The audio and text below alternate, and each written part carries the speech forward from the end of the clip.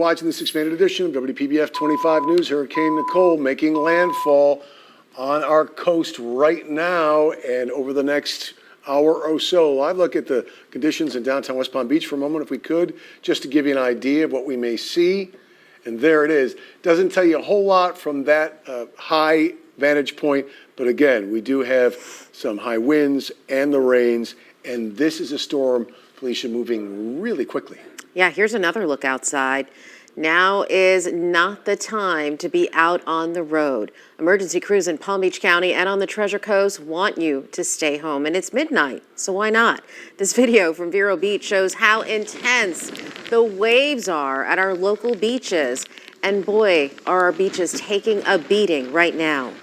Thank you for staying with us at this late hour. I'm Felicia Rodriguez. I'm Todd McDermott. We have team coverage for you as we continue to watch Hurricane Nicole make landfall here. We're going to begin with our severe weather expert, Mike Lyons. And Mike, do you have an update here at midnight? Yeah, we do. It is now a position change. The weather using West Palm Beach as the reference point. Now the storm getting closer to Fort Pierce. So the storm is now centered 50 miles from Fort Pierce, still moving west-northwest at 13, and the winds are still 75. I'll show you that full advisory in just a second. You can see the eye of the storm, 50 miles in diameter, and I just did a little checking. You see these cells here. We're going to zoom in on those in just a second, but these cells are moving at 65 to 70 miles per hour toward the west-southwest. Let me say that again. The cells are moving at 65 to 70 miles per hour. One cell I measured moving at 75 miles per hour. Again, we'll get to the radar in just a second. Here is the midnight advisory. The wind's still 75, moving west-northwest at 13. You can see the track the storm has been taking, the big turn to the west-northwest as we expected, and now kind of heading toward Fort Pierce. That may be the landfall point. The storm moving toward Fort Pierce at about 13 miles per hour. The western eye wall is already impinging upon the coastline there in St. Lucie County. The center of the storm still offshore, but again, forecast to move onshore rather rapidly and certainly within the next couple of hours or so. Once it does, and then we head toward tomorrow morning, the storm over land. It begins to weaken. It should continue that weakening process and eventually work its way, as you can see, all the way north into parts of the Carolinas. All right, back to our first morning Doppler radar. We're going to focus on some of those strong cells. Here again is that incredibly large eye, 50 miles in diameter. It's just amazing what Mother Nature can do sometimes. And here are those heavy rain bands. You see the yellows and the reds. These are the cells that are moving at 55, 65, even 75 miles per hour, producing just incredible winds and torrential rain. Here's Sebastian. Here's Indian River Shores. Look at this really heavy rain band right along the turnpike just north of Fort Drum. This is dangerous stuff, folks, as this activity moves on shore. Let me put it into motion.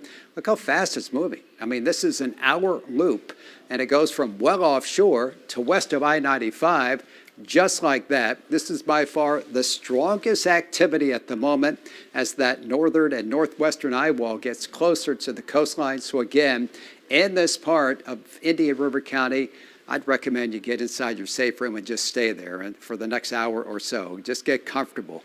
Turn up the volume on the television and we'll keep you up to date. We'll show the radar to you frequently, but this is just nasty, nasty stuff and dangerous stuff that continues to rotate onshore. Meanwhile, the storm itself, and again, I'm kind of focused on the coast, but you can see the western eye wall right here.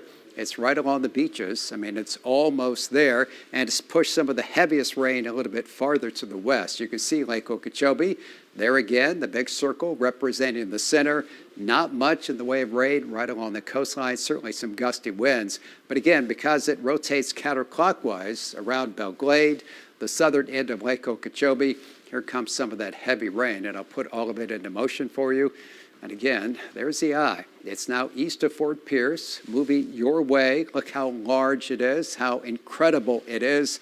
And again, in Indian River County, boy, a lot of concern for some rough weather for the next hour or so. Let's continue our live team coverage. Meteorologist Chris Martinez those storms, Chris, they're moving a forward speed of hurricane force. Incredible. It's crazy again, and it's going to be St. Lucie, Indian River that's going to have pretty much the biggest impacts.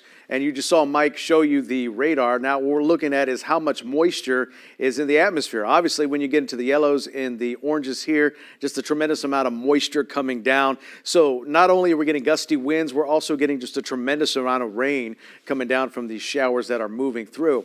And let's talk about the wind again. So we're still looking at these winds that could be at 60 miles per hour or higher, and those are damaging winds. But you can see the potential creeps in closer to the coast within the hour. This is right along the coast around Hudson Island, back up towards Vero. Pretty decent chance of getting those 60 mile per hour plus winds. And then when the eye wall moves on shore and it starts to make landfall, you get right here between Fort Pierce, Lakewood Park, right around Indrio. We cross into Indian River County from Vero Beach, back out towards the beaches. That's where we're going to see some pretty decent wind gusts, at least 60 miles per hour or higher, and that's going to produce, again, those damaging winds across the area, mostly around the St. Lucie, Indian River County line. That's what it looks like right now. So here's a look at the future track. We got another rain band moving in. This is 2 o'clock in the morning. So we're looking at the landfall right here. You can see what I'm talking about. Here's the center around St. Lucie, Indian River County. That's 2. So between, I'd say, 2 and about 3 a.m. is when we anticipate a landfall. So we're just a couple of hours away from that. And then even at 4 o'clock, once the center moves inland, we're on the backside of it, bringing in heavy rains. And those heavy rains continually to about 6, 7 o'clock on your Thursday morning. All right, Chris, thank you. All right, we'll get back to you guys in just 1 second. Chris, I wanted to show everyone this graphic because it gives you an illustration of the forward speed of the storm. If you take Barron 7 full, what I want to highlight here is we've got one of our skits on, which gives us a chance to kind of analyze the storm. And if you look over here inside the box right here, you see this moving west-southwest at 67 miles per hour. That's how fast this cell is moving, almost hurricane force. So again, that's why we're so concerned right now. Let me turn that off for just a second. So concerned about Indian River County and the cells that are right here that continue to move onshore. So again, incredible, Felicia, how fast these storms are moving. All right, Mike, thank you. Flooding on South Flagler Drive. This is south of Southern Boulevard. Look at this. We know that seawall is right there. That's across from the island of Palm Beach, and all that water has made its way right along Flagler Drive. We have some new video that shows the early impacts as well. Take a look at this. Hurricane Nicole is already obviously having a big impact in our area. This is how high the water is at the cottages in Jensen Beach. They have major flooding right now. Hurricane Nicole, again, making landfall, not fully making landfall, but less than 50 miles off the coast. It is going to get worse before it gets better, and it's going to happen fast in the next hour or so. In Seminole County, Nicole already making her presence known there as well. Yeah, Dave McDaniel from our sister station in Orlando shows us what they're facing now in an area that was already heavily impacted by Hurricane Ian.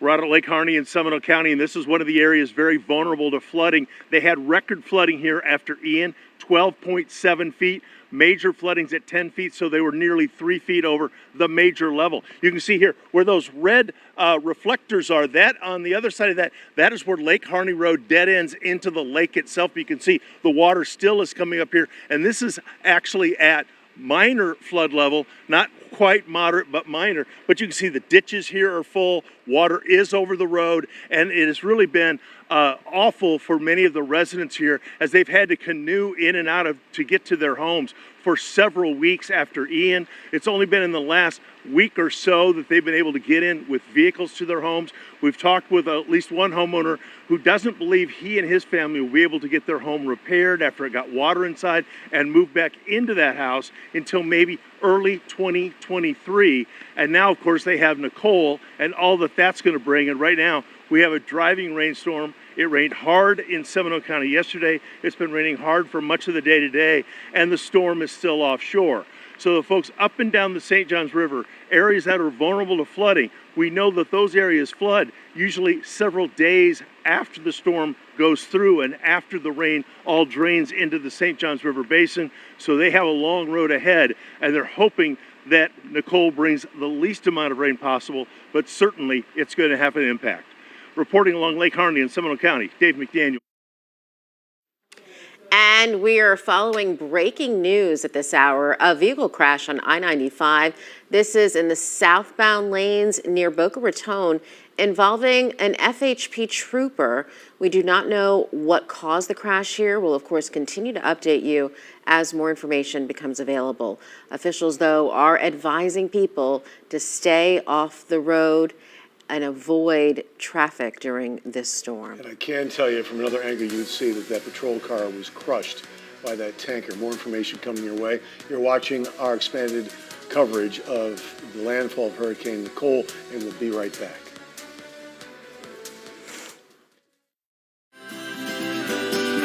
It's an experience that's like no other you're going to have.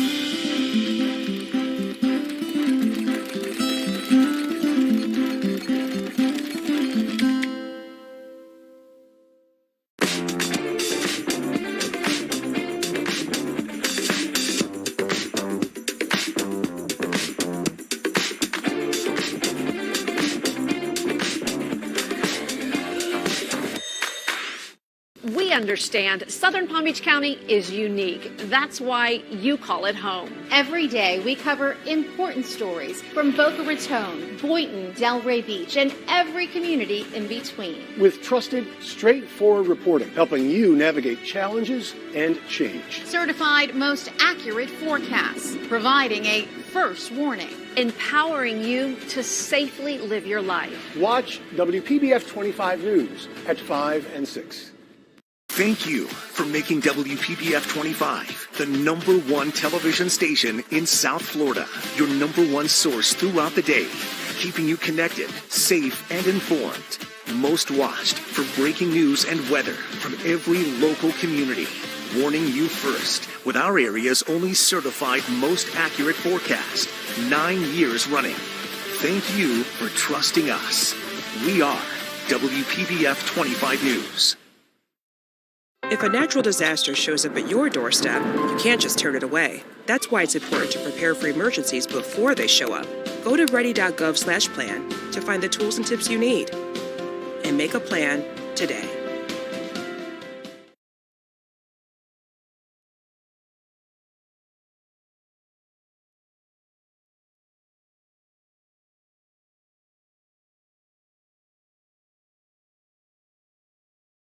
Everybody, Hurricane Nicole still about 50 miles offshore Fort Pierce. At least that's the center of the storm. But as you take a look at our first morning Doppler radar, you can see the western eye wall is very, very close right now to the coastline.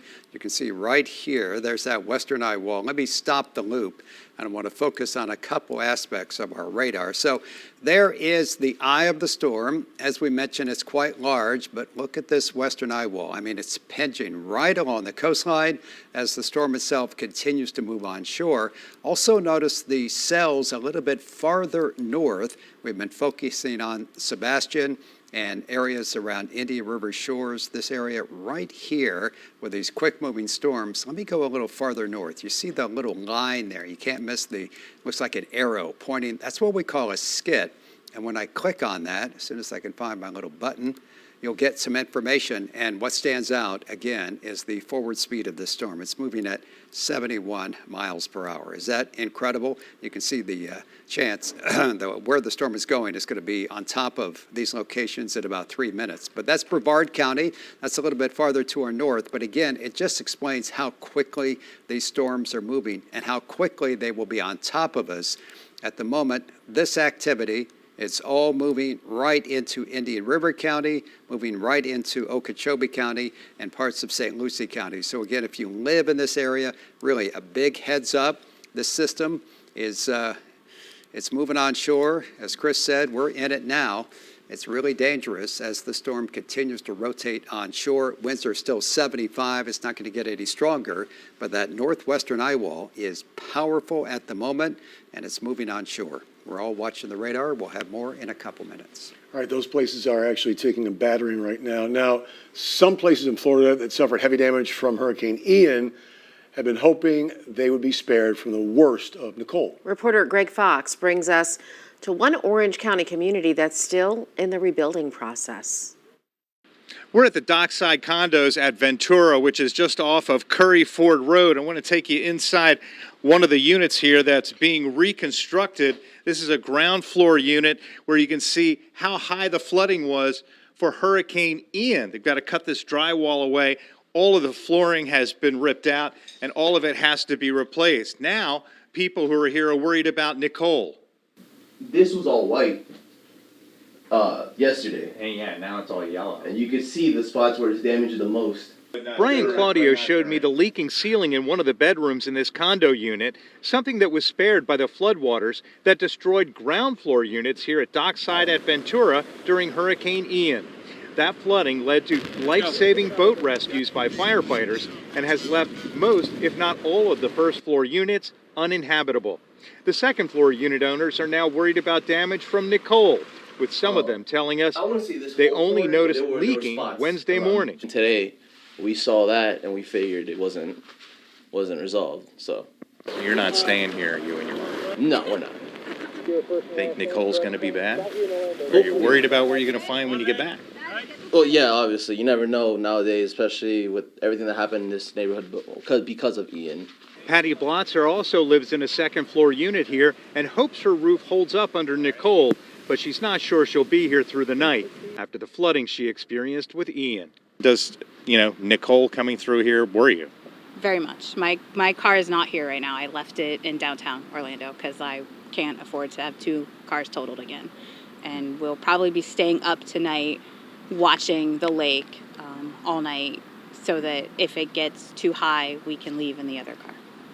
What's amazing when you look around this condo complex is there across the lake, a couple of scattered units with lights on the second floor, they're occupied. On the lower floor units, unoccupied. Damaged from Ian, being rebuilt, and could potentially sustain more damage from Nicole. In Orange County, Greg Fox. All right, thanks to Greg Fox. About 200 people had to evacuate their condos in Daytona Beach today and Daytona Shores because of safety concerns regarding erosion. At least 6 buildings had to be evacuated there. They already suffered some sort of damage from Hurricane Ian. Officials are concerned that continued beach erosion could cause those buildings to collapse. 2 condo buildings in New Smyrna Beach were also deemed unsafe. We're going to be talking about beach erosion for some time after this hurricane. Here are the latest power outages, and they have jumped significantly in Palm Beach County up to more than 2,800. And Martin County now at almost 1,200 outages as well. St. Lucie County also over 1,100 customers without power. Families in Indian River at 890, Okeechobee at 100. Again, we expected this as Nicole drew closer. They have been getting the power back on quickly, but this is not over yet, obviously, and it could be a long night for a lot of people. And we have some breaking news. The bridges to the Barrier Islands in Indian River County are now impassable.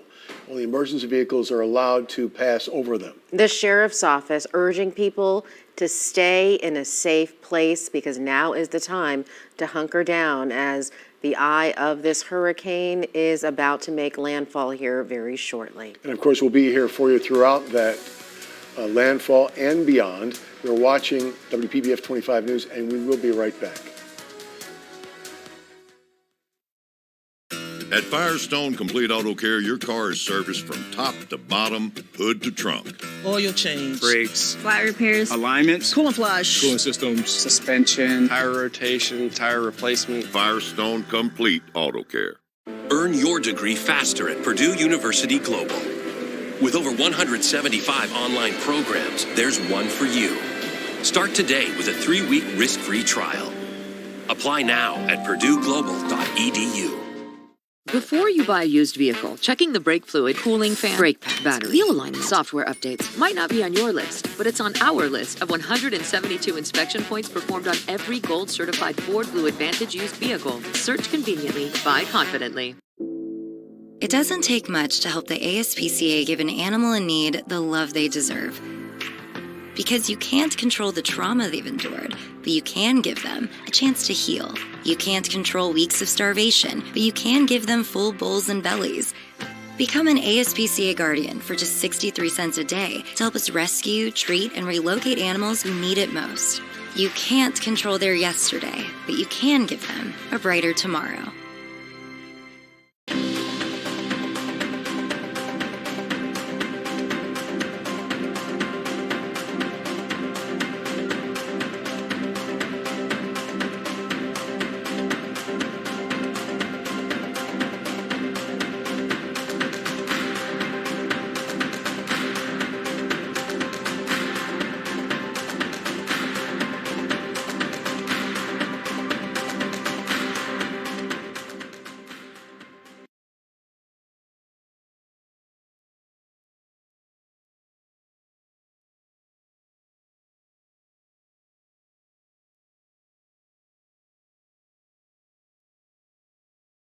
Update now on Hurricane Nicole, the western eye wall about ready to move on shore in St. Lucie County, and really heavy rain bands continuing to batter Indian River County. We'll show it to you in a second. First, here is a look at the midnight advisory, the midnight update, if you will, from the National Hurricane Center. Winds are still 75. We do not expect the storm to change in intensity anytime soon. Should remain a Cat 1, and the winds right now, or the storm, I should say, moving west-northwest at 13. Here is the radar, and that is easily the best way to track that storm right now. You can see that circle, that eye. It's contracted a bit. It's now about 40 miles in diameter. To put that in perspective, that's more than double the normal size of an eye. So this has been a strange storm from the beginning, and it certainly does continue that as we approach 12:30. Let me zoom in here and highlight a couple of areas. So we've got the storm. You can see the eye.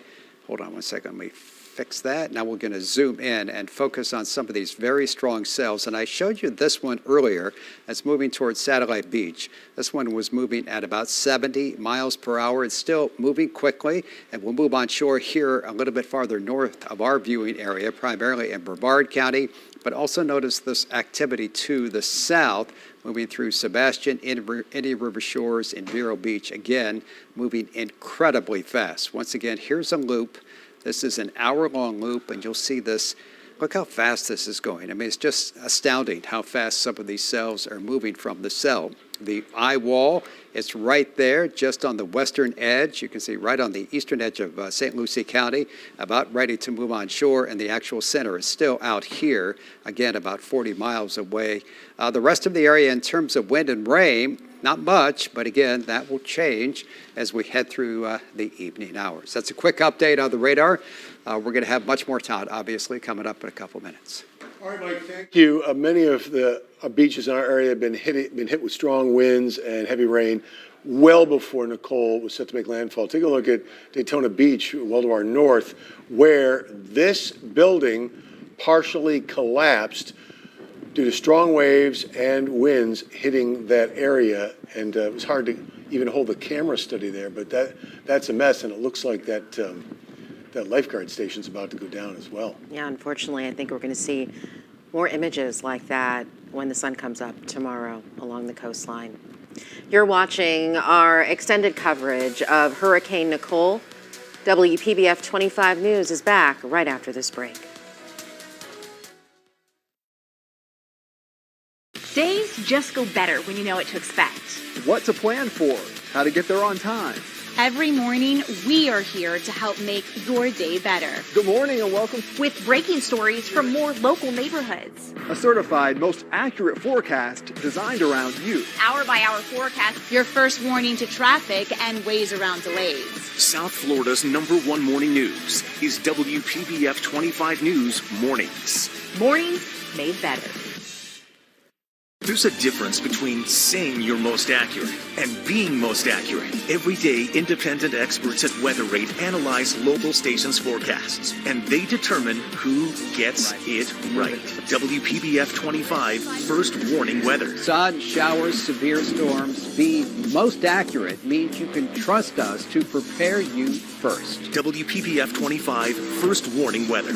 South Florida's only certified most accurate team. 9 years running. Aren't mornings it's such a rush. It doesn't matter who you are, where you're going, or what you're doing. Yeah, and we know a lot can happen overnight as you are sleeping. Breaking news, we need to get you those facts quickly as you head out the door. The big stories, of course, but also what the roads look like and how the weather may impact what you're doing. You're going to want an accurate forecast so you can plan your day. Wake up with Aaron Guy, Stephen Graves, and Nathalie Pozo. Only on WPBF 25 News Mornings.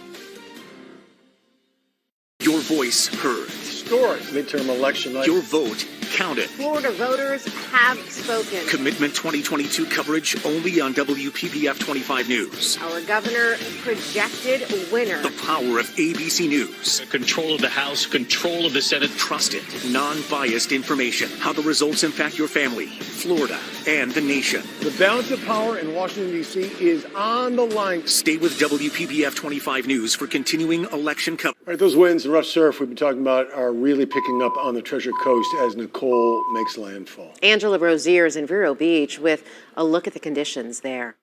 We are in Vero Beach, and I just want to show you how wicked the wind is. When we first arrive, we get a gust of wind, then we get calm. Get another gust of wind, then we get rain. Now, no more calm, just wind and rain, and look at that surf. It is rough. It's been building and building all day long, and the storm hasn't even made landfall. In Vero Beach, Angela Rozier, WPBF. All right, you're watching our continuing coverage of Hurricane Nicole. We'll be back with an update in just a moment. Hi, I'm attorney Robert Rubenstein, and this is Rubenstein's Rules for Personal Injury. Rule number 1, get an attorney. When you or a loved one have been injured by another's negligence, an experienced attorney can make a huge difference. At Rubenstein Law, we will find all of the insurance, make sure your injuries are documented, and work to get you the best result. While each case is different, a well-known insurance company's own study showed people with a lawyer, on average, got more money. Call Rubenstein Law at 1-800-FL-LEGAL.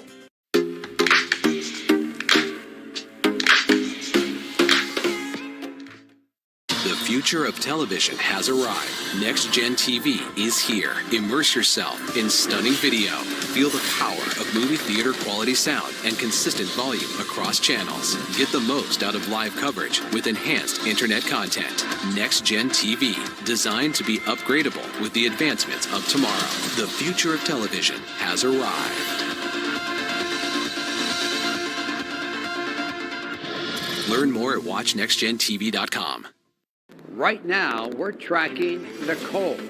South Florida's most accurate, most trusted, most experienced team is tracking the direction and strength of this unique tropical system, bringing you breaking updates on air, on social, and in the WPBF 25 News app.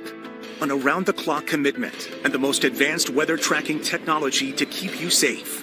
For the very latest on Nicole, stay with WPBF 25 First Warning Weather.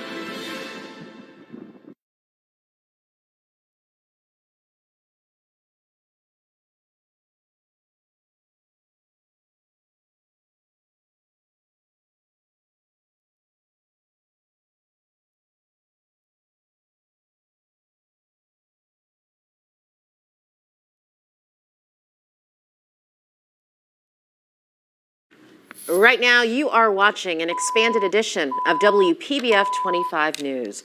Hurricane Nicole is making landfall across our area, and we're expecting that official landfall in the next hour or so, perhaps 90 minutes. This is a live look from our First Warning Skycam in Jupiter Beach. As you can see, just, you don't want to be out in that. For all intents and purposes, this storm is in the process of making landfall, and it's going to be a rough few hours and a rough night for a lot of people.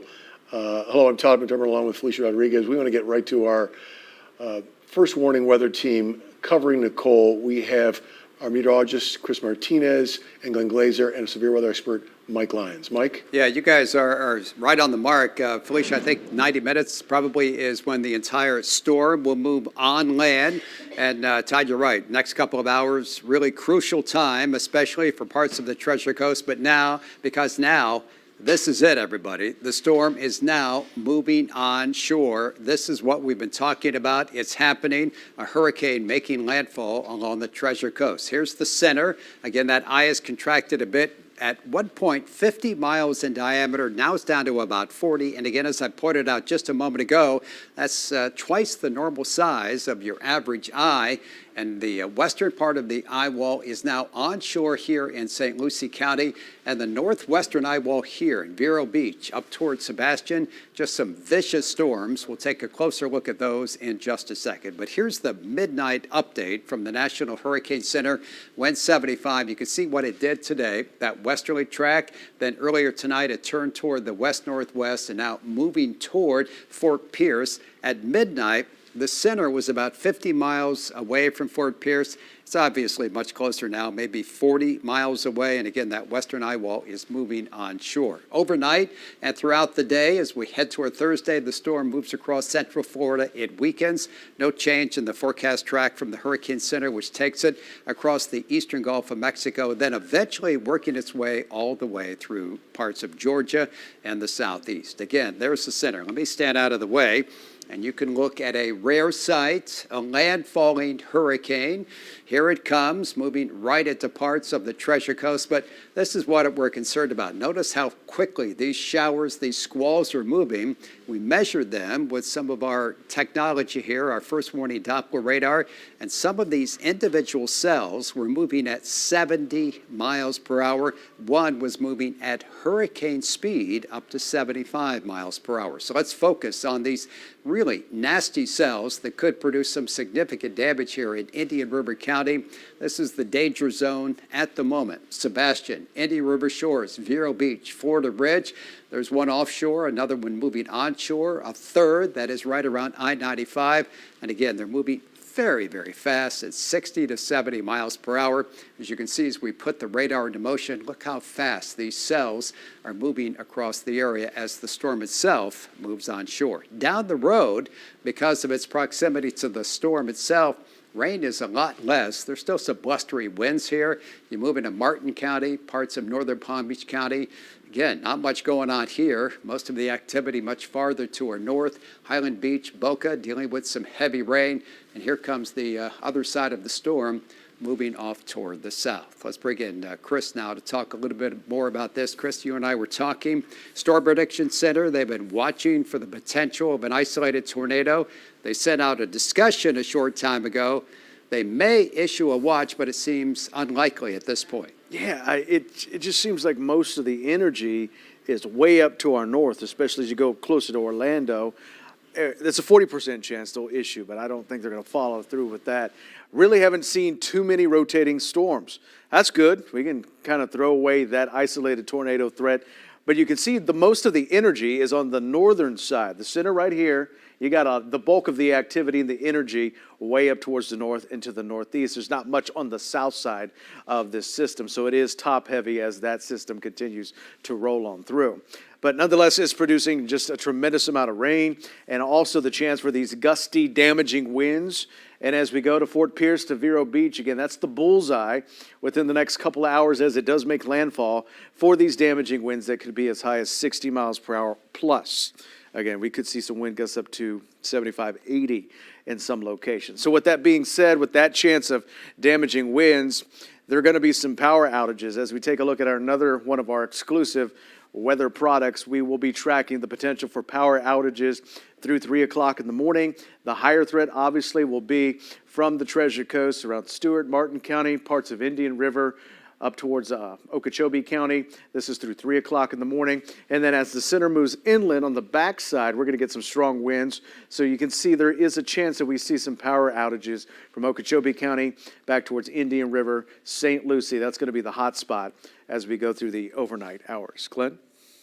All right, thanks, Chris. Let's take a quick look again at that radar shot because I want to talk about a couple of things. We've had a couple of questions from viewers about, and maybe new to the area and haven't dealt with anything tropical before. We have several different parts of a storm that we talk about quite frequently, and sometimes we can take it for granted because we're used to saying these things. We've all seen these storms quite a bit. First of all, rain bands. They are long bands of rain that are moving in along the coast. There are all of these rains here. They're sometimes called feeder bands because they help to feed moisture back into the circulation of the storms. We call those the feeder bands there. We also have the eye wall, which is the wall of showers and thunderstorms located directly around the eye, the center of the storm. So this is the eye wall here. Feeder bands coming in here and drawing in the moisture. Now, we're going to continue to talk about it in that way because we're looking at some of these feeder bands, and definitely farther away from the center, those bands are quite large and they are packing a lot of rainfall, but most of them are really far from the center. And right around the center, where sometimes we typically see a really strong ring of storms, we're not seeing quite as much. So we may see rainfall start to taper off as we get into the next hour or so, just because this is moving up this direction here, and there's not a whole lot of rainfall around the eye that's going to be coming into our viewing area. Once it starts to move a little bit to the north, then we'll be dealing with what we call the wraparound rain, the rainfall coming around the backside of the storm. So the farther north it goes, the more we're going to continue to see that wraparound rainfall impacting our area, with rainfall coming in from a different direction, coming in from the northwest and the west. There's a lot to look at there, but on the whole, those rainfall totals don't seem to be coming up at all. Every computer model we look at show very limited rainfall across the area, anywhere from about 2 inches or so to maybe 3 inches. So after these bands move through, we're still dealing with some wind, and then things start to improve for us a lot. We'll talk more about Nicole coming up in just a few minutes. All right, thank you, Glenn. And we want to take a look at downtown West Palm Beach, where the rain is coming down as rain bands continue to move onshore with this storm. All right, we're going to go back to this crash on I-95 southbound near Boca Raton. It involved Florida Highway Patrol, and a patrol car was heavily damaged in this. No word on the cause of the crash. We're trying to get more information on the trooper and on the truck driver here in this case, and anybody else who might have been involved in the collision. Again, you're advised here at almost 1 in the morning, as we're waiting for the full landfall of Nicole, to stay home, stay off the roads, avoid any possible danger of the storm that is still, as you can see, really very dangerous at this point, and will be for at least the next 90 minutes to 2 hours. Well, officials have certainly been encouraging people to take shelter in their homes, but not everyone has listened. And wouldn't you know that Ari Height found them? He found some people who are staying outside while Hurricane Nicole makes landfall. All right, now we're underneath the Jensen Beach Causeway, and I don't really have words for this. The wind has really picked up. The water is just pouring up over here. We're pretty much getting knocked over here. And I want to introduce you to somebody that we just met a second ago. What's your name? My name is Julian Carroll. How you guys doing today? Right. So we came out here. We saw you and your friends out here. You're dancing around in the water. You're jumping up and down. You got to tell me why. Why are you out here? This is Florida. And this is what we do for fun. Florida people, what's up? So tell me, how much fun is it? It's real fun. It's real fun. You see us, we're flying and stuff. I saw you before using your jacket there as like a sail. Yeah. And I also saw you actually go tumbling a little bit. Yeah, I was flying. Yeah, it was crazy. It's pretty crazy. So hurricanes can be fun for some people, right? I got to tell you, like I said, it is really picking up out here right now. And again, I've been saying this all night long. It's only going to get worse as the hours go on. That is the very latest from underneath the Jensen Beach Causeway. Ari Height, WPBF 25 News. All right, let's just get a message to Ari. No flying for Ari tonight. We need him with both feet on the ground. Yeah. You're watching WPBF 25 News extended coverage of Hurricane Nicole making landfall across our area. We'll be right back after this quick break.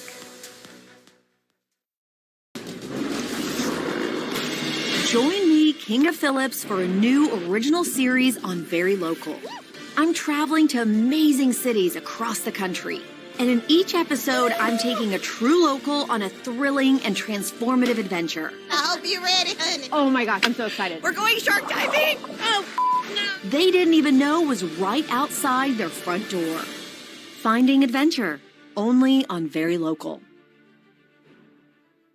WPBF 25 First Warning Weather. Got growing concern about this cell. Trusted the most. Highest risk for these rotating thunderstorms. #1 in severe weather coverage. 2 severe thunderstorm warnings. We're going to keep our eyes right on this area here. The primary threat from Indiantown north. Boca, with the heaviest rainfall now. Warning that has been issued for now coastal Palm Beach County. Most accurate, most experienced, most trusted. Be careful in this area. WPBF 25 First Warning Weather.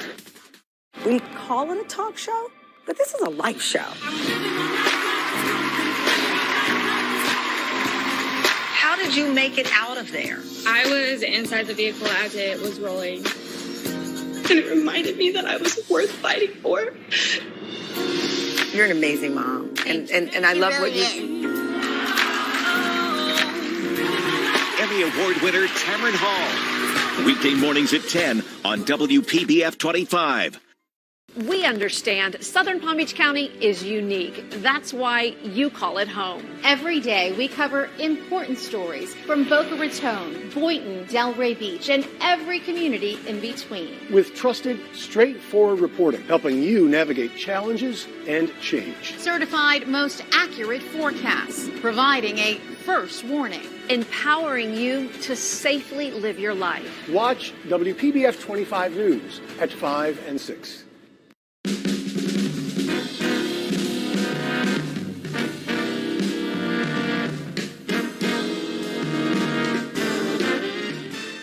Right now, we're tracking Nicole. South Florida's most accurate, most trusted, most experienced team is tracking the direction and strength of this unique tropical system, bringing you breaking updates on air, on social, and in the WPBF 25 News app. An around-the-clock commitment. WPBF 25 News coverage of Hurricane Nicole. On the line right now, Chief Deputy John Budenseek from the Martin County Sheriff's Office. The people are out there trying to keep the rest of us safe. Chief Deputy, if you would, tell us exactly where you are. I know you are in your car, your patrol car. Tell us where you are and what you're seeing and experiencing out there. Well, I'm currently a little south of Ari. I'm on Hudson Island. He's at the Jensen Causeway. And I just left that MacArthur Boulevard area, which has progressively gotten really a lot worse throughout the night and now into the early morning. That road is been shut down since yesterday mid-afternoon, but it's completely washed out down in that area. Right now we're getting heavy rain bands coming through here and pretty strong wind gusts and a lot of water in along the Ocean Boulevard here where I am. Yeah, we're worried about people going out there. What would you tell people? Are you seeing people out on the road right now at all? We are. Everyone did well earlier, around 8 o'clock when the storm really started ramping up. They seemed to hunker down, and then as the storm shifted, or I don't know if they got some information that the storm was maybe moving away, we did start seeing people moving around, and now it's quieter again. So we do appreciate everybody staying home and not being out driving around. Really, you could, where you think is a road right now, you could be driving right off into the St. Lucie River or into a retention pond. So help us help you, and we really don't want to have to rescue you right now. We're trying to be available for serious calls, and people out here unnecessarily aren't helping us. Right. Chief Deputy, hi, this is Felicia. I wanted to ask you, with evacuations, I know you were trying to get the word out early and trying to get people, if they were in a low-lying area, you wanted them to leave early. How did that work out for Martin County? And did you see people trying to leave later? I saw both. So we did get some initial voluntary compliance, and then specifically back on MacArthur where I just left, I spoke to a family that was planning to ride the storm out there until the ocean started coming across MacArthur Boulevard, at which point they loaded their valuables and they left. So, we're Floridians. We're used to a hurricane, not a hurricane, and we sometimes wait too late. I think for the most part, everyone they played it correctly, and thankfully this looks like it won't injure anybody, or at least it hasn't injured anybody here in Martin County. We were watching the briefing. We saw some video of your briefing earlier. We saw the sheriff giving the briefing before you were all deployed. What's the message that you tell to the deputies? Because obviously they're put in danger just doing their jobs, being out there. And if the citizens put themselves in danger, it makes it more difficult for the deputies. It does. While we try to educate the citizens to evacuate and to stay away from areas, we will still, even if somebody makes a poor decision, we'll still do our best to try to help them help themselves. So our message is our number one priority is life, and we'll do our best regardless of the decision-making process that got someone in a bad spot to help them as best we can. And we've got several different ways to do it. We have a regular patrolman. You saw the briefing with our special response unit. They're out and about. So we're doing our best. We're as prepared as we can be to handle whatever comes our way. All right, Chief Deputy John Budenseek, thank you so much for taking the time to speak with us this evening from Martin County Sheriff's Office. We appreciate it. Stay safe out there tonight. Thank you. Likewise. Thank you again. I appreciate it. Let's go to Mike now. All right, so again, as we update the radar, we continue to track the western eye wall, which is just about over parts of Jensen Beach and up toward Hutchinson Island here in Indian River County. And as I'll stop the loop, give you a little better sense of what's happening here with the storm itself. You can see the rather large eye wall, but there is the western eye wall about ready to move on shore as the storm itself is kind of moving in this general direction. That was a pretty bad draw, but I think you get the sense. In the meantime, we're also concerned about these rain bands. There's a couple coming. We have this one right here. You can see it here. It's going to move right toward this area, toward Fort Pierce, Vero Beach, and areas of northeastern St. Lucie County. And then we also have another group of very heavy rain here. And again, these cells are moving at just an incredible pace. The forward speed of the individual cells, about 70 miles per hour in some locations. And as we look at the rest of the radar, you can see the eye has really kind of pushed the heaviest rain much farther to the west. The one exception is actually two, one here in Indian River County and St. Lucie County, and especially here in Brevard County, where Palm Bay and areas just south of Rockledge are seeing quite a bit of rain. So again, the storm at midnight was 50 miles away. It's obviously much closer now. We'll get a position update from the National Hurricane Center in just a few minutes, but this is it, everybody. The storm is about ready to move on shore. It's about ready to make history.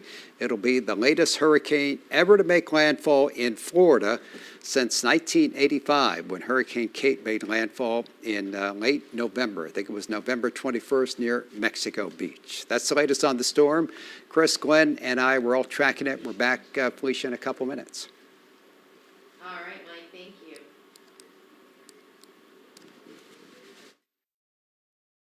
Days just go better when you know what to expect. What to plan for, how to get there on time. Every morning, we are here to help make your day better. Good morning and welcome. With breaking stories from more local neighborhoods. A certified, most accurate forecast designed around you. Hour-by-hour forecast, your first warning to traffic and ways around delays. South Florida's #1 morning news is WPBF 25 News Mornings. Mornings made better. WPBF 25 first warning weather. Got growing concern about this cell. Trusted the most. Highest risk for these rotating thunderstorms. #1 in severe weather coverage. 2 severe thunderstorm warnings. We're going to keep our eyes right on this area here. The primary threat from Indiantown north. Boca with the heaviest rainfall now. Warning that has been issued for now coastal Palm Beach County. Most accurate, most experienced, most trusted. Be careful in this area. WPBF 25 first warning weather. Be prepared and stay informed this hurricane season. Track storms, get breaking alerts, and access to the WPBF 25 Hurricane Guide. Download the WPBF 25 News app now. How prepared is your family if a wildfire shows up at your doorstep, or a flood, or an earthquake? You can't just turn away a natural disaster. That's why it's important to go to ready.gov/plan now. It has the tools and tips you need to make an emergency plan with your family. So if disaster comes knocking, let's go. You'll be ready to help keep your family safe. It's just a pizza. Yes. Make a plan today.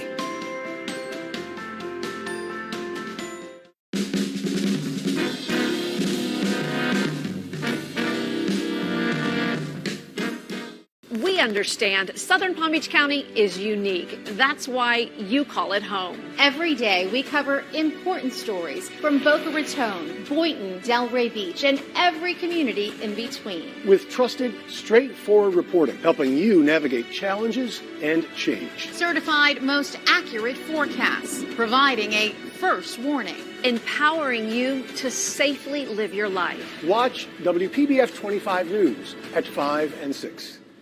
It's on everyone's mind. Crushing inflation from food to gas to housing. Costs are rising and there's no end in sight. But don't worry, I'm here for you. I'm Jeff Rawson, and every week I help you save money and beat inflation with high-tech apps, free technology, and insider tips. We're going to help you save money to beat inflation. Watch Rawson Reports every week right here on WPBF 25 News.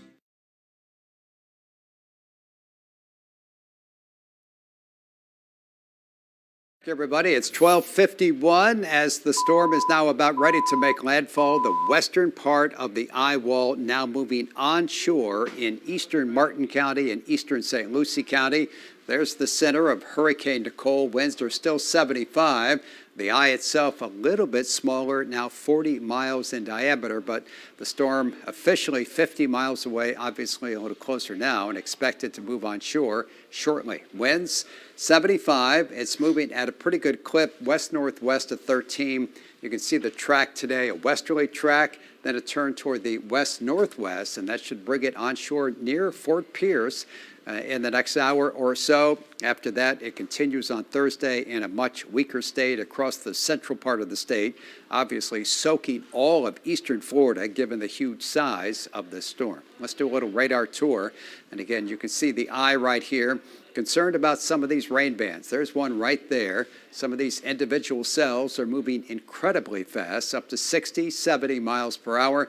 And we can see some squalls now moving through parts of Indian River County. You've had it pretty nasty in Sebastian, Indian River Shores, and Vero Beach for the better part of an hour. And more activity, unfortunately, is moving your way. I paused the radar here just to give you a sense of how heavy some of this stuff is, up especially just across the Brevard County line from Sebastian.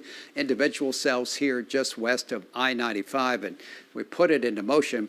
This loop runs for 1 hour, so in 1 hour, the storm's here all the way to there. Again, moving at 65 to 70 miles per hour. Down the road we go. Here's a heavy rain band right across the eastern edge of St. Lucie, right through Jensen Beach as we speak. And Todd and Felicia were talking to the chief deputy there. This is some of the rain that he referenced, and it's right on top of them as well. And parts of Palm Beach County, by the way, the purple, that's the storm surge warning for parts of northern Palm Beach County and the Treasure Coast. Pretty good rain here, but nothing compared to what's going on a little bit farther north. Southern Palm Beach County, you've seen steady rain with more of this moving your way. Just to give you a sense as to what to expect as we head through the next few hours or so, here's our future track, our computer model, in-house model. It just updated, and I think it's doing a pretty good job with where things are right now. You can see the system rotating onshore. This is 2:30. This might be the official landfall, with the actual center of the storm crossing land and continues tracking quickly off to the northwest. Rain pretty quiet, but still gusty winds in parts of Palm Beach and Martin County. Head towards 7:30, an improving pattern. And as Glenn pointed out just a short time ago, the silver lining in all of this is the fabulous weather that we've got coming this weekend, and especially the first part of next week. 12:54. I'm back with Chris and Glenn in a couple minutes. We're going to have the 1 a.m. position statement. Obviously, the storm much closer. It's about ready to move on shore. It's about ready to make history here in Florida.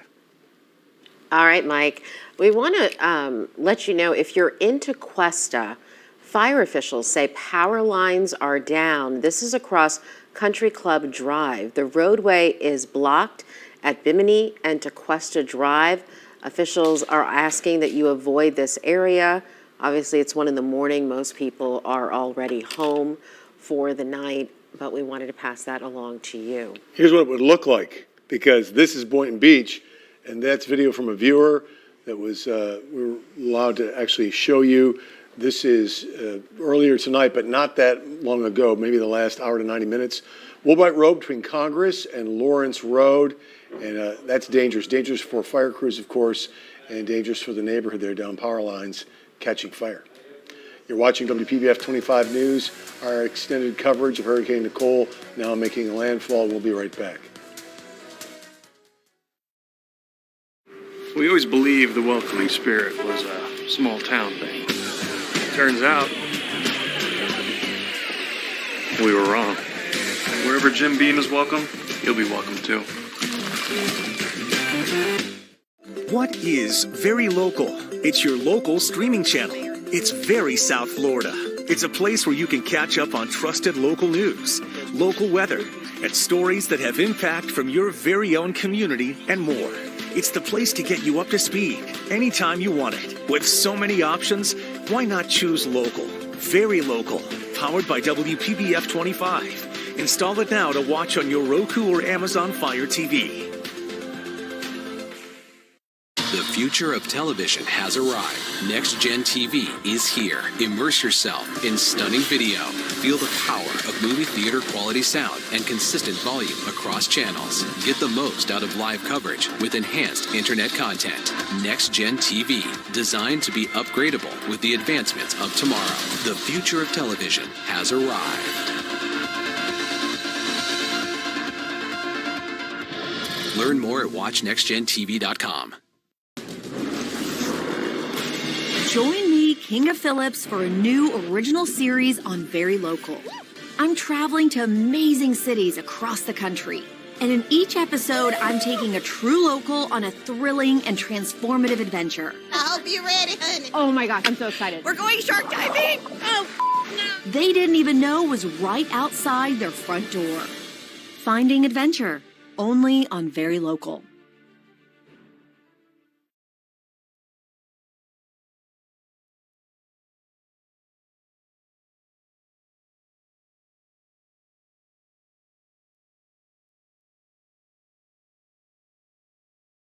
Back to our expanded edition of WPBF 25 News and the hurricane. Back to our expanded edition of WPBF 25 News and the hurricane approaching Florida now. Talking about Hurricane Nicole, and it's pretty much imminent now that it's going to hit in that Treasure Coast area we've been talking about.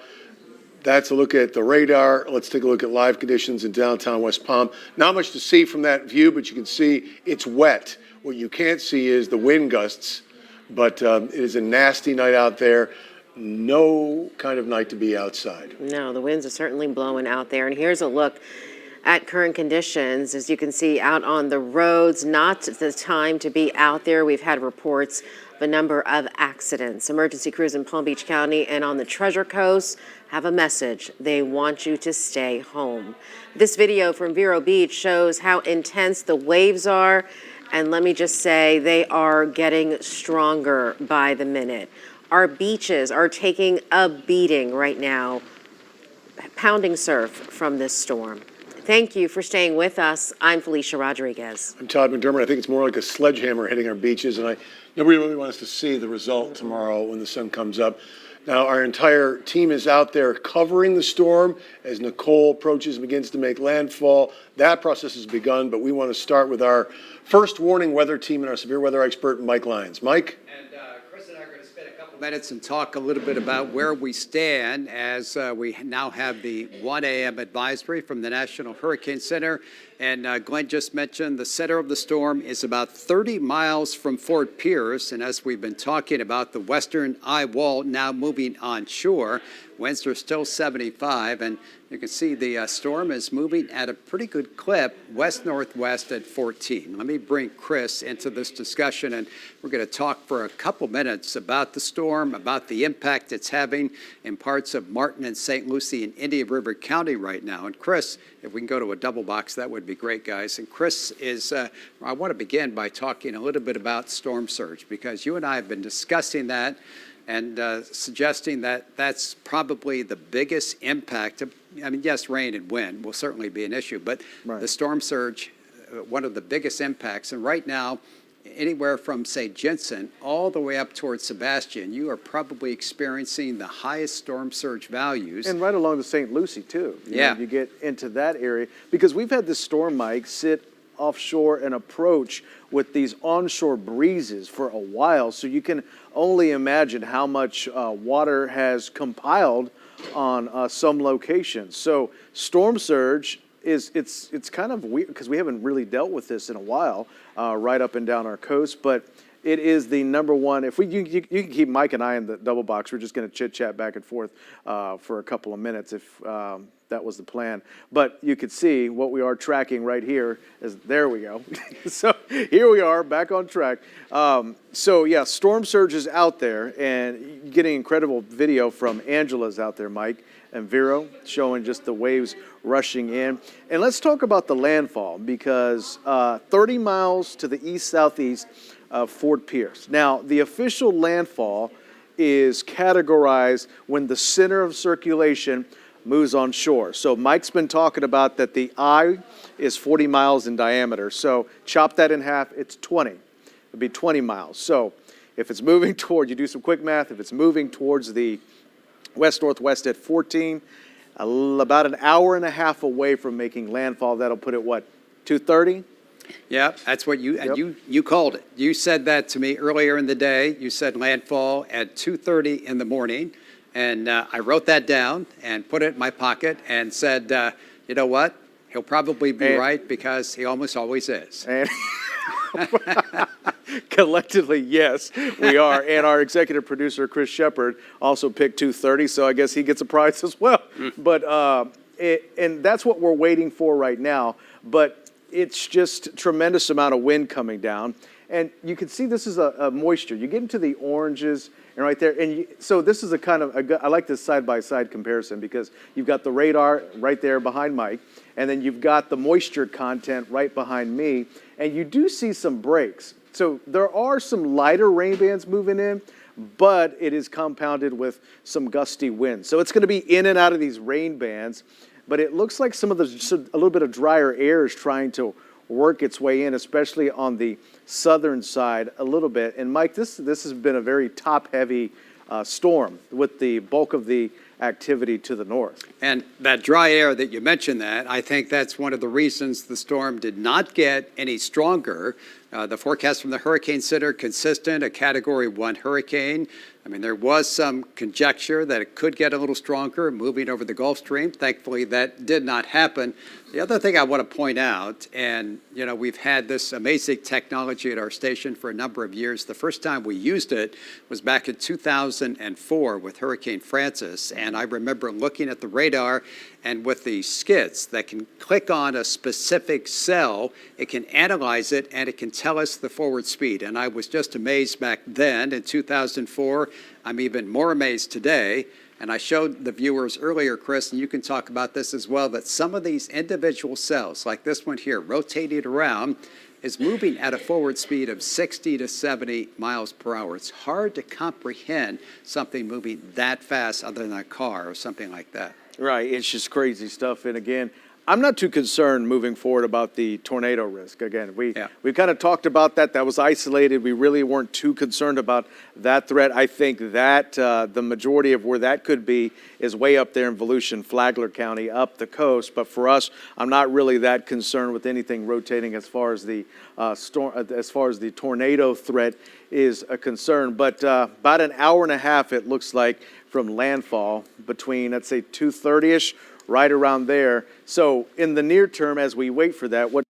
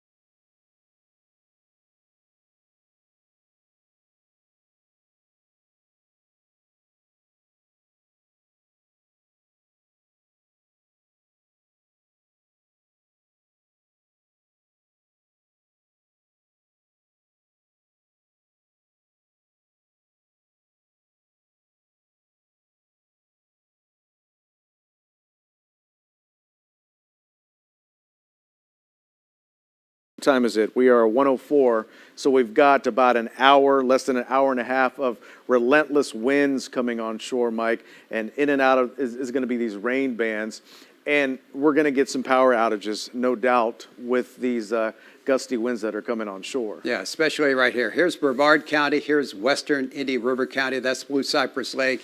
You can see it's quiet now in Sebastian. By the way, again, this is the storm surge warning color icon here, but this is stuff that's moving just tremendously so fast. It's moving toward Fort Drum, moving toward northern Okeechobee County, and that could bring down a tree, knock down a power line, cause some issues like that. Here comes another part of the band that's going to rotate toward Fort Pierce as the entire system rotates on shore. So it's these individual, very fast-moving cells that we're concerned about that could cause some disruption in power and cause a bit of an issue. Then the entire system itself moves on shore, and then you get that weird experience where you'll be in the eye of the storm, and we talked about this, and it's happened to me a couple times with Francis and with Jean, actually 3 times, Wilma as well, and it's kind of a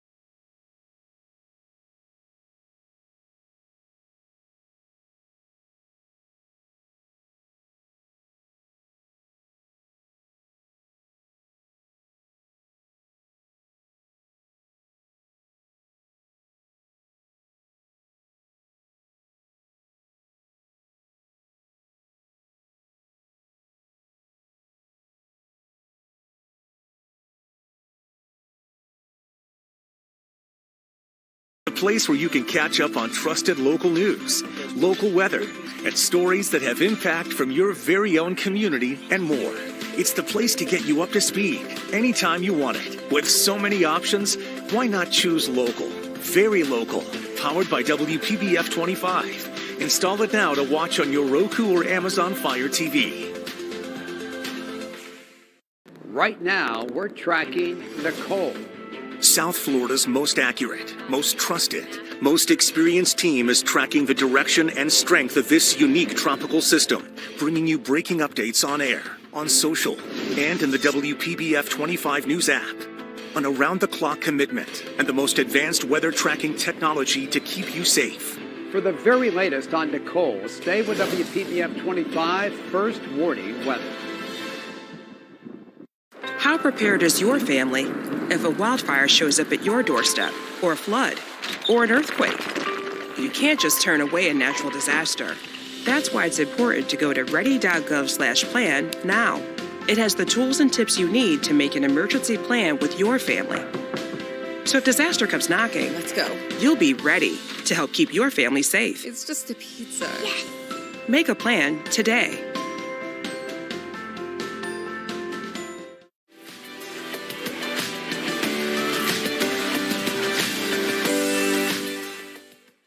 The Jennifer Hudson Show is here. Everybody put your hands together. I gotta talk to you now. I left work to come. You left work? They gonna see you. He's with me today. We're lighting up daytime, baby. And you're going to bless people every single day. We're giving back, lifting each other up. Something itchy in your heart. We're doing it all. Yeah! Mama Hood, coming to the rescue. Weekdays at 3, only on WPBF 25. Be prepared and stay informed this hurricane season. Track storms, get breaking alerts, and access to the WPBF 25 Hurricane Guide. Download the WPBF 25 News app now.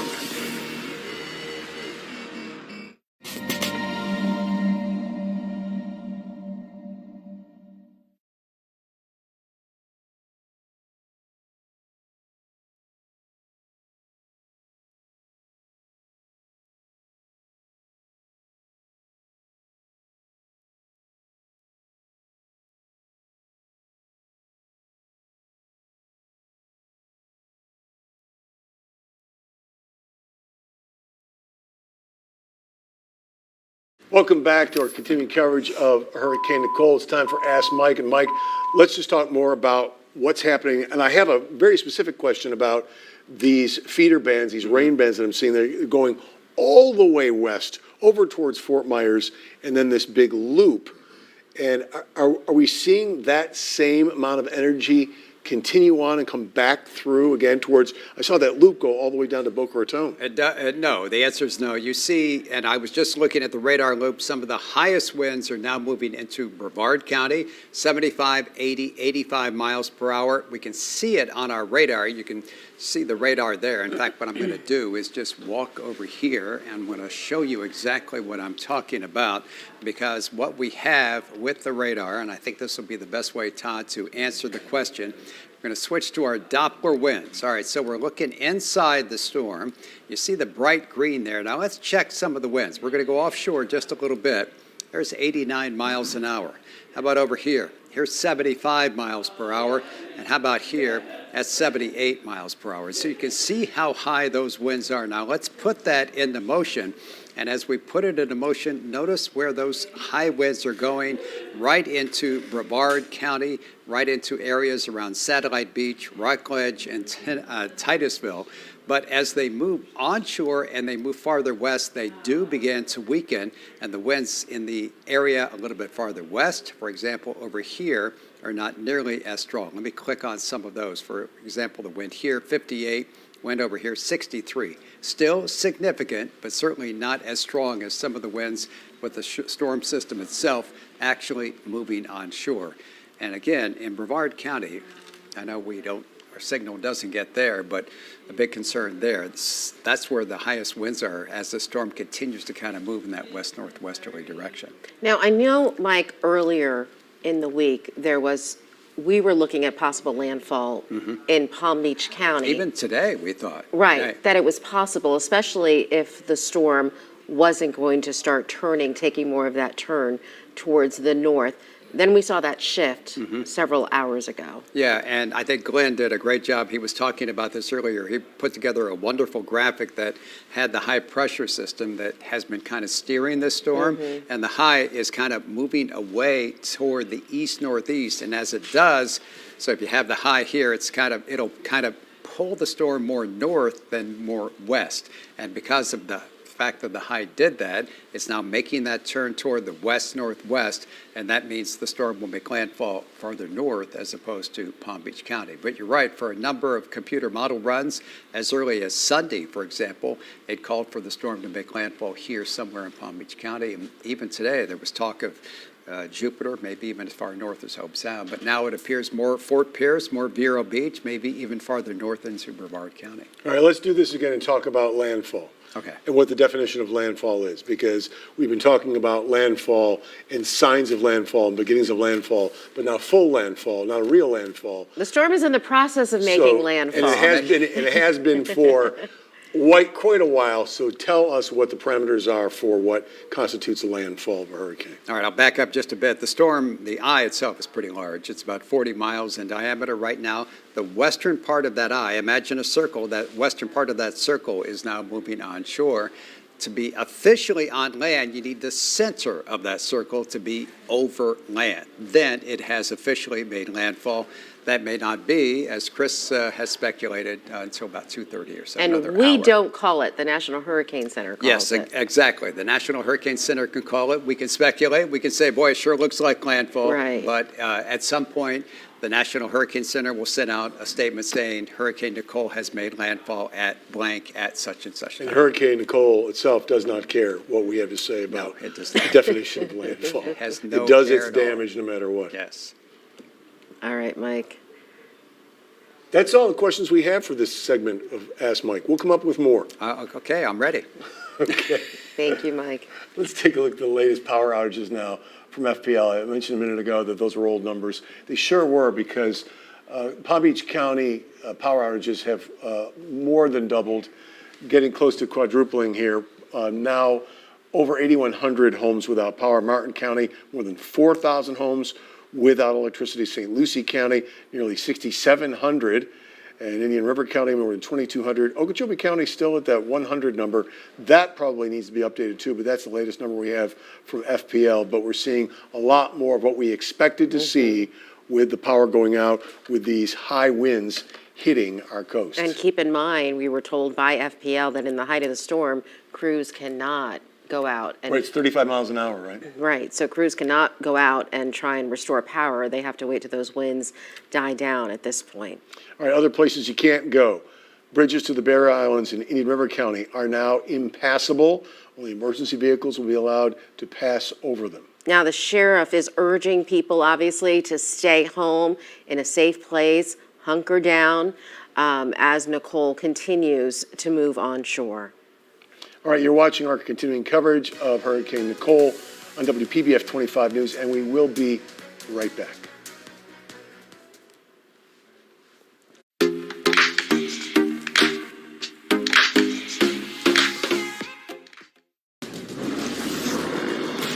Join me, Kinga Phillips, for a new original series on Very Local. I'm traveling to amazing cities across the country. And in each episode, I'm taking a true local on a thrilling and transformative adventure. I hope you're ready, honey. Oh my gosh, I'm so excited. We're going shark diving. Oh, no. They didn't even know was right outside their front door. Finding adventure, only on Very Local. Right now, we're tracking Nicole. South Florida's most accurate, most trusted, most experienced team is tracking the direction and strength of this unique tropical system, bringing you breaking updates on air, on social, and in the WPBF 25 News app. An around-the-clock commitment and the most advanced weather tracking technology to keep you safe. For the very latest on Nicole, stay with WPBF 25 First Warning Weather. Put the keys down, Kevin. But I'm going to drive home. There are several warning signs present that you shouldn't be driving. My text to emoji ratio has gotten a little out of hand. A little? Yep, I'm definitely going to call a ride home.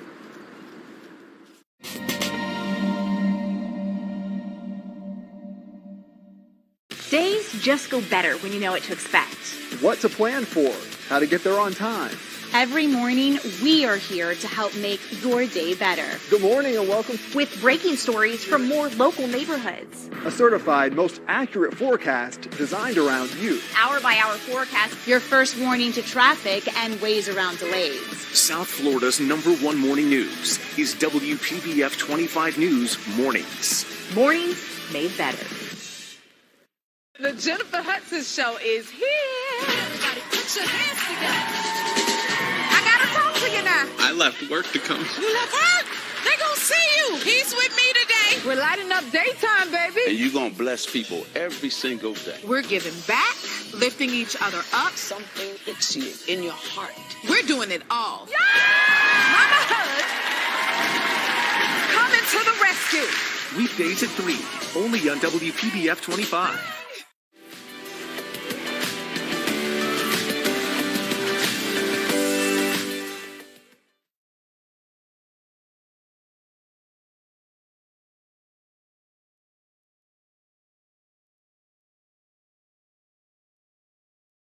All right, here's the radar loop continues to show here, the eye wall there. We're looking for the center to eventually come on contact with land, and that will be the official landfall. Until then, winds are still gusty at times. We're getting wind gusts between 40 and about 45 around the Treasure Coast as we speak. We had as high as 60 miles per hour within the past hour, especially around Vero Beach. So let's go neighborhood by neighborhood and show you what we're tracking. Isolated showers continue, and in these rain bands, we got pretty strong gusty winds, especially around the Treasure Coast, around Vero, back out towards western Indian River, on the way to Fort Drum, up towards the service center there. Okeechobee County, it's raining pretty good right now from Fort Drum back in towards the city of Okeechobee. Then we get to Fort Pierce, Port St. Lucie. This is all light drizzle, but you compound that with the rain, it's the wind, and it's a lot heavier out there. Also looking at a rain band just south of Palm City. Had some pretty good rains right now around Bridge Road and 95. Also some scattered showers around Indiantown just south of you, into the farms, Palm Beach County. Light to moderate showers continue there. Lake Worth Beach and down towards Boca Raton.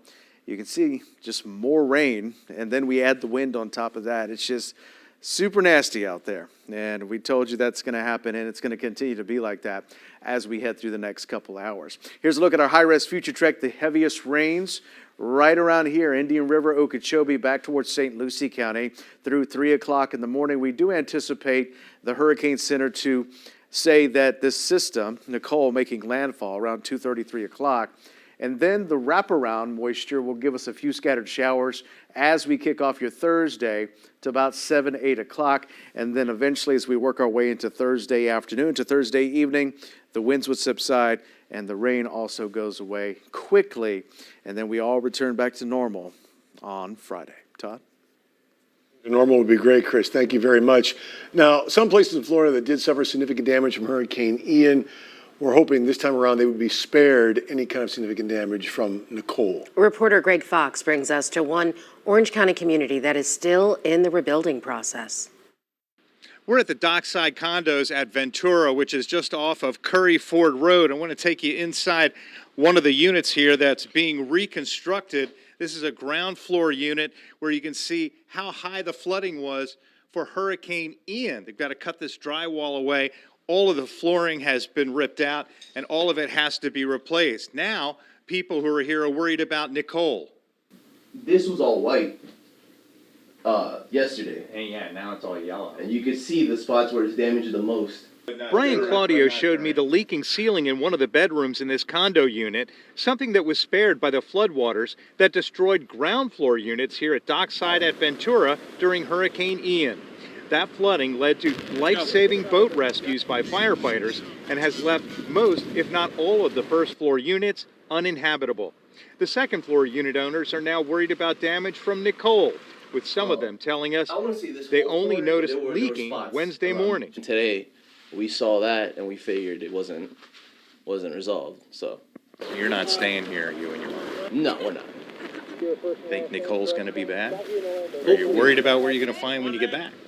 Well, yeah, obviously. You never know nowadays, especially with everything that happened in this neighborhood because of Ian. Patty Blotzer also lives in a second-floor unit here and hopes her roof holds up under Nicole, but she's not sure she'll be here through the night after the flooding she experienced with Ian. Does, Nicole coming through here worry you? Very much. My car is not here right now. I left it in downtown Orlando because I can't afford to have 2 cars totaled again. And we'll probably be staying up tonight watching the lake all night so that if it gets too high, we can leave in the other car. What's amazing when you look around this condo complex is there across the lake, a couple of scattered units with lights on the second floor, they're occupied.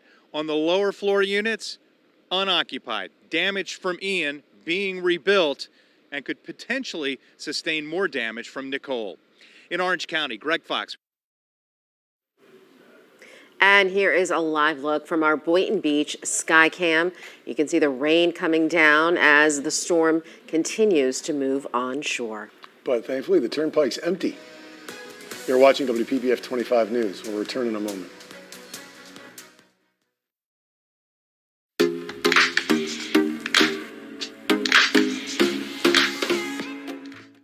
We understand Southern Palm Beach County is unique. That's why you call it home. Every day, we cover important stories from Boca Raton, Boynton, Delray Beach, and every community in between. With trusted, straightforward reporting, helping you navigate challenges and change. Certified most accurate forecasts, providing a first warning, empowering you to safely live your life. Watch WPBF 25 News at 5 and 6.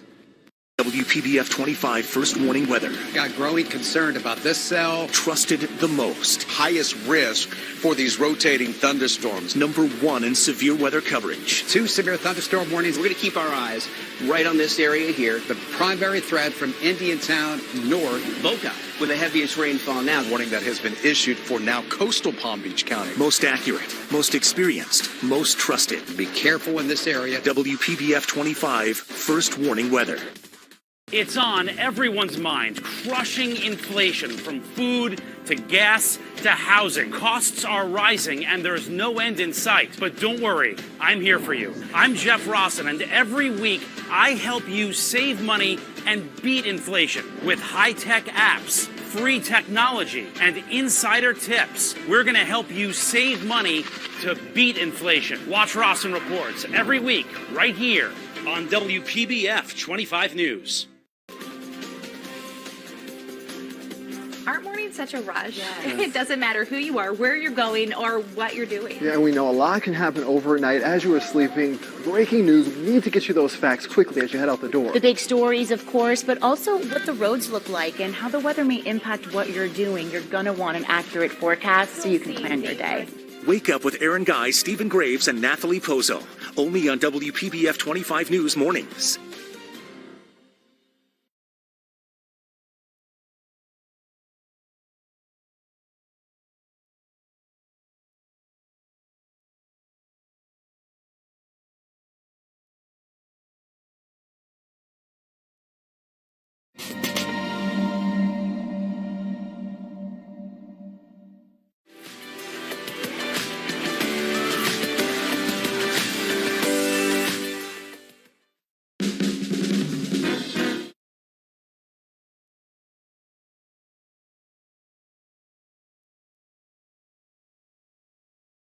Our expanded edition of WPBF 25 News as we track Hurricane Nicole quickly approaching landfall status in the state of Florida. That happens in the next 90 minutes or so. Let's take a live look at conditions in downtown West Palm.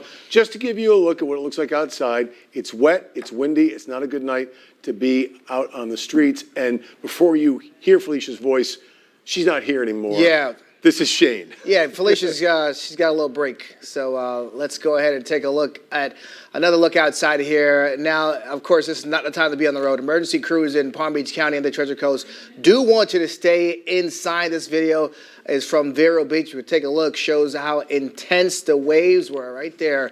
Our beaches are taking a beating right now. Thank you for staying with us. I'm Shane Wright. Again, there's a lot of beach erosion out there. I'm Todd McDermott.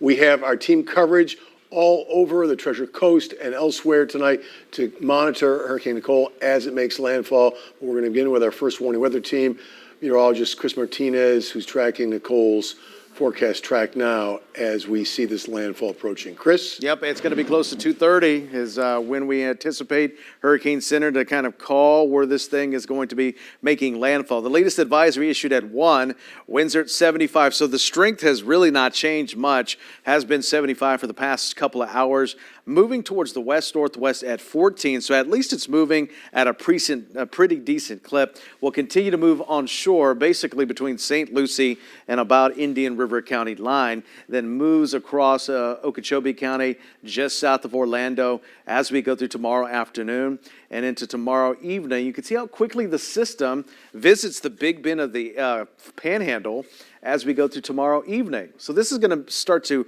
really start to accelerate as we get into tomorrow evening. And there's Friday and then Saturday, rainmaker across the deep south and parts of the Virginias. Right now we're seeing wind gusts at times to about 40 up to 45. In Vero, we popped a 60 mile per hour wind gust there. Now you can see where the center is. Here's Port St. Lucie, here's Vero. Center is right here. So it's about, let's say, between 20 and 30 miles offshore right here of Indian River County. And we'll continue to see those wind gusts of at least 40 to 50 and up to 60 in some locations. So as we inspect the radar, what we're looking for is the center to eventually work its way on shore. That's when the Hurricane Center will officially deem it making landfall with this system. And the rain bands are still there, and in these embedded rain bands are these strong gusty winds. Let's take you neighborhood by neighborhood. And you can see there is a pretty decent rain band coming on shore, especially for Sebastian back towards Vero Beach. That's some pretty decent rains headed in your general direction. Fort Drum got some showers that are popping some wind gusts at times. Vero, Florida Ridge, this is a nice little decent healthy rain band with some gusty winds moving in. This is the western eye wall. So in this eye wall here are going to be some super gusty winds as well. It's, right now moving from Vero to Florida Ridge, Hudson Island, back out towards the power plant, Fort Pierce, Port St. Lucie. It's getting a little bit on the windy to very windy side around that area. Then south of Port St. Lucie, Palm City, Hope Sound. This is a pretty decent rain band that is moving through Martin County, central Martin County through Indiantown. And everything loosens up just a little bit. Light sprinkles compounded with the wind makes it a little more heavier, especially around the farms, back towards West Palm Beach, Lake Worth Beach as well, and down towards Boca Raton. Some pretty decent rains here with some extra gusty winds at times. And as I widen the shot, you can see that the winds are now blowing the showers in this general direction. So we're picking up on that moisture to move in from the south, and eventually it moves back up towards the north as that center is anticipated to make landfall a little closer towards 2:30. Here's a look at the future track. You can see right here, making landfall right here around Vero, with the center moving over Vero. So St. Lucie, Indian River County line is where we'll be watching, Glenn, a little closer towards 2:30, 3 o'clock as that system will work its way in, and that's what we are awaiting. Until then, it's going to be very windy, rainy at times, but at least, Glenn, that the tornado threat that we were looking at, an isolated potential, looks like it's not going to be too much of an issue for the rest of tonight and into the early morning hours. No, in that respect, I mean, I think we've gotten a little bit. Well, we've gotten a lot lucky, actually, without seeing the kind of tornadic activity that we saw when Hurricane Ian came in, even on the west coast of Florida. I do think the really sad part about this is the extreme coastal flooding, and this is such an important time of year for Florida, with all the tourists that do come down this time of year that have to worry about beach replenishment. We did just finish a record-breaking sea turtle season along our area beaches, so that is a good thing. But now we're looking at all kinds of coastal flooding, some of those floods reaching into different neighborhoods around our area. We're going to know a lot more when the sun comes up tomorrow. In the meantime, we do still have this storm moving in along the coast here, and I know we're battling back and forth between using the phrase landfalling and landfall, and we talked about that with Mike a few moments ago. The center of the storm just has to move on shore, and then it's considered a landfall, a complete landfall. It'll be the second landfall for this storm because it made landfall in the Bahamas already once. So this will be the second one. As we take a quick look at the satellite picture here, you can see a good bit of convection right around the top. Convection is thunderstorm activity. So we can see a lot of thunderstorm activity right around the top of where the center is located. Whoa, I'm going crazy on the satellite picture here. Right around where the center is located, so right up here is where we're seeing most of the convection. That's what's swinging in along the coast right now. That's why we're seeing that stormy weather, mostly up in Indian River County and up along the Space Coast. Whereas if you look back down here to the south, yes, there are some rain bands moving on through, but they aren't as extreme as what we're seeing up to the north. And that is why we have cut down on that tornadic activity. Intensity model shows a pretty fast drop as we get into tomorrow here when it comes to the potential for this storm to maintain strength.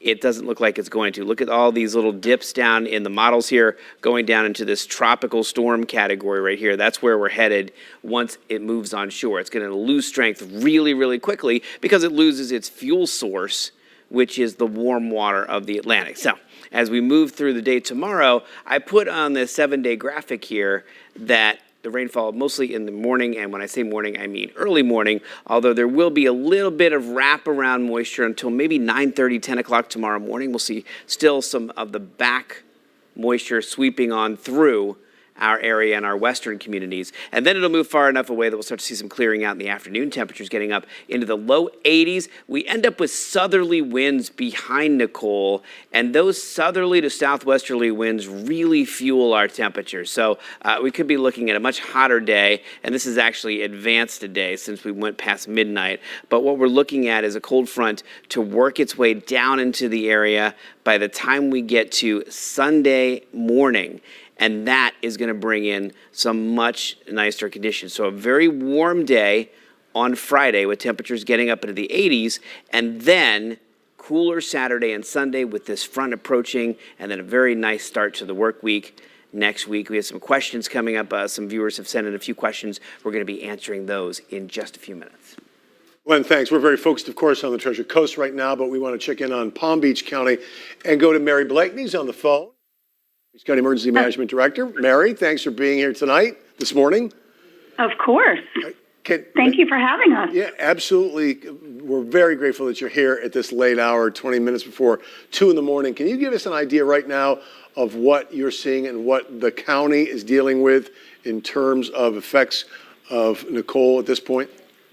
Well, earlier in the day, we actually started our real preparatory actions at 7 o'clock this morning in anticipation for whatever was going to happen here at the effects for Palm Beach County. So, currently the EOC is activated. We have shelters open. We have some of our residents in shelters.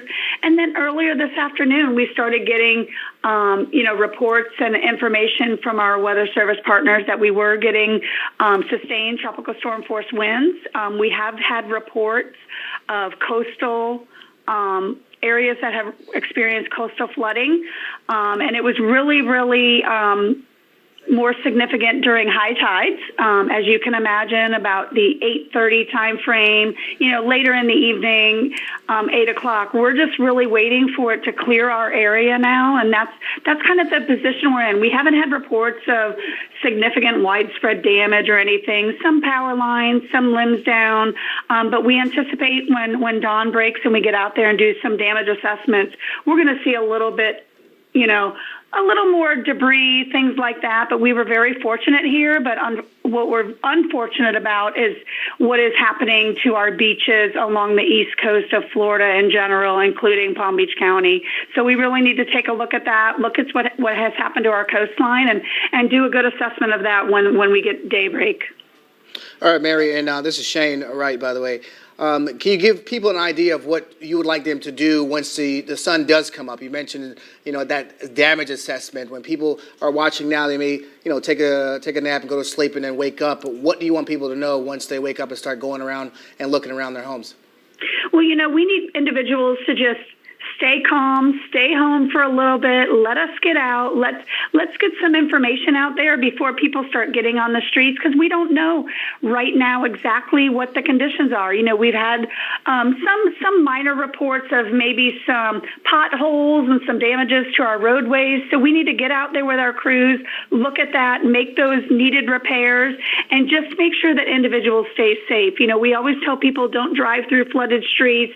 We want to make sure that people heed that warning, are cautious about that. Let us get out there and make sure everything is safe, traffic signals are working well, so we can all get back to, you know, the normal activities we do each and every day in our community that we love so much. And Mary, when do you put your crews out there? When do you put them out on the street once day breaks? We actually have individuals ready to go as long as it's clear first thing in the morning. We have folks that are going to be out the moment the sun comes up, the moment it's safe to travel.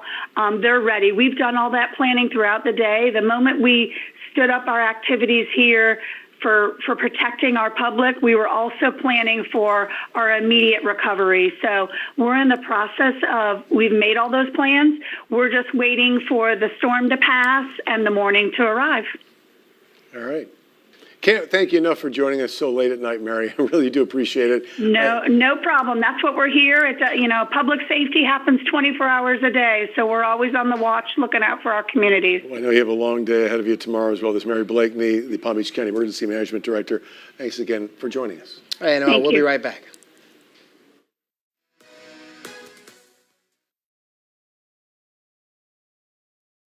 Hi, I'm attorney Robert Rubenstein, and this is Rubenstein's Rules for Personal Injury. Rule number 1, get an attorney. When you or a loved one have been injured by another's negligence, an experienced attorney can make a huge difference. At Rubenstein Law, we will find all of the insurance, make sure your injuries are documented, and work to get you the best result. While each case is different, a well-known insurance company's own study showed people with a lawyer on average got more money. Call Rubenstein Law at 1-800-FL-LEGAL.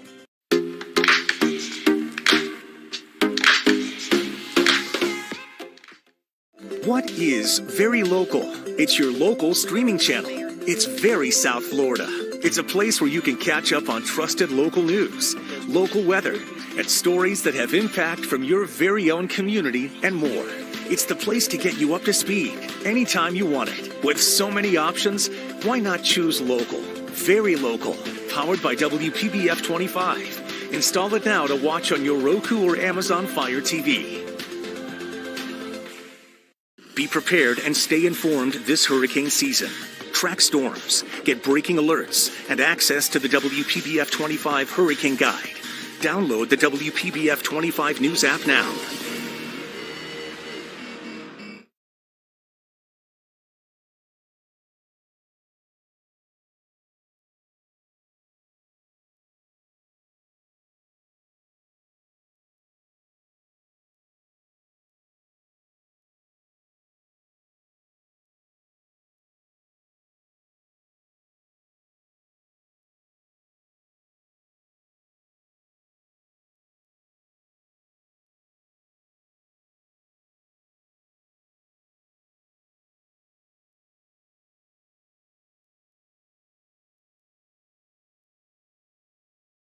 Welcome back. Our first one, meteorologist Glenn Glazer, joining us now to further understand this hurricane that's now, I guess, we wait on this landfall. We call this Ask Glenn, as opposed to Ask Mike. Mike. We worked really hard on the title of this segment. All right, let's talk about storm surge. We were talking 3 to 6 feet, perhaps, on this. We know that storm surge can be much greater.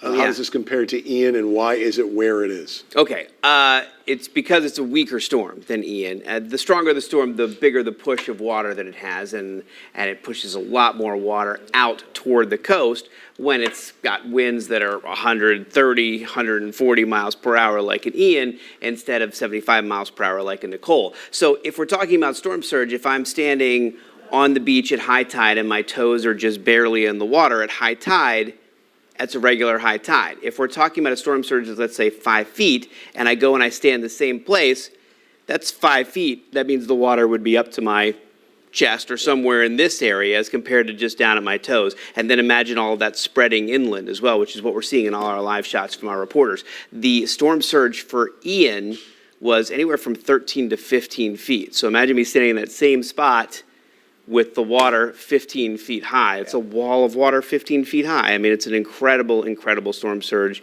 and it pushes farther inland, does a lot more damage. And that's what kills people. And that's what kills people. And next question is just about the hurricane season, and we know we've been talking about it ends at the end of this month, but what goes into hurricane season? Why does it end here? And what goes into the whole season? Better end this month. That's a really good question. It is rare. And I know Mike has been saying this a lot, it's rare to see a storm like this in November. And one of the main reasons it's rare to see a storm like this in November and a storm like this that makes its way to the coast is because this time of year, we have a lot of cold fronts, first of all, that move down through Florida, and they push other storms out into the ocean before they can make it. That's why when you look at a lot of November storms, they jet out into the Atlantic. Also, the fuel for these storms is the warm ocean water. This is the main thing. That ocean water gets too cool to support storm development during the months of December, January, February, March, and April. We do have occasional storms in May, especially subtropical storms like Nicole was when it first started.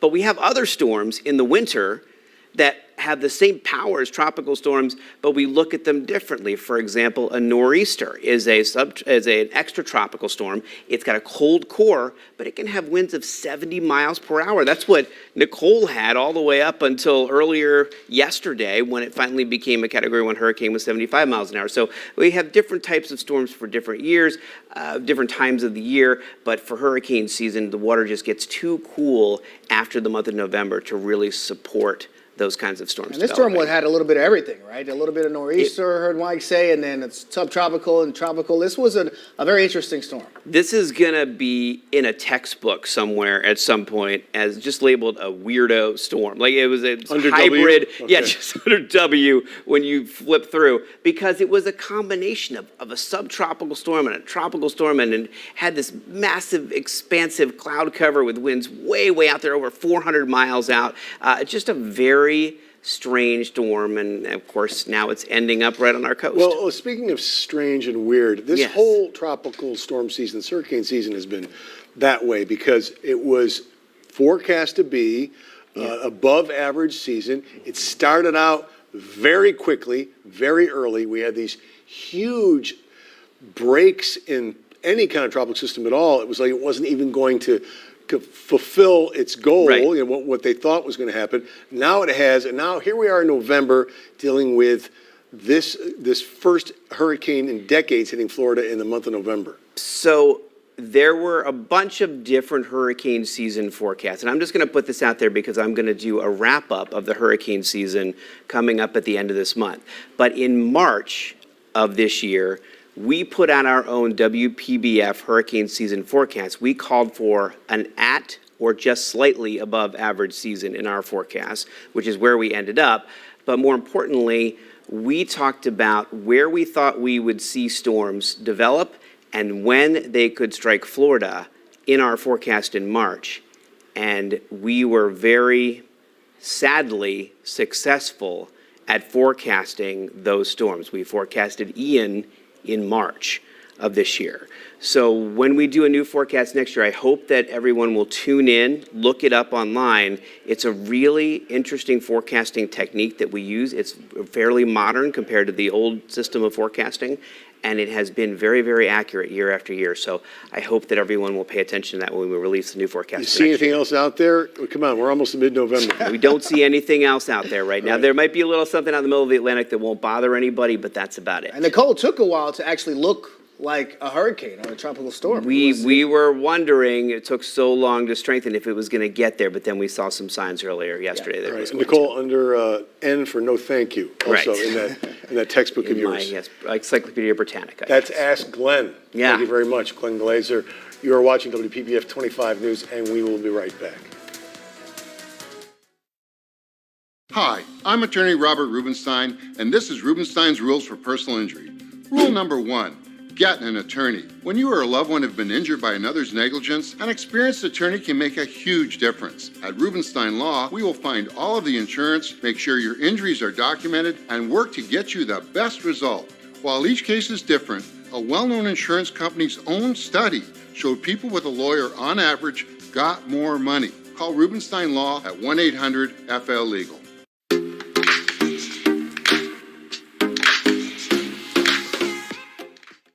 Right now, we're tracking Nicole. South Florida's most accurate, most trusted, most experienced team is tracking the direction and strength of this unique tropical system, bringing you breaking updates on air, on social, and in the WPBF 25 News app. An around-the-clock commitment and the most advanced weather tracking technology to keep you safe. For the very latest on Nicole, stay with WPBF 25 First Warning Weather. Days just go better when you know what to expect. What to plan for, how to get there on time. Every morning, we are here to help make your day better. Good morning and welcome. With breaking stories from more local neighborhoods. A certified, most accurate forecast designed around you. Hour-by-hour forecast. Your first warning to traffic and ways around delays. South Florida's #1 morning news is WPBF 25 News Mornings. Mornings made better.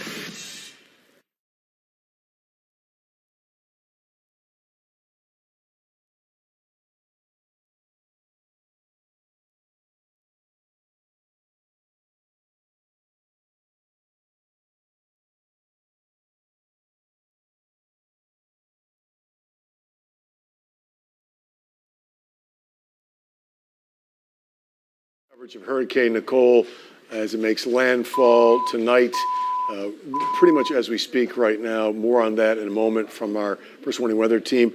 That's a picture right now, a live picture of the Jupiter Inlet and the Jupiter Lighthouse. You can see it there. You also see water on the lens, of course. Doesn't give you a full picture of what it's like out there, but it is wet, it is windy, the rain continues, and as I said, Hurricane Nicole making landfall.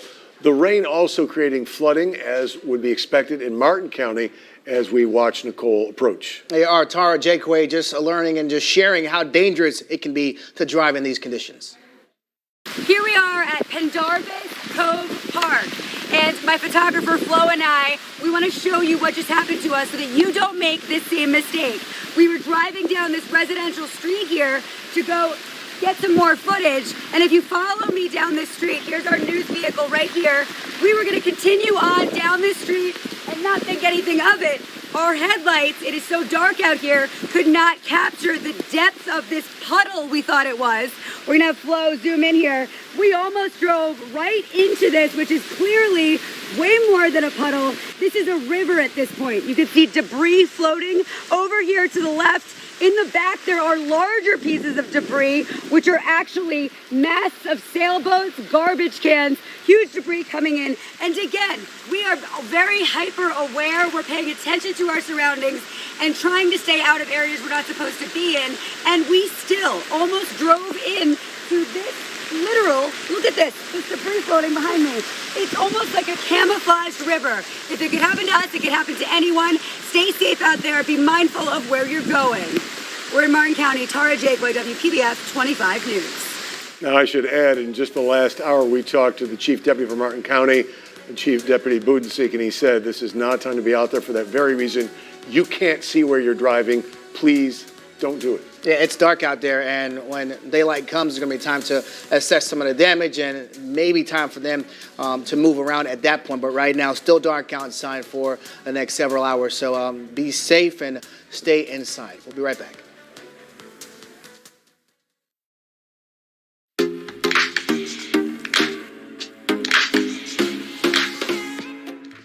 Your voice heard. Historic midterm election night. Your vote counted. Florida voters have spoken. Commitment 2022 coverage only on WPBF 25 News. Our governor projected winner. The power of ABC News. Control of the House, control of the Senate. Trusted, non-biased information. How the results impact your family, Florida, and the nation. The balance of power in Washington, D.C. is on the line. Stay with WPBF 25 News for continuing election coverage.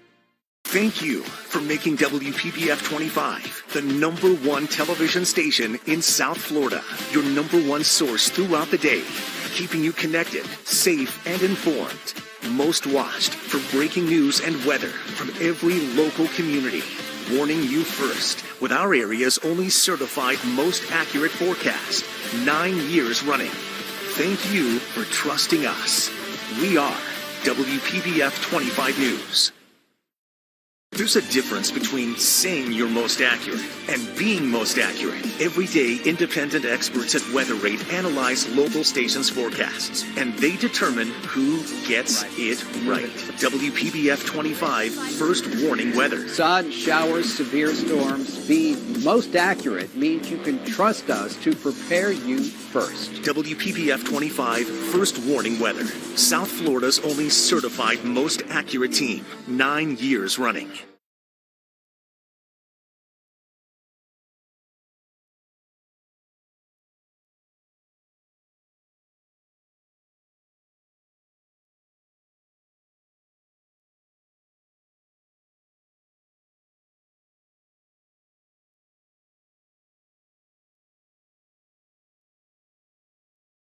An edition of WPBF 25 News as we cover Hurricane Nicole beginning to make landfall here. Let's take a live look now at what it's like outside. There's our shot from downtown West Palm Beach. Doesn't tell you a lot except to say it is very wet and windy out there no matter where you are in our viewing area. Much worse up the Treasure Coast, of course. Yeah, Palm Beach County, as Mike mentioned earlier, under a little bit of a break right now from some of those rain bands. Here's another look outside. Again, now not the time to be out. Emergency crews in Palm Beach County and the Treasure Coast asking everyone to stay home. Let's take a look at some video from Vero Beach and just how intense the waves are. Exactly what we've been seeing up and down the Treasure Coast, just taking a beating, and things could get worse in the next several hours here. Thanks for staying with us. I'm Shane Wright. I'm Todd McDermott. We're seeing some very significant beach erosion to our north up the Treasure Coast and beyond. We'll have more on that during this hour, but right now we want to get to more of our team coverage of Hurricane Nicole, as well as our first warning weather team, beginning with our severe weather expert, Mike Lyons. Mike? Yeah, the storm surge, also the coastal flooding currently taking place along the Treasure Coast, Todd, as the storm system itself is now making landfall. Notice how the eye continues to contract. It was 50 nautical miles in diameter, down to 40. Now I would estimate about 30, 35 as the system continues to move on shore. And this area just north of Sebastian, the storm surge continues to be significant, even though we're at low tide. This powerful storm moving on shore, boy, it is just pushing all that water on shore, as well as in addition to those gusty winds with the system. Here is the 2 a.m. advisory from the National Hurricane Center. The storm is moving west-northwest at 14, a pretty good clip. A good part of the storm is now on land. The western eye wall certainly on land in St. Lucie, parts of Martin County and Indian River County as well. The pressure is about the same, and the storm itself packing winds of 75 miles per hour. No change in the forecast again. It will move onshore as we head through the early morning hours, weaken quite a bit, likely to be downgraded to a tropical depression over the next 24 to 36 hours as it continues, you can see, moving up the eastern seaboard, well, where it will continue to produce some issues, to say the least. Let's take you on a little look at the winds, and they've been strong. There's the center of the storm. Look how close it is now. Just a few miles offshore, the actual center. Wind gust 52 in Vero, 38 Port St. Lucie, 38 current wind gust in West Palm Beach. So let's look at the radar. And again, a good part of that western eye wall is now on shore. Look how much we can see here around Fort Pierce, part of Vero Beach, Jensen Beach as well. There's the eye itself. Starting to see those heavy rain bands, but again, most of that is a little bit farther north. Also heavy rain moving on shore near Sebastian. Let's take you a little closer in. We'll zoom in here. This is one band that is producing some pretty dangerous squalls as they continue to move towards Sebastian and Indian River shores, and the forward speed on some of these squalls are very impressive, to say the least. Moving quickly around 60 to 70 miles per hour, so they will be on top of you quickly. It's been rough for the past couple of hours in Sebastian, Indian River shores, the eastern part of Indian River County here. The rest of the area, and again, here's a little closer look, and you can see the cells, how fast they're moving. We'll go down the road a little bit in St. Lucie County. There's that western eye wall, so you're going to have some gusty winds, but just offshore, an area of calm as this entire system kind of rotates onshore, and it looks like we might have landfall maybe near Vero Beach, Lakewood Park in the next half hour to 45 minutes. A little bit farther south, there's the southern part of the eye wall, moving through Hope Sound.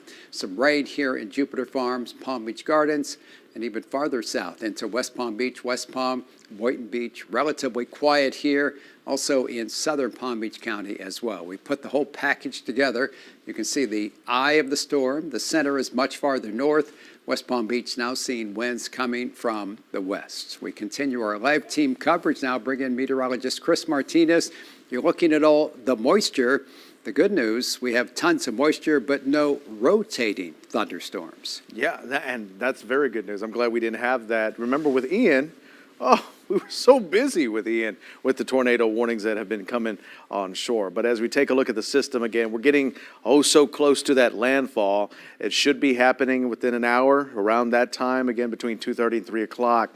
And you can see again, as we go forward into time, high chance for these strong, gusty, damaging winds still right around Fort Pierce to Lakewood Park to Vero Beach. We got a high potential. It's at least a 60 to 80% chance of seeing those winds, and then they lessen as the system moves up towards the north. Take a look at the high-res future track, and we go through about 3, 4 o'clock.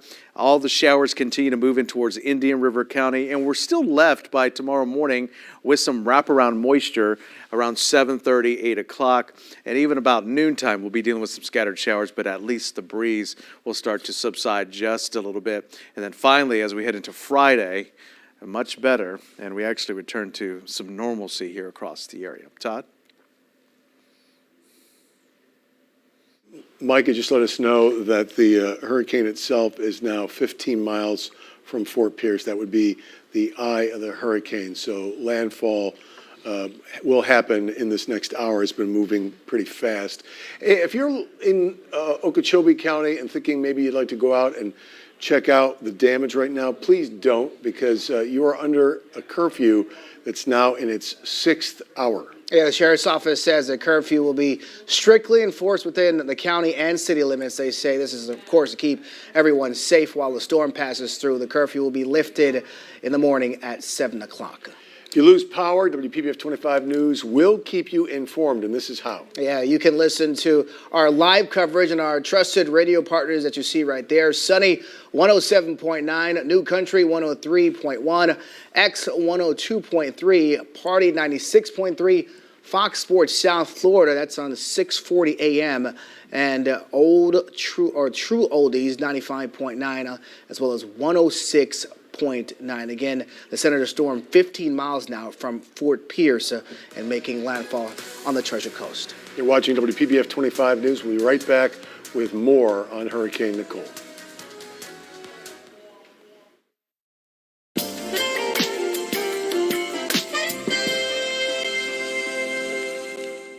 The future of television has arrived. Next Gen TV is here. Immerse yourself in stunning video.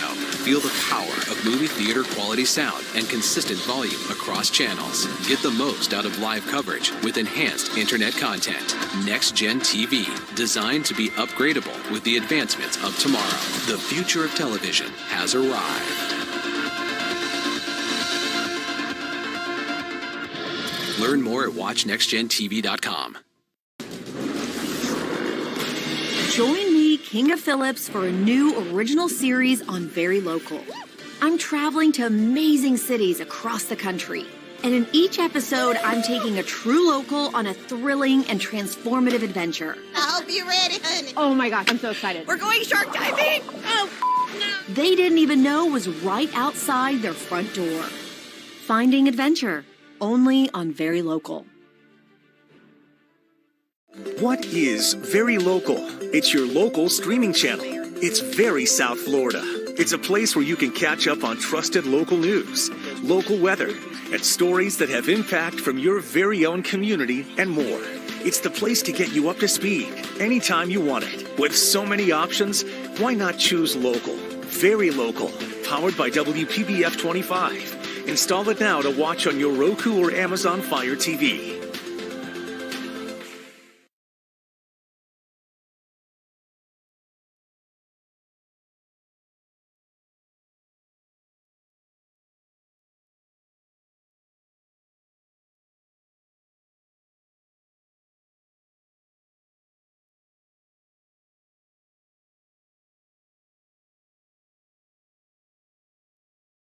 Welcome back to our extended coverage of Hurricane Nicole, now about to make landfall at Fort Pierce.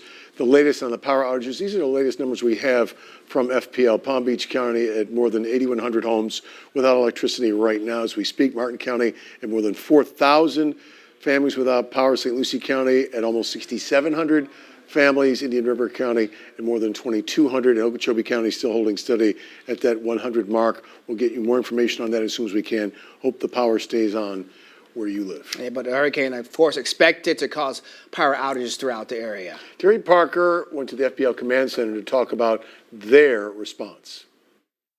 Hey, right now we are inside FPL's Command Center, and with me now is Peter Robbins. Hi, Peter. Can you tell us what's going on with your team now as the storm's getting closer and we are starting to see some outages? Yeah, sure thing, Terry. So we've got 13,000 men and women ready to go. They're positioned all over the east coast of the state of Florida, ready to respond to the severe weather.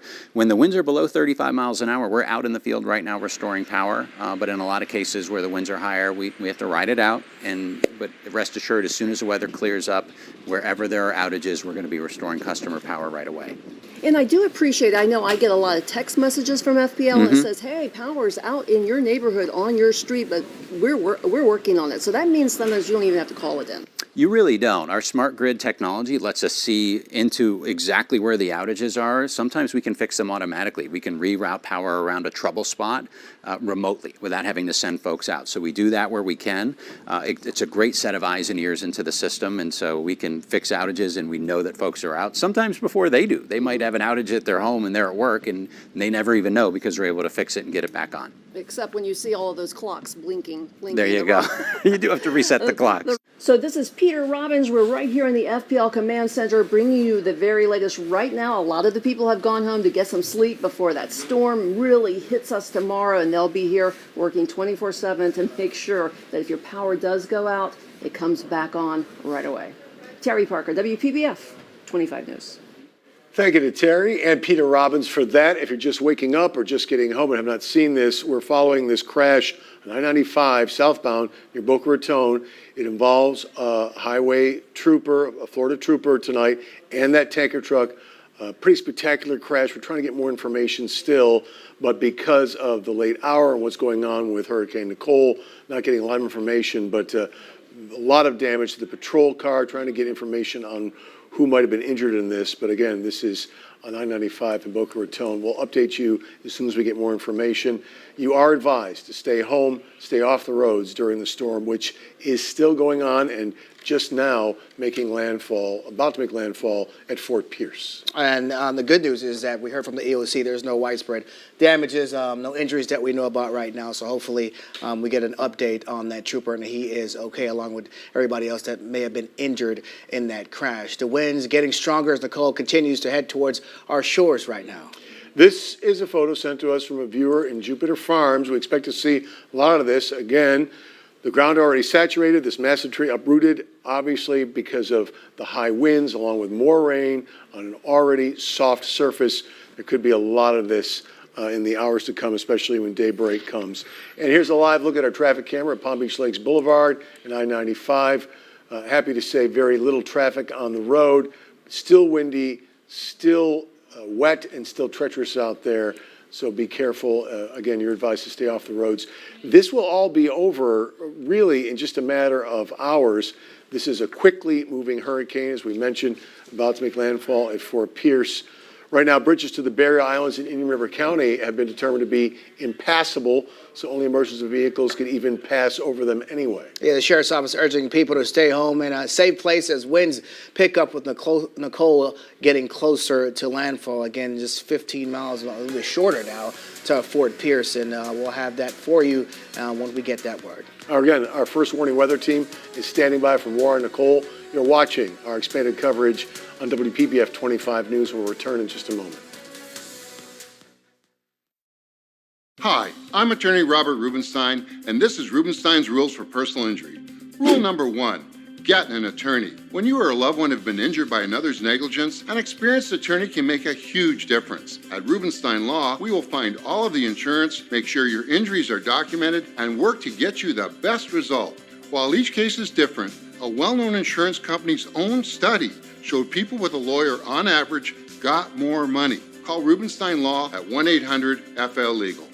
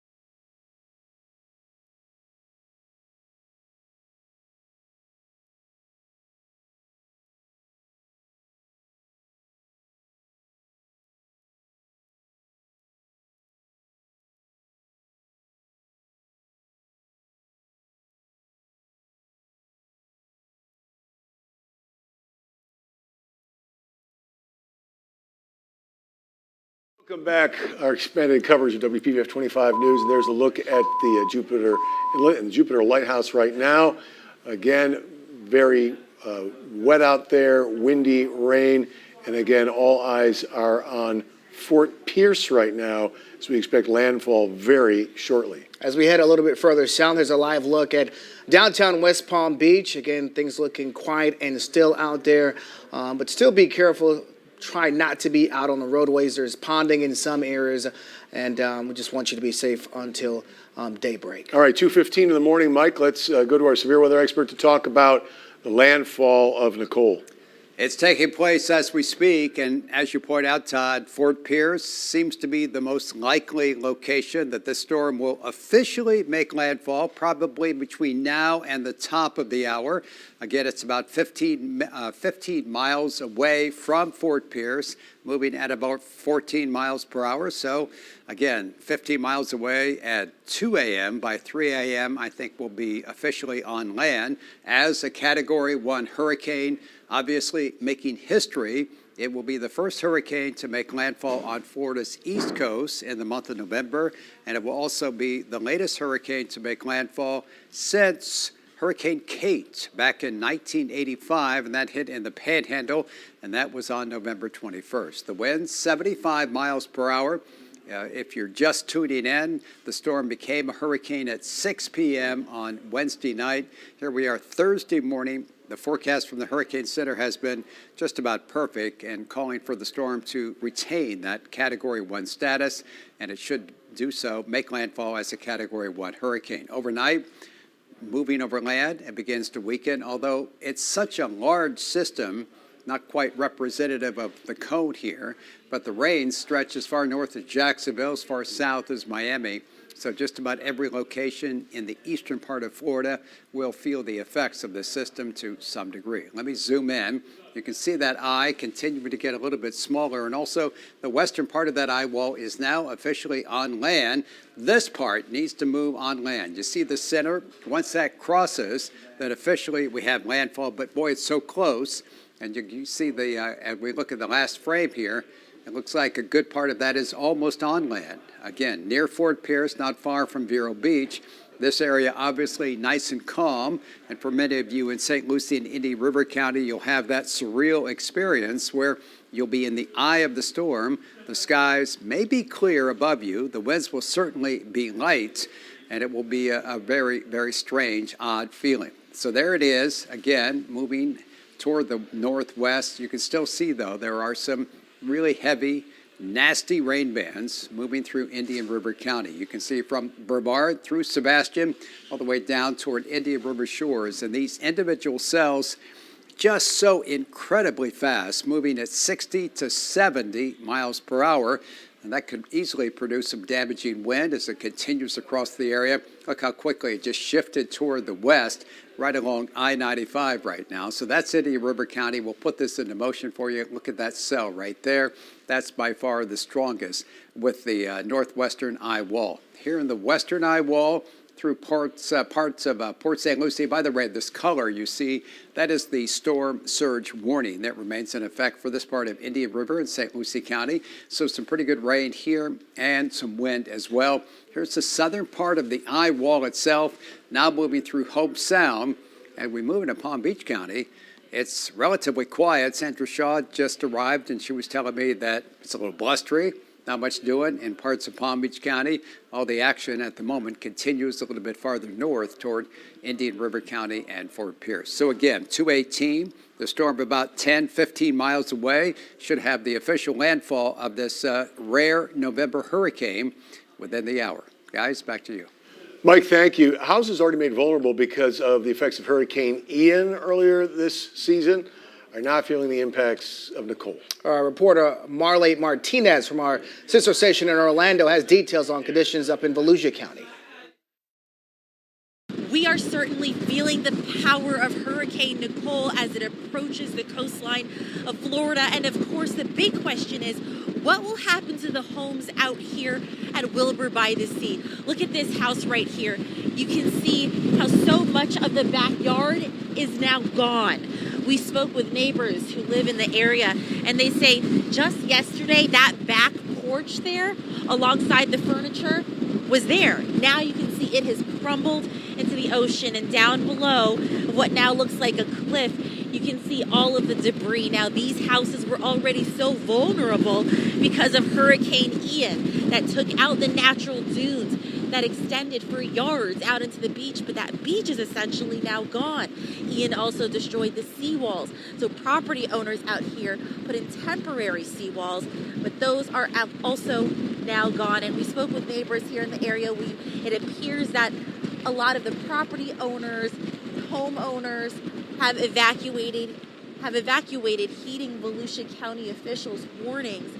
But the folks who are still out here, they've been checking on these houses every few hours, seeing more and more of their property now gone. Again, it's Marley Martinez reporting. About 200 people had to evacuate their condos yesterday in Daytona Beach shores because of safety concerns linked to erosion. Yeah, it's 6 buildings had to be evacuated there. Already had damage suffered from Hurricane Ian. Officials are concerned continuing beach erosion could cause them to collapse.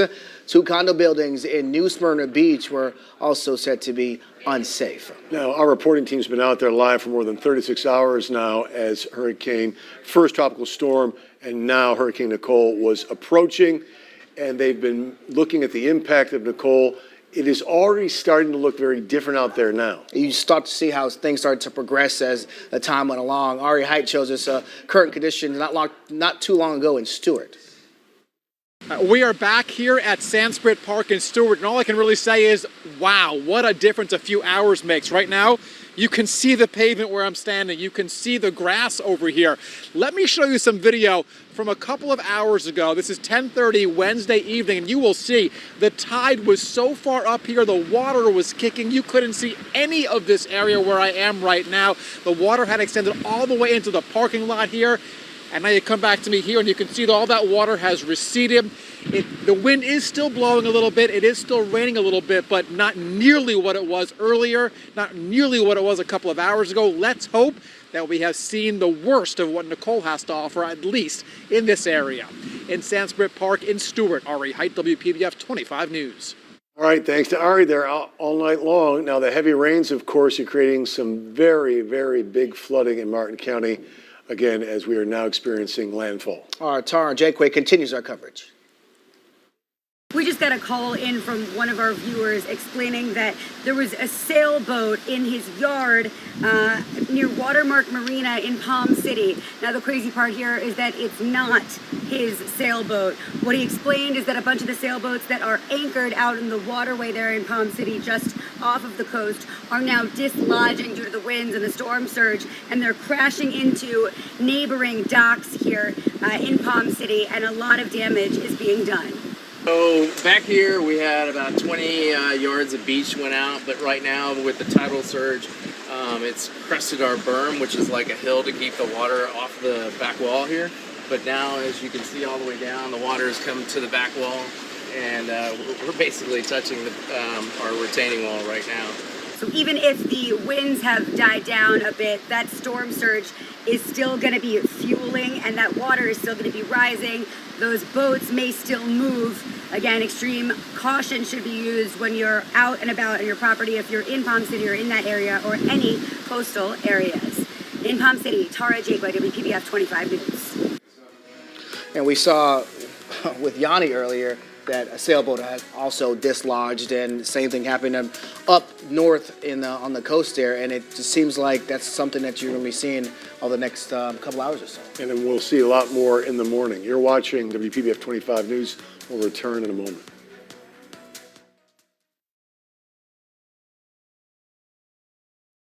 Hi, I'm attorney Robert Rubenstein, and this is Rubenstein's Rules for Personal Injury. Rule number 1, get an attorney. When you or a loved one have been injured by another's negligence, an experienced attorney can make a huge difference. At Rubenstein Law, we will find all of the insurance, make sure your injuries are documented, and work to get you the best result. While each case is different, a well-known insurance company's own study showed people with a lawyer, on average, got more money. Call Rubenstein Law at 1-800-FL-LEGAL.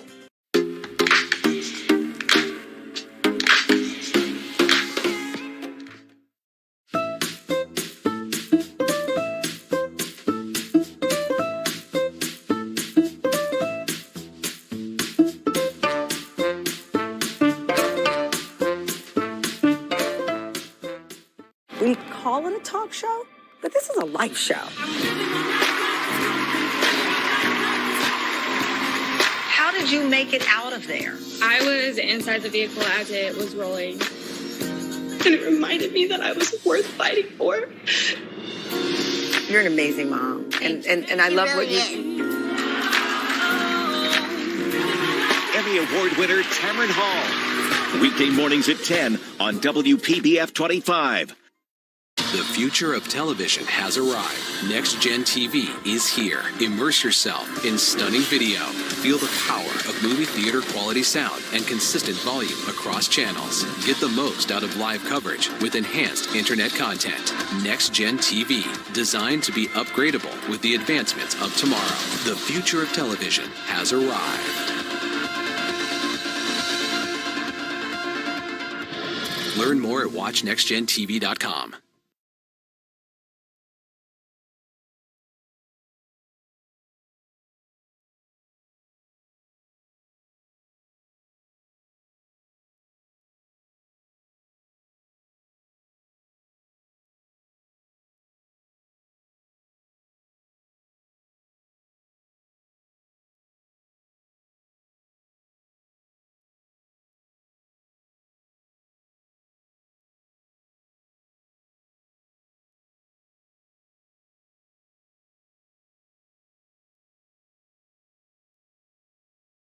Welcome back, everybody. 2:26 on this Thursday morning, and we are literally just minutes away from landfall of Hurricane Nicole. The storm at 2 a.m. was technically 15 miles away. It's very close now, and as you can clearly see, the western eye wall is now on shore. Just speaking with Chris Martinez a moment ago, he is speculating, and I agree, that landfall will take place just north of Fort Pierce, maybe just south of Vero, basically on the line between St. Lucie and Indian River County. Again, this is the storm itself. You can see the eye, and I'll paused it here. There's the western eye wall. There's the center. So we need to get the center of this storm actually on land to officially be called a landfalling hurricane. And based on the current trend, that is likely to happen in the next 30 minutes, maybe as late as 3 a.m. We should find out the official word from the National Hurricane Center momentarily. Meanwhile, heavy rain bands, and you can see one right here, moving right down I-95 from Sebastian. Here's a little closer look. We'll put it back into motion for you. Now let's zoom into that area in Indian River County.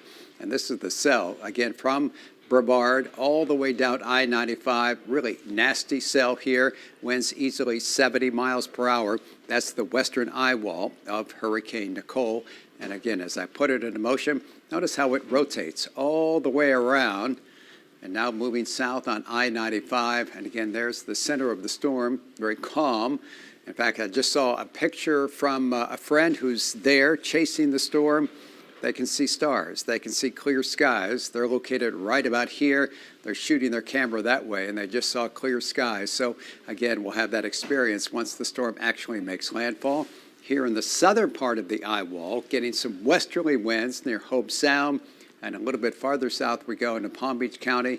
It's pretty quiet. Not much happening right now. Blustery, some light rain. Again, all the action continues a little bit farther to the north. So, again, about 2:30.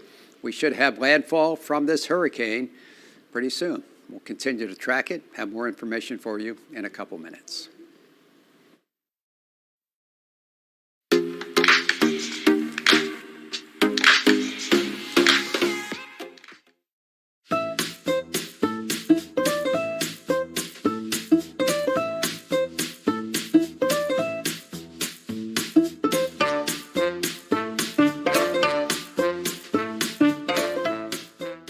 It's on everyone's mind. Crushing inflation from food to gas to housing. Costs are rising and there's no end in sight. But don't worry, I'm here for you. I'm Jeff Rawson, and every week I help you save money and beat inflation with high-tech apps, free technology, and insider tips. We're going to help you save money to beat inflation. Watch Rawson Reports every week right here on WPBF 25 News.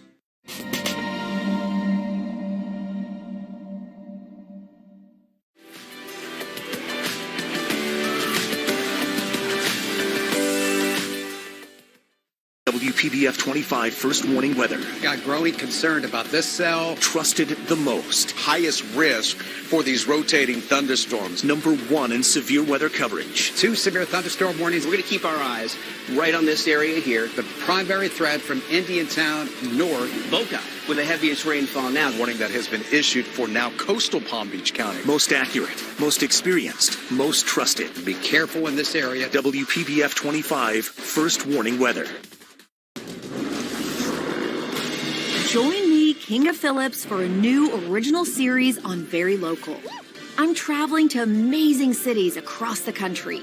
And in each episode, I'm taking a true local on a thrilling and transformative adventure. I hope you're ready, honey. Oh my gosh, I'm so excited. We're going shark diving. Oh, no. They didn't even know was right outside their front door. Finding adventure, only on Very Local.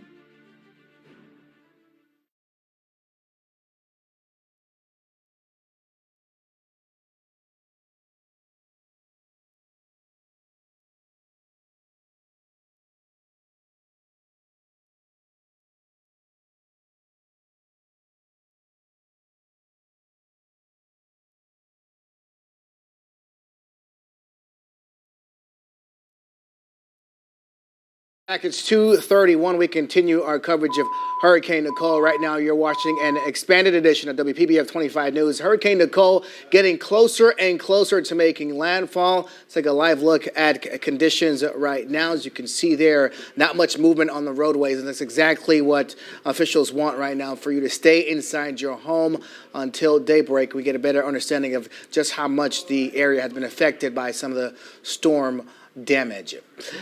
Good morning to you. I'm Shane Wright. I'm Todd McDermott. Nicole's making landfall at Fort Pierce. We have team coverage for you, including our first warning weather team. We have our severe weather expert, Mike Lyons, as well as meteorologist Sandra Shaw and Chris Martinez. Let's begin with Mike. All right, guys. Again, we're just minutes away, and we're joined by Sandra, who just came in. And Sandra, we've been watching the storm, just about ready to make landfall. You're looking at it. You think we're pretty darn close to that landfall, right? I would say I would equate it that we are actually in the process of making landfall. Of course, landfall is when the center of the eye crosses land, and we're right around Fort Pierce is where we're seeing this happen. I mean, maybe just shy of it by a little bit, but it's moving at how fast is it moving now, Mike? 14 miles an hour. So as you can see, we are very close to the center of this eye. And Mike, you got a cool picture a minute ago from one of your colleagues who actually is in the eye right now. He's in the eye. I mentioned this just a moment ago to some of our viewers. Mark Sudduth, he chases storms for a living, and he's right there in Fort Pierce on Hutchinson Island. He just took this amazing photograph where you can see some clouds, but you can also see stars. So again, as we just talked about this earlier, Sandra, and maybe you can touch on it as well. We've been through, all of us, hurricanes, and some of us have even had the opportunity to be in the eye of the storm, and it's such a surreal experience. It is eerily calming, and the thing is, you don't want to let down your guard because you're going to get that whiplash on the back side of the eye. But if you do have the opportunity, I've been in the field many times in the middle of a hurricane and in the middle of the eye, it's all of a sudden like, woo! It's like almost like a heaven to earth kind of thing because it is so dramatically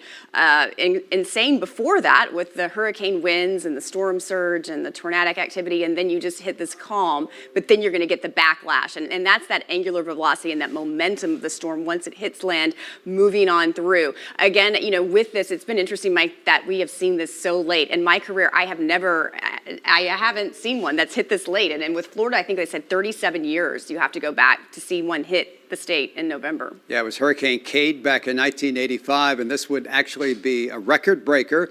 The earliest hurricane to make landfall on the East Coast was November 4th. Here we are at the 10th now, so that would be the storm.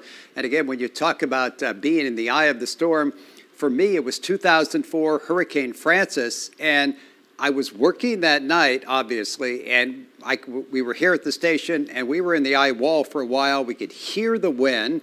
We had a little bit of leakage of rain. Some of the lights were swaying in the studio, and then the center moved over us, and it got, as you point out, eerily calm. It was just so odd. We all ran outside quickly, take a look. We could kind of see clear skies, a few stars twinkling, but that experience, so rare. But again, as Sandra pointed out, once the storm moves on shore, this side, this eye wall will move on shore, and that's the whiplash, and you got to be careful about that. Yeah, and that right northeast quadrant is really nailing parts of the Treasure Coast right now, and we have seen significant storm surge with this system up to 3 feet. And where Mike's pointing out the squall lines right there. Haven't had any tornado warnings tonight, Mike? We have not. Interesting. And the Storm Prediction Center, they put out a mesoscale discussion earlier this evening to talk about the potential for a tornado watch. It was only about 40%. We have not had one. Good. When I spoke to the acting director of the Hurricane Center, Jamie Rome, earlier in the evening, he thought the best place, location-wise, for tornadoes, not around here, would be farther north, maybe up in the northeastern part of our state near Jacksonville, St. Augustine. But in terms of those gusty winds, that's some of the nasty stuff right there. Yeah. And you can see how it's moving into Indian River County and how quickly it's getting there. And again, as we look at the eye itself, I think we're very close to the official landfall Mike, of it this looks hurricane. cool with you standing in the middle of the eye. I measured it a minute ago, and it's about 47 miles across, depending on where you measure it from. The interesting thing about Nicole is that this hurricane, the wind field, still expands out almost 500 miles. If you look at a wider view of the radar, you can see that. I'm going to try to zoom this out for you. That we're on Mike's. But anyway, but it is really, it still goes all the way to the Carolinas, even with, I'm on Weather 1. It goes all the way to the Carolinas, even with the wind field. I mean, and then further than that with the satellite imagery with this. So it's really pretty wild, Mike. And the system itself so incredibly large. I mean, I think the way you described it earlier in the day was it's a tropical cyclone mixed with a nor'easter. It's just so unique and so large. And the wind field, the rain field expanding. In fact, this satellite imagery you see right here is really a good representation of the size of this storm. The one, of course, represents the hurricane center, but look how widespread, and that's the rain, and all of that is going to be working its way north.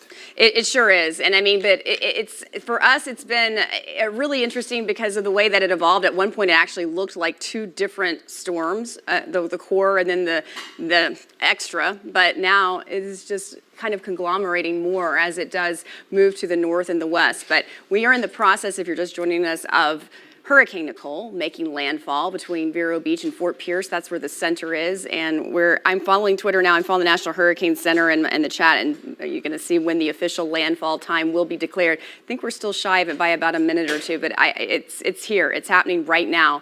And, you know, our reporters have been out in the field. It's been a coastal event. It is really going to be interesting, Mike, to see what the light of day shows. You know, we have a 6:30 sunrise, and when we get to look at the beaches then, I mean, they've taken a good pounding for the course of more than 24 hours now. And we've all along said that with all the energy with the system, you know, the wave heights were in excess of 20 feet out there, and just, you know, annihilating the coast for 24 hours. It's, you know, it'll be interesting sights to see as you tune in later today and we see what the aftermath of Nicole is. And we've had the two high tide cycles on Right. Wednesday, one in the morning. We saw some significant coastal erosion and damage from that.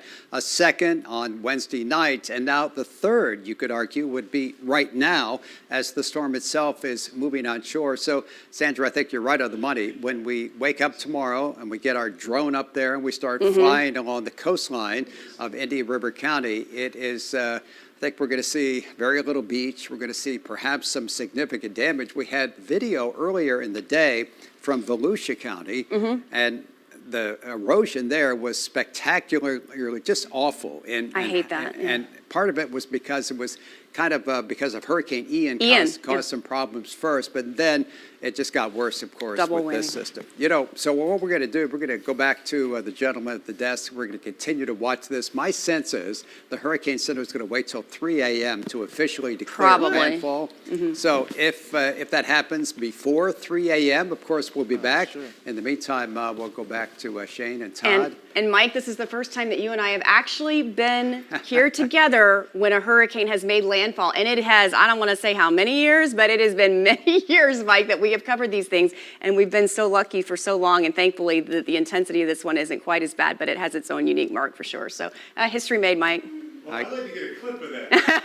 I mean, we went through Matthew, we went through Dorian, we saw the wiggle, we saw all the little variables. And, you know, I was pointing that out in our coverage. I said, you know, when it hits the Bahamas, there have been so many weird nuances over that track over the Bahamas crossing. But, you know, this one was so large, I think it had enough juice, and the atmospheric dynamics right. So, Mike, landfalling hurricane. Hope everybody's. Chris wants to get involved. Yeah, get Chris in. Bring him in.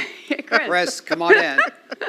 Come on in, knock, knock. I know, it's like, where's Chris? We're all here. You've got 3 meteorologists waiting for landfall as we speak. And so we had talked about this earlier. It looks like the center of circulation, or at least the landfall, will be happening somewhere right here in. It looks like it might be the St. Lucie Indian River County line, this area right off just south of Orchid Island in Indian River County. So, well, what essentially we're waiting on is for the Hurricane Center. There's the one that's going to actually deem it when it does make landfall. But we're looking for the center right here to come on shore. And then once that happens, they'll say, okay, Nicole is making landfall. So that's what we're waiting. And you can see, here's the center. So it's literally just minutes away. That's why we continue to watch this. And besides that, we're still talking about very heavy rain, gusty winds in these rain bands. And Sandra, are you still with me, Mike? I'm with you, Chris. And okay. yeah. So even though the rain bands, they look light, you got to also kind of add the fact that there's gusty winds inside of them. And because the radar, it looks like, okay, this is light to moderate showers, but they're also packing a lot of wind with it as well. Yeah, Chris, on the drive in, I mean, the roads are littered. It's not like they're not navigable, and obviously, unless you have to be here like we are, you know, it's not something that you want to try your luck at. But just to verify what you're saying. I mean, you know, things are not clear out there, and the winds are blowing things down as I was driving in, namely just, you know, the palm branches, et cetera. But you'll have these bursts, you know, of just, you know, blinding rains, and it'll be so fast. I mean, these showers and downpours with this particular hurricane have been just racing through the area, Chris. Right, and Mike was using our Barron technology and tracking, you know how we can, Storm track. skits, right, the storm tracks, they can identify how fast these individual cells are moving, and at times these cells are moving at 67, 71 miles an hour. So great technology. So we're awaiting landfall. We're gonna take a quick break, and our Hurricane Nicole coverage will continue right after this break.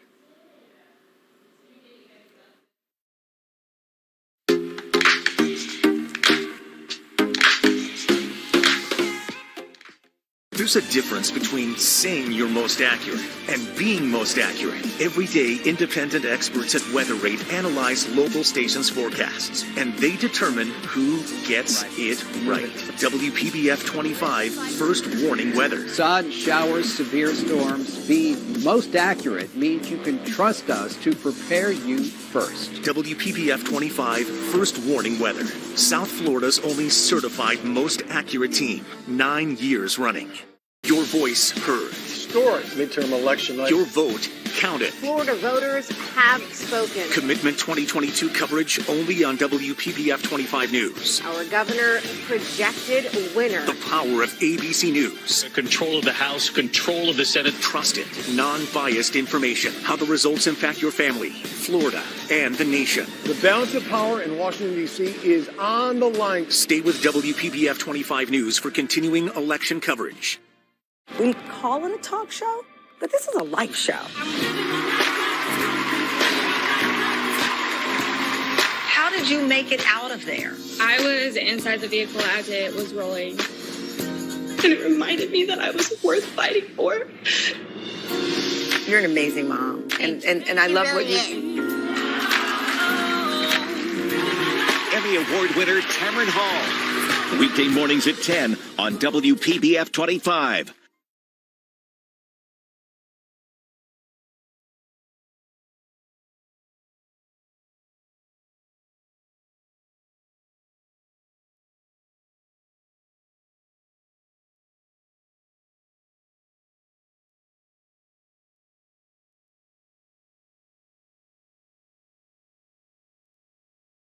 Thursday morning to you, 2:44, and we're continuing to track Hurricane Nicole here on your Thursday morning, continuing to wait for the official word of landfall. All right, we're going to go right back now to our first warning weather team, and I've got to ask you: are they going to set up a flare when they tell us that this has actually made landfall? We've been talking about it in the process of making landfall for some time, and now we understand it has to be the center, the eye has to be right over Fort Pierce. But when will we know? Very soon. How about that? That's definitive. It's kind of like you're on that trip and they're like, we'll get there. Are we there yet? Are we there yet? A 5-year-old in the back seat of the car. You are. And if we shot a flare up, no one would see it anyway because it Too dark. would probably go out because of all the rain. But yeah, there is the western eye wall. You can see it there. It's now certainly overland. This is the center. We need to get this part right here. At 2 a.m., it was about 15 miles away from Fort Pierce, Vero Beach, and we're going to bring in Sandra and Chris, and we're going to talk about this because, you know, when we talk about this, guys, this is really history taking place. This is a hurricane making landfall in our part of South Florida in the month of November. Today is November 10th, and we're talking about a Category 1 hurricane making landfall. That's pretty amazing. It is. It's incredible. And I mean, when you think about the unique characteristics of the storm, and one of the things that attracted me initially to meteorology, Mike, is the fact that every storm has a story and every one is so different with the characteristics. And with this one, it has been the magnitude of the system. I mean, the storm wind field is more than 500 miles still. So here's a look at it, and you can see the expanse of it, but that's just over the entire state of Florida from West Palm Beach northward, but it goes up so much further north. I mean, I measured this earlier, and it's a diagonal slant, but give or take more than 500 miles, and that's just with the rains. The cloud deck extends even higher than that to the mid-Atlantic shoreline. So I would say the takeaways from this are the impact for, obviously, we finally have a landfalling hurricane over the Treasure Coast this morning, somewhere between Fort Pierce and Vero is where we're going to have that officially recorded. The reason we're in wait mode is because the actual center, as Todd was mentioning, has to be over land, and it still has a ways to go. It's kind of creepy now. It's only going at 15 miles an hour to the west, so that's why we're still in kind of wait mode. But this will be the third landfall with this, Nicole, because it made landfall initially in Abaco when I was on shift yesterday. I think it was about 1:30 or so, and that's the same place that was hit, by the way, by Hurricane Dorian, a Category 5, not too long ago, 3 years ago. And I actually had some videos coming in from there. They fared much better, but they were still so vulnerable because of that hit from Dorian. And then it went over Grand Bahama, and then now it's in the process of making landfall here. So the process actually, though, begins, and this is why, Todd, we've been talking about so long, is when those outer bands of the eye, which is 47 miles wide, start to breach the land. But then it takes a while for the center to get through. So, Chris, you have a great shot of what everything looks like right now. It's quite impressive to see this on radar, and a little surreal considering the date. And let's talk about this, Sandra. Remember, just last week or just a few days ago, this was a subtropical storm that just looked ragged. It didn't have its act together. Yeah, it did not look good at all. And it's just a true testament of the size of this hurricane. Even though it was a Cat 1, and Mike and I talked about this earlier, those models put out by the Hurricane Center and the track was really good. They was really pretty much They were on point. Great confidence, yeah. And because for a long time, most of the models were predicting a strong tropical storm with winds at 70. Some were producing a Cat 1 hurricane. Mm-hmm. So those intensity models were really on point. They really were. And, Chris, I loved talking to Brooke Silverring because, as you know, she flew with the hurricane hunters, and that is where they determine what's going to happen with the intensity because they're flying two planes from the higher elevation and then below. By the way, if you haven't seen her video, it's incredible because she's flying over that developing eye. Of course, it wasn't an eye when she was over it, but you can really see the concentric counterclockwise spiral and the cloud decks and the levels and the layers. So it's interesting. All that data was what indicated the narrowing of the path and also the intensity forecast because they do those drop sounds. She actually did one that collect all the data actually inside the storm. And, you talk about hurricanes, it's such a phenomenon. And even the fact that it draws the energy from those hot waters, it's electrical. And then you see, the lightning around the center of the core, and then you see the eerily calm with the eye. Really just magnificent. So if you haven't checked it out, check out Brooke's video from the hurricane hunters. And Chris, when you compare that and then see what's on radar, it's just really interesting how everything actually aligned. Right, and then we talk about the sheer size of this system. Mm-hmm. At one point, Sandra, the Hurricane Center put out that the tropical storm force winds went out 485 miles from the center. Do you have anything new, Sandra? Did anything come in? Vanessa Vanette, we all want to be on here because it's landfall. Oh, yeah, so Vanessa's over here. I'm sorry, we were there fighting. She is. We weren't fighting over the clicker, but I'm like, no, don't take that. No. Yeah, but because it was kind of a hybrid storm. We started subtropical, and then we went fully fledged tropical. And it had such a big wind field. Again, just to think about 485 miles from the center had tropical storm force winds. And we've been feeling these wind gusts again it was like late Tuesday. All day today, wind gusts to tropical storm force. And right now, we're just awaiting. It just seems like it just wants to take its sweet time. But we're waiting for right here, the center, to come on shore. And that's when the Hurricane Center will officially deem it making landfall. Mike, are you with us? Yeah, I'm with you. I've just been looking at a couple pictures from some storm chaser friends, and they are geeking out because they are right here. And they've showed me some amazing photographs. You can see the moon tonight if you're right along the beach in Fort Pierce and Vero Beach. You're looking through the clear skies of the center of the storm. The eye, again, it's 40, 50 miles wide, just incredibly large, about twice the normal size. But if you're right there along the coastline, you look up now, you're going to see the moon, you're going to see some stars, you're going to see a few clouds. It's just an amazing experience. The storm itself continues moving west-northwest, about 15 miles per hour. I'm thinking, guys, that this will be made official at 3 a.m. I mean, it's got to be right on shore by 3 a.m. when the Hurricane Center gives us a position update of this storm making landfall right there along the Treasure Coast. Pretty amazing stuff.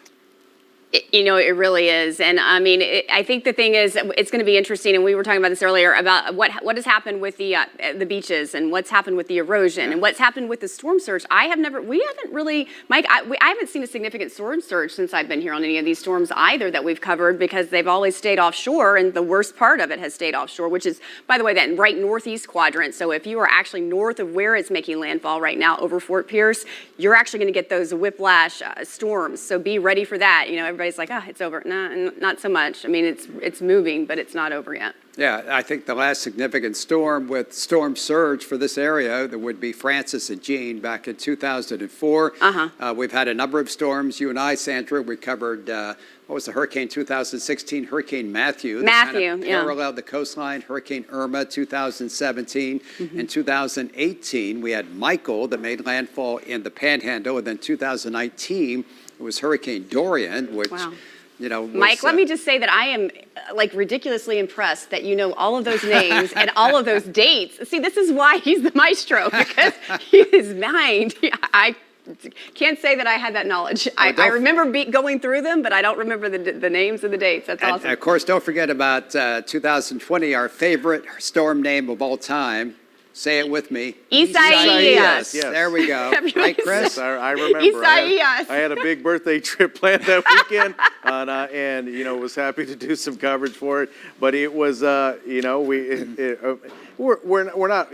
not trying to poke fun at a situation a little more serious. But again, we've tracked collectively so many tropical systems between our weather team, and they at a point when you're in coverage, they all kind of run together, and they all offer their own personality and characteristics from each storm that we've tracked. Again, we've tracked so many, but Sandra, you're right. Mike has he has a mind of picking. He remembers so much from way back in the day of a certain hurricane, and knows the specific pressure. It's just amazing. He knows the latitudes, Chris. I mean, I'll never forget. I think it was Matthew, and Mike and I were doing double team together. It might have even, I don't know which one it was. It was before your time, but we were tracking each latitude as it went north to see if it got past, our vicinity. And I was like, wow, I learned so much by tracking from Mike. But anyway, if you're just joining us, we're expecting, and Mike's checking with the National Hurricane Center right now. We're on all of the, trying to find out if they're going to announce that landfall has occurred or is about to occur any minute now. I mean, that 30 minutes ago, they're like, it's in the process, but we haven't had an official word yet. But it's happening over the Treasure Coast between Fort Pierce and Vero Beach. The center of Nicole has to actually get over the land for it to happen. So the movement now is to the 15 miles an hour to the north and the west. It's a huge eye. I mean, and this is one of the reasons it's taking so long. It's not really as tight as the stronger intensity hurricanes. It's the category 1. And Sandra, it looks like around Vero Beach is going to be from Vero Beach to around Gifford area. That's it. That looks like that's where Vero and Sebastian. Yeah, between Vero and Sebastian area. Yeah, I think you're right. As I look at it spinning behind you, that looks like the apex or the center. Right. So again, if you're just tuning in and watching, we're awaiting Nicole's landfall. What we're looking for is the center of circulation. That has to come in contact to land, and that's when the National Hurricane Center will say, okay, Nicole has officially made landfall, and that will be happening pretty much any minute. So that's what we're awaiting for, so they can officially deem it making landfall. Right. We've been talking about the system for a while. We have, and I think I like how you described it. When we first saw it, I mean, unimpressed. I mean, because it looked so ragged, it was so rough. It looked like a nor'easter, and it didn't even look like a really organized nor'easter. But it really came together, and I think that's a testament. I mean, if you're interested in how hurricanes are fueled, it's just to the warm waters. And we even had some dry air yesterday that tried to erode the south side. It is a little bit not non-proportional, as most of them are, but on the south side we even had some dry air move in, but it didn't overcome those hot waters to up the intensification with this. And you got to understand, this is going to be the third landfall that Nicole has actually made, because it hit Abaco, Marsh Harbor area, then it hit Grand Bahama, and now it's heading for between Vero and Sebastian, like you said, Gifford area. And not only that, but we're in November. Right. It's been tell me about long it. Yes. Since we've seen a November landfalling hurricane. And in Florida. I believe Mike said it was 1985. Well, 37 years, and I mean, it's going to be historic. And you know that the hurricane season ends November the 30th. I've actually seen tropical systems develop after that, but none have actually threatened the U.S. But we are entering, I think, a time in our history where, if things are fair game, we've seen so many anomalies with the climate situation, and here we go. And yeah, I'm just. We should have something here momentarily. Yeah, Mike's on standby. Is we're monitoring because we'll get the update at 3 a.m. is coming in. Just a few minutes. Yeah. So, Chris, have you been in an eye of a hurricane before, and what was your experience? That's a good question. I've been in. I was in Isaac. That was along the Biloxi area. I've also been in a couple of others. They run together. I know. It's hard to remember the name. I can tell you that I remember I was in Hurricane Katrina, and lightning struck the generator at our station right before the eye, and then everybody was just kind of in the dark anyway. And so we all went outside and it was weird because it had been so violent. And then, I mean, you could see the destruction around, and then we all ran back in, but it's definitely a surreal experience. Right. It's almost a little eerie feeling because definitely eerie. You're so used to the winds howling, and then all of a sudden it's just like a little whisper of wind. It's a sonic. It's a sonic sensation, you know, because it's all the noise, kind of like all the noise, and then you finally unwind.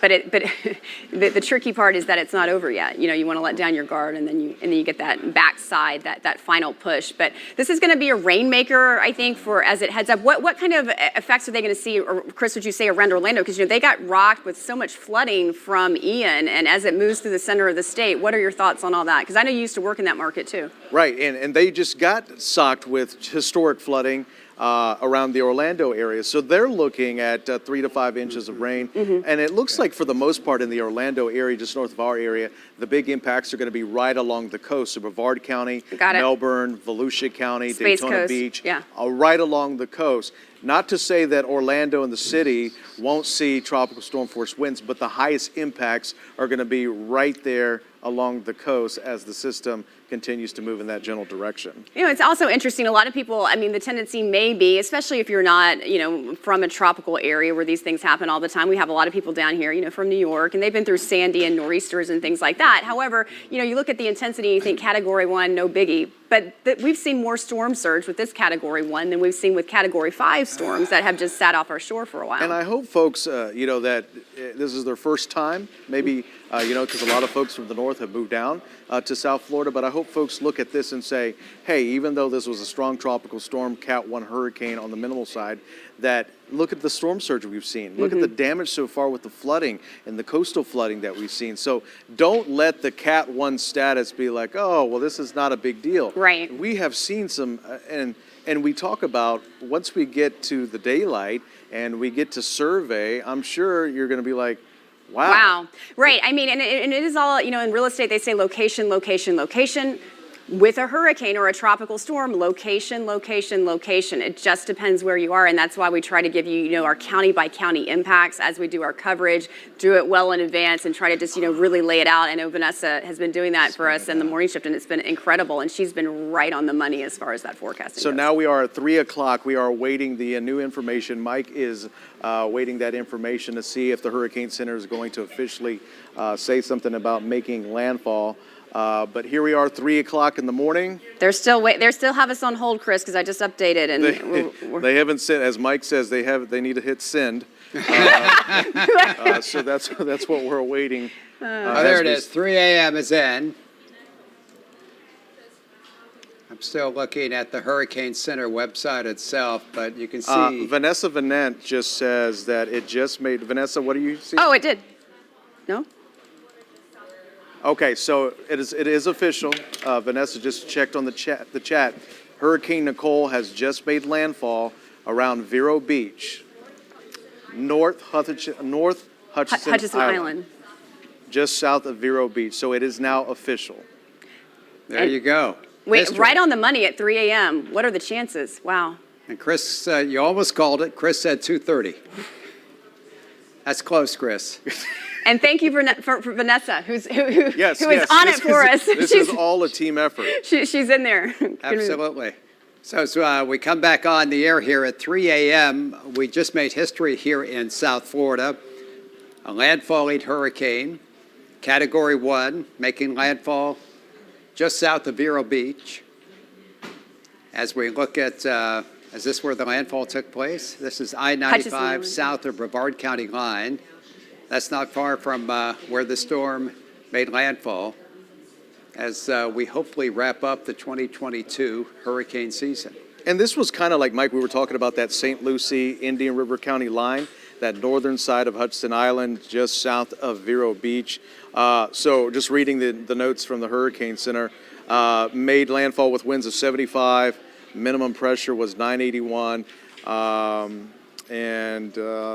let's see, the location of the system at 3 o'clock is 15 miles northwest of Fort Pierce. So literally on the county line. Right. St. Lucie and Indian River County. So that's a little farther north than we had thought of the past few days. So we were saying maybe Jupiter at one point. Then earlier today, we're thinking Martin, St. Lucie County line. We were talking about that a lot. But then that high pressure kind of took over. It steered it a little bit farther to the north and northwest, and there you have the landfall, official. And still, even with it, starting to interact with land more, that wind field is 485 miles from the center. So it's going all the way up the U.S. eastern seaboard. And, we're in the center of the eye now. So if you are on Hutchinson Island and you're out and you see the moon and you see the stars and you think, hey, everything's cool, you're going to get that backside, and especially even north of where it made landfall, you're going to get that right northeast quadrant. Hurricane force winds extend out from the center, which is right over that Hutchinson Island landfalling area right now, 25 miles. So if you're 25 miles from that location, especially to the north and the east, expect some blinding rains and very, very gusty winds on the backside of this eye. So here we are a little bit after 3 a.m. I'm on the air with meteorologist Chris Martinez, Sandra Shaw, the entire First Warning weather team working hard over the past few days. We all just made history. A hurricane made landfall on November 10th here in South Florida, just south of Vero Beach. Never thought I'd be saying that, That's odd, November 10th, to say the least. I didn't either, Mike, but if there's one thing that we have all learned, never let down your guard, especially in South Florida and especially in hurricane season. And this has kind of been a weird season, remember, because we had a slow start. Super weird. We had all that Saharan dust. Saharan dust move in and kind of just like put a cork in it for a while. And then it started to really ramp up towards the end of the season. So hopefully after this one, it'll start to quiet down. But I hope so. We still have some 20 days officially left in hurricane season. But again, it's been a while since we've had this late landfalling. And it's not great economic news. I mean, you are dealing with the devastation from Ian, having had a chance to go over to the Fort Myers area and see how that 15-foot storm surge just crushed Fort Myers. They're still dealing with this. And this isn't it didn't land there, but they're still getting some effects because this is taking over, most of the state.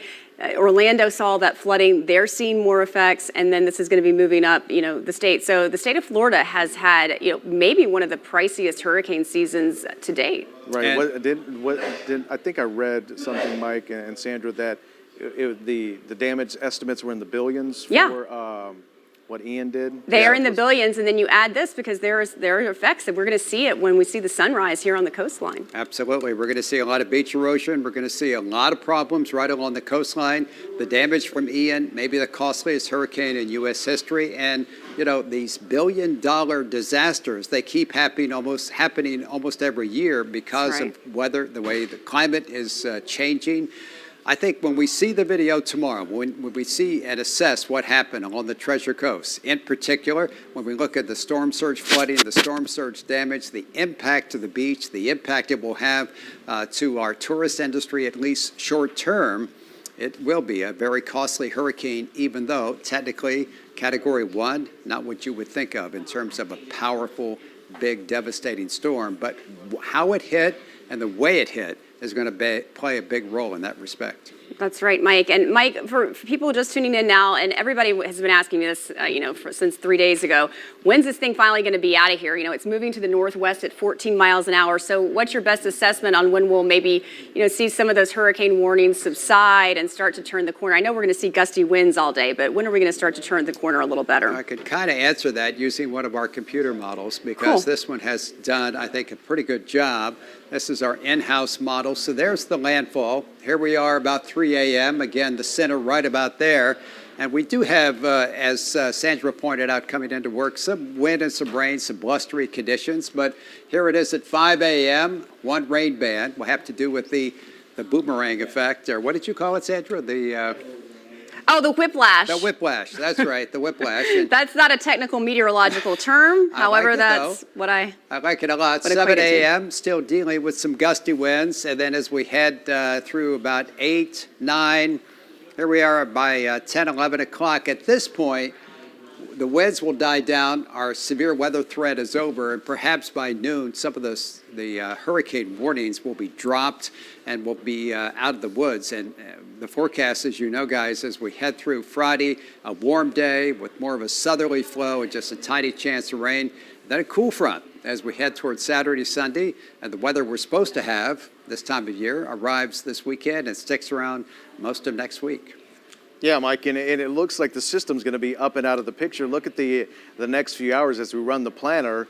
Temperatures will stay in the lower 70s. It's going to be nice and breezy, though. But look at the rain showers. At least the chances are pretty much on the lower side as we head through the next few hours, just at about 20% for a lot of locations. Of course, the rain bands are going to be wrapping around, but what we've currently seen with the outer rain band, Sandra and Mike, is the torrential rains have kind of loosened up just a little bit. Mm-hmm. They're not as intense as they were a little earlier this evening. But over the next few hours, it's just going to stay breezy, windy to breezy through about 5, 6 o'clock. But I do have to say, at one point, we did have that tornado threat, but thankfully that didn't materialize for our area. It's further to the north. You know, especially on the heels of that Kings Point tornado that made, that touchdown during Ian. I mean, a lot of people were really on edge because that was significant. On the scale, I think, wasn't it an EF2, Chris? Yeah. Yeah, EF2 hit down, and that is one of the things that, having covered all these tropical cyclones here over the years, that I would equate most often are the numerous tornadoes that are rain-wrapped, fast-spinning off of the ocean. But with this unique storm, thankfully, gracefully, we did not see that. I think in a large part due to the fact that it was so messy and sloppy. It's just this ginormous kind of nor'easter-looking thing for so long. And, it did intensify, but those outer bands were more dispersed and not quite as tight, so we didn't see that spin. I did see, though, when you think about the wave heights, and I don't know if one of you guys has a map of the wave heights, even what they're right now. I'd be curious because I think they're probably in excess of 20 still with that push of water and the storm surge that coincides with not only the full moon, and we had the blood moon eclipse a couple nights ago, but we also have the highest tide time of the year. So that sort of was a trifecta in contributing to the storm surge, even with just this Category 1 hurricane. And also, there we go. You got cool. The wave heights. Okay, there's 20 though. I feel like Vanessa's working her magic back here as well. 2016. That's incredible, isn't it? Yeah, it is. Gracious. Wait, and to try to wrap your mind around that, I cannot wait to see what the seas look like. But be careful. Just a word of caution. Everybody wants to see what's been done. Want to go out, and it's mesmerizing to look at the ocean.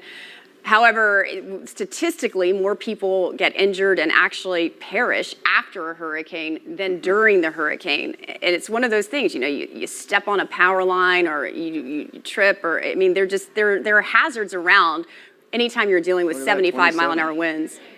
27. Wow. 27, and that's feet. right at the core. Just that's that right northeast quadrant. That is, all of yes. this is the verification of what we know from the physics of a hurricane. 27-foot waves. How about that? Insane. So if you want to come to me real quick, I can kind of give you a little instant replay of the storm making landfall. This is our radar loop, goes back 1 hour. There's the center of the storm, and there's the landfall just before or just after 3 a.m. Again, located right about here. The western eye wall started to really impinge upon the coastline of St. Lucie County a couple of hours ago. The storm made that turn to the west-northwest and actually accelerated its forward speed, running at around 13, 14, even 15 miles per hour. And again, there it is at this point, 3:10 a.m. And we're told, and I've seen some video and some images, if you're in this area right now, Sebastian Vero Beach, if you look up, you'll be able to see the almost full moon. You'll see some clear skies. And here's that opportunity. If you live in Vero Beach, if you live in this area, you live in Sebastian, I know the last couple of hours have been really rough. Some really heavy rain, some really nasty storms. But if you're up, you go outside, I'm guessing you'll have that moment where you'll be in that eye, the winds will be calm, and you'll see the clear skies, you'll see that moon, something just remarkable. But again, what's it called again? The Whiplash. Whiplash will come back and get you before you know it, and this part of the storm will move your way. But it's an opportunity that may be just once in a lifetime. So if you have the chance and you are careful and aware of the time, this might be something to take advantage of. And Mike, I do want to show this before we kind of, since we've covered the hijack the show. The official landfall. We've done that before. Is we still are looking at those pretty strong winds, especially through Vero. The winds could get as high as 60 miles per hour, and then points just north of Fort Pierce over the next couple of hours. You can see right here, pretty decent percentages, about 70 to 80% of seeing winds of 60 miles per hour. That's about through around 3 or 4 o'clock in the morning. And then after that, the high wind threat does take it a little closer towards Orlando. So buckle up, Vero Beach. You've got about a couple hours of these strong gusty winds that could be up and over 60 to 70 miles per hour. And then after that, the winds are still going to be windy, but it's not going to be as bad as what we're seeing right now as that landfall continues through Indian River County. All right, so we're going to wrap things up with our group at the moment. Chris and I are going to hand off the clicker. We do that in an official manner, don't we, Sandra? We do. We have many traditions of handing off the clipper. The clicker. It's been a long few days. The clicker. I even have some photos of that, Mike. Yes, we do. It's fun. Because we have been working the 12-hour shift, so Chris and I will wrap things up, turn things over to Sandra and Vanessa and our morning team as well. I see Nathalie and Aaron are here and ready to go. So we're going to thank you for watching. They will continue our coverage of Hurricane Nicole after this commercial break. Protect your health and your budget with an Anthem plan. Click now for a quote. Aren't mornings such a rush? Yes. It doesn't matter who you are, where you're going, or what you're doing. Yeah, and we know a lot can happen overnight as you are sleeping. Breaking news, we need to get you those facts quickly as you head out the door. The big stories, of course, but also what the roads look like and how the weather may impact what you're doing. You're going to want an accurate forecast so you can plan your day. Wake up with Aaron Guy, Stephen Graves, and Nathalie Pozo. Only on WPBF 25 News Mornings. Right now, we're tracking Nicole. South Florida's most accurate, most trusted, most experienced team is tracking the direction and strength of this unique tropical system, bringing you breaking updates on air, on social, and in the WPBF 25 News app. An around-the-clock commitment and the most advanced weather tracking technology to keep you safe. For the very latest on Nicole, stay with WPBF 25 First Warning Weather. WPBF 25 First Warning Weather. Got growing concern about this cell. Trusted the most. Highest risk for these rotating thunderstorms. #1 in severe weather coverage. 2 severe thunderstorm warnings. We're going to keep our eyes right on this area here. The primary threat from Indiantown north. Boca with the heaviest rainfall now. Warning that has been issued for now coastal Palm Beach County. Most accurate, most experienced, most trusted. Be careful in this area. WPBF 25 First Warning Weather. The future of television has arrived. Next Gen TV is here. Immerse yourself in stunning video.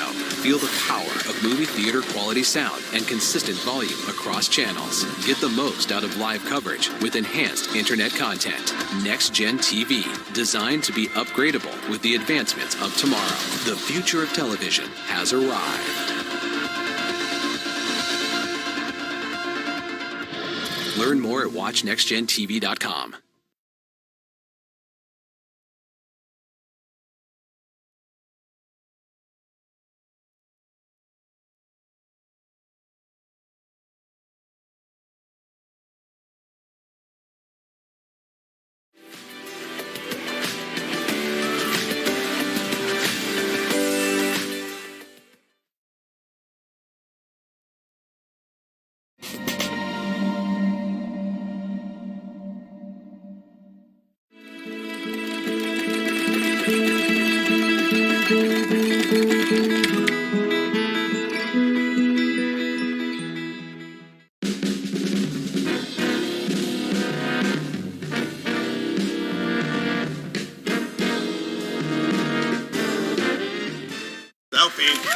Nailed it.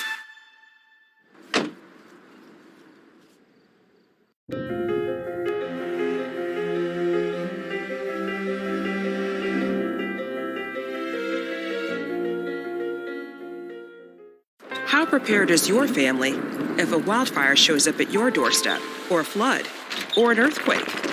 You can't just turn away a natural disaster. That's why it's important to go to ready.gov/plan now.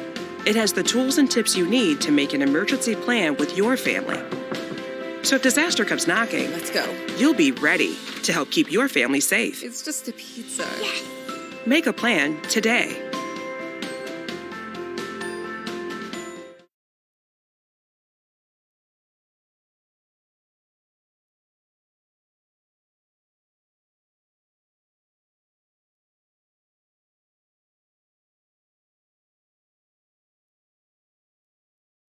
Right now, you are watching an extended edition of WPBF 25 News. Hurricane Nicole has made landfall just south of Vero Beach about 17 minutes ago at 3 a.m. Thank you so much for staying here with us. I'm Nathalie Pozo. And I'm Erin Guy. We have team coverage as we continue to monitor Hurricane Nicole early on this Thursday morning. Let's begin with our team of meteorologists, Vanessa Vanette standing by, but we start with Sandra Shaw. Again, about 18 minutes ago, Nicole made landfall. That's right, and it was a long process because it's a huge eye that extends more than 40 miles around, and so with that diameter, it took a while for the actual center to move over land, which it did on North Hutchison Island, 3 a.m., just to the south of Vero Beach. So the track had actually shifted just a little further north than it was indicated when we were on the air with you yesterday. But here, the people between, say, Vero and Sebastian right now are in this nice, eerie calm that you see in the middle of a hurricane.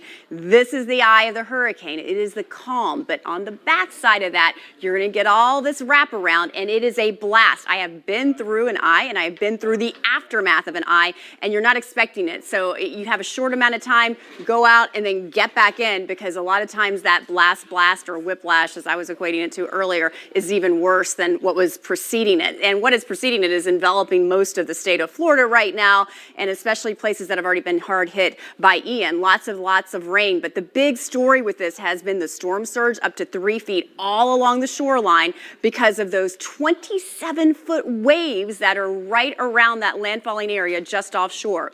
Here's what you can expect, though. Pretty much better improvement after the next few hours this morning. We have a Category 1 hurricane still with 75-mile-an-hour winds moving to the west-northwest at 14 miles an hour. It's going to go up just south of Orlando, north of Lake Okeechobee, through the middle part of the state, and then slide past north of Tampa, likely head into the Gulf of Mexico, draw on some fuel and maintain its status as a tropical storm still, and then move up through the Tallahassee area. Then it's going to hit some colder air in addition to the friction with all of this land and become a depression when it's to the south and the east of Atlanta. And after that, it probably has a short shelf life. But bottom line, the good news about this is that because it is very top heavy on the storm, most of our area will definitely by sunrise be improving. We'll see gusty winds, but we will be improving, and we can see what actually needs to be recovered after that massive storm surge that we did see, especially for our area. I mean, you have to go back 37 years to have a landfalling hurricane over the state of Florida. So Sebastian, Vero, and Fort Pierce are now well within the middle of this eye. Fort Pierce, you're now getting some of that wraparound on the south side with some heavy rains. The rate of movement with these squalls has been incredible. It's been 65 to 70 miles an hour. We have things that have been tracking it all night long. So the storms that you have seen have been very fast moving. We have not seen any tornado warnings, which is a blessing in its own right. So far, things are looking good. The big thing I want you to take away, though, is that more people are killed after a hurricane makes landfall than actually during it in many cases. So there are a lot of hazards out there, even with these 75-mile-an-hour wind gusts. Beach erosion and the beating that the beaches have taken, Vanessa, over the last several days, that's going to be the big thing. The chances of the high winds, though, that is shifting more north, and we're going to see improving conditions throughout the day. Oh yeah, mid-morning, I think we're not going to be in the warnings anymore. The winds will start to subside just a little bit with those wind speeds up to 30 miles per hour in the next couple of hours. Right now in Sebastian down into Fort Pierce, you guys are under that eye, the center of Nicole right now with clear skies out there. And then we have that eye wall that could produce those very gusty winds close to 74 miles per hour and those heavy rains right now in Fort Pierce and down into Port St. Lucie. So we have clear skies. You guys are in the eye in Sebastian, Indian River Shores, and Vero Beach. And then you'll get more activity coming in very shortly as Nicole tracks towards the north and northwest. Further down south in Hope Sound, Jupiter, we have light to moderate showers out there. Let's go county by county. Palm Beach Gardens down into Riviera Beach and downtown West Palm Beach. You guys are clear right now. Just a couple clouds and breezy conditions. Some heavy rains impacting Pahokee, just north of 441 and Belle Glade as well. Further down south, not bad. Looking pretty good out there from Boynton Beach down into Boca. But it is very breezy out there. We have those wind speeds up to 35 miles per hour in Port St. Lucie and even gustier just north of Vero Beach, and very breezy, blustery in West Palm, 35-mile-per-hour wind gusts in that certain area. So updated for you to track just to give you a better idea. We are going to get those rain bands on the backside of that center in the next couple of hours. It will be impacting us for the next couple of hours, and then eventually after 8 and 9 o'clock, things will be looking much better out there. So after 9 and 10 o'clock, Nicole will be on the west coast of Florida, producing some showers and thunderstorms near Fort Myers up towards the Treasure Coast, and then we'll see some sunshine out there later on in the afternoon hours, and temperatures will be climbing into the low to mid 80s. We haven't seen that in the last 2 days. So Vero Beach down into Boca, things will be looking much better after 2 and 3 o'clock. So your hour-by-hour forecast, impact weather for the next 2 to 3 hours. Winds will start to calm down. The impacts will be less as well after sunrise, and temperatures will be back into the 80s and a couple spotty showers. So lingering rain bands possible after 3 and 5 o'clock. We'll have more on this coming up in about 15 minutes.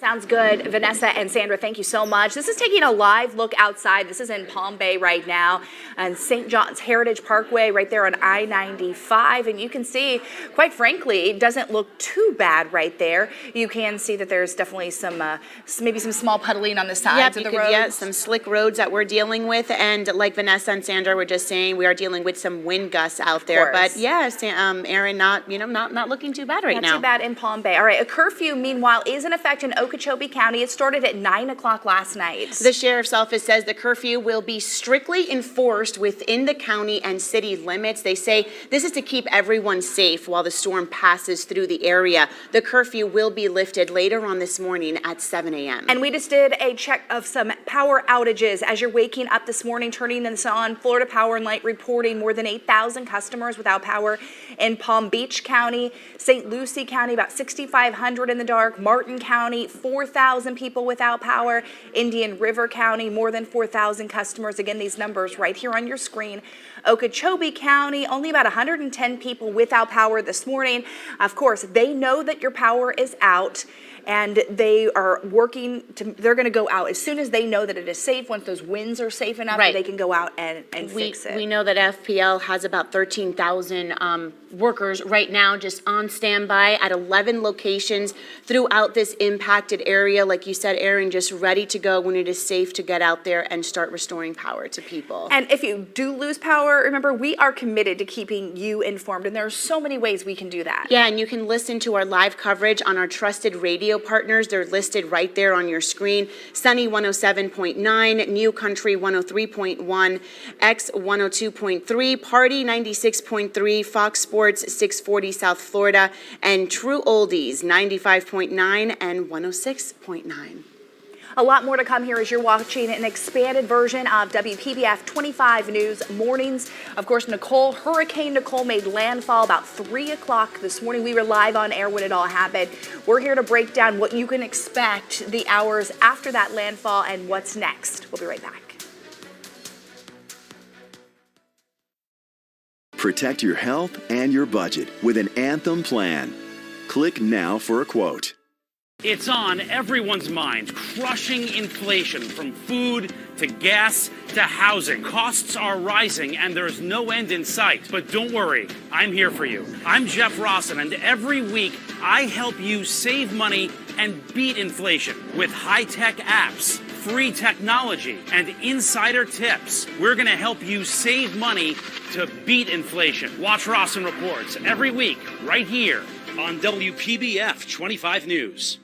WPBF 25 first warning weather. Got growing concern about this cell. Trusted the most. Highest risk for these rotating thunderstorms. Number one in severe weather coverage. 2 severe thunderstorm warnings. We're going to keep our eyes right on this area here. The primary threat from Indiantown north. Boca with the heaviest rainfall now. Warning that has been issued for now coastal Palm Beach County. Most accurate, most experienced, most trusted. Be careful in this area. WPBF 25 first warning weather.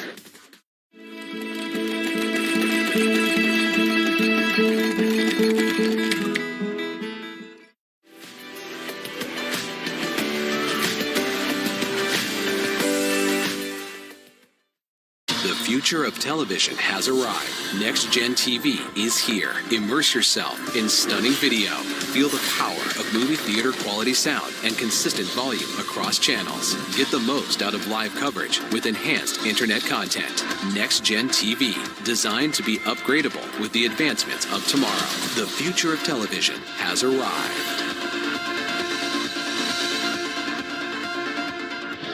Learn more at watchnextgentv.com.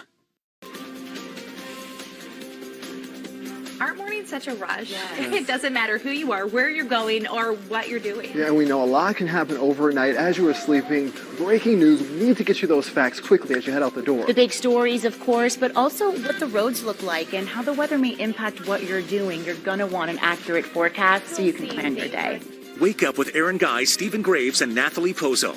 Only on WPBF 25 News Mornings.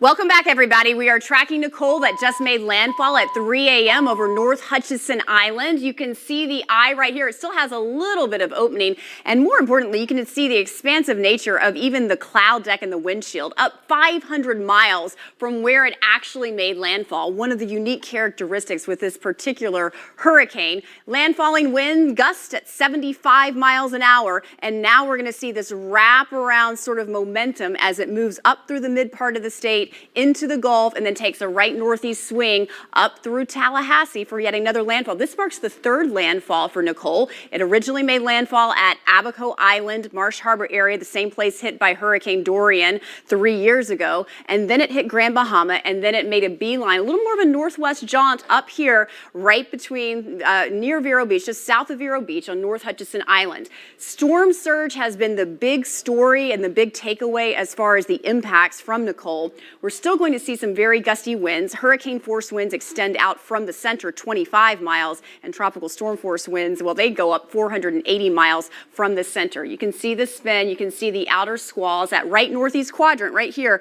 that's the worst, and so that worst of it is actually out of our area, but we are going to see this last push as it continues to move across. The actual diameter actually across through the eye is 47 miles, so, you know, we start to see the landfall process. They were talking about it all last night for a couple of hours because it's when the first bands start to hit the shore, but it's when the middle of the eye gets across the land that you actually have a recorded landfall. So this is historic. You have to go back 37 years to find something like this happening in the state of Florida with a Category 1 hurricane hitting in November.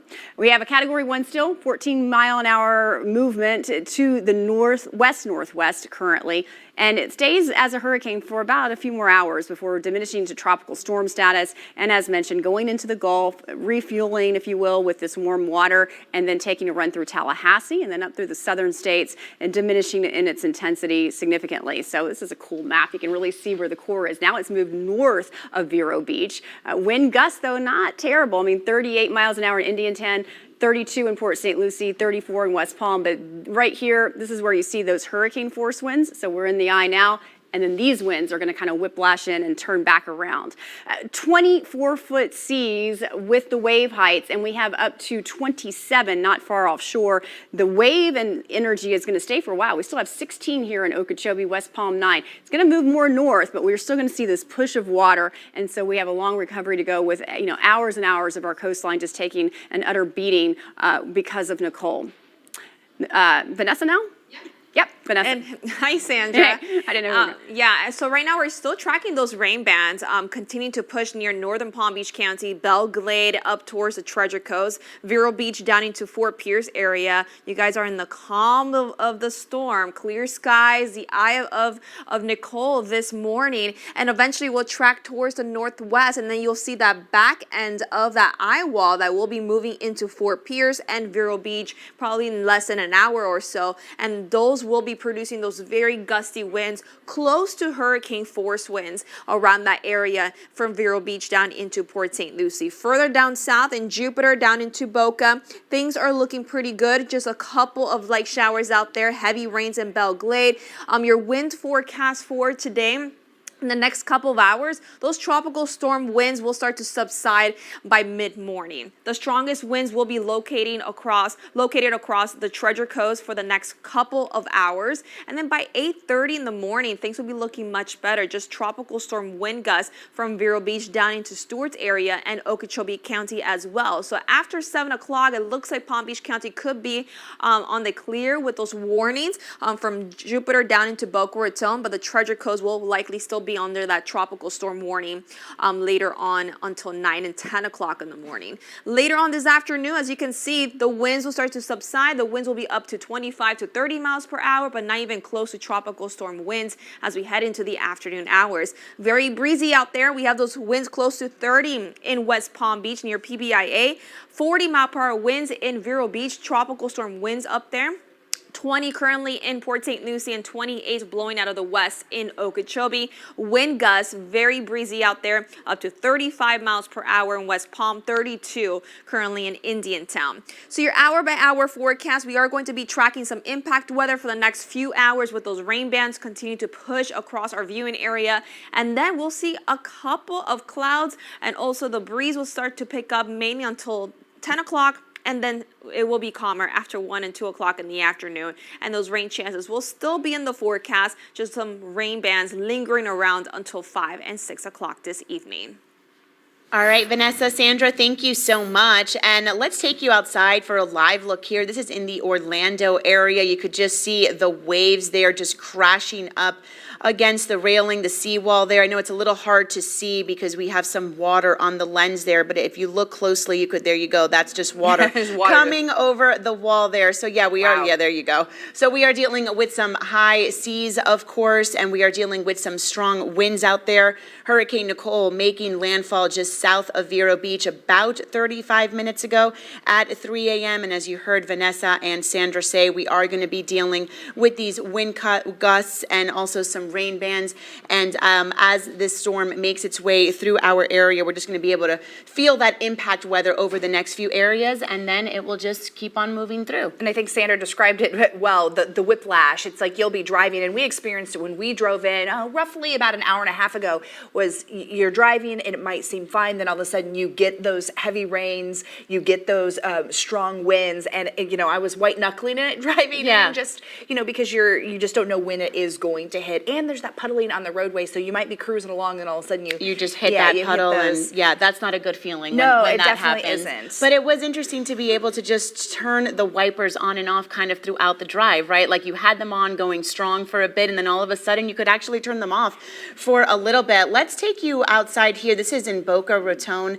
There's an FPH and FHP involved crash, it seems, here on I-95. Looks like it's by Yamato Road. This is in the southbound lanes. Looks like maybe this truck is involved as well. So we do have some road closures there in the area. Caroline Coles will stay on top of this for us and bring us an update coming up in just a few minutes. And we're going to continue to update you, of course, as more information becomes available. Officials advising people to stay home, try to avoid driving during the storm. I mean, right now, really not the best time to hop on the roadway. So if you can wait a couple of hours, I mean, just every single hour, conditions are going to improve here after this storm has made landfall, of course, and it's moving. I believe Sandra said about 14 miles per hour.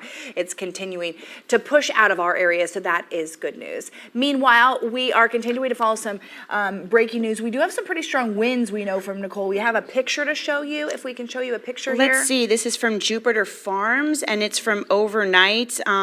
There it is, right there. So you could see this just massive tree was uprooted from the ground there. So again, you know, Aaron, we've been talking about just those wind gusts that we're dealing with out there and those rain bands. The ground is just, it's really soggy right now, you know, with all of these rain bands that have been moving through our area since yesterday. And you have to think, when you have some serious wind gusts that can take down a tree, that puts things into perspective. I have a feeling once the sun comes up this morning, Nathalie, especially north of Jupiter on the Treasure Coast, I think you're going to see a lot more of this. And this is what you also don't know when you're driving.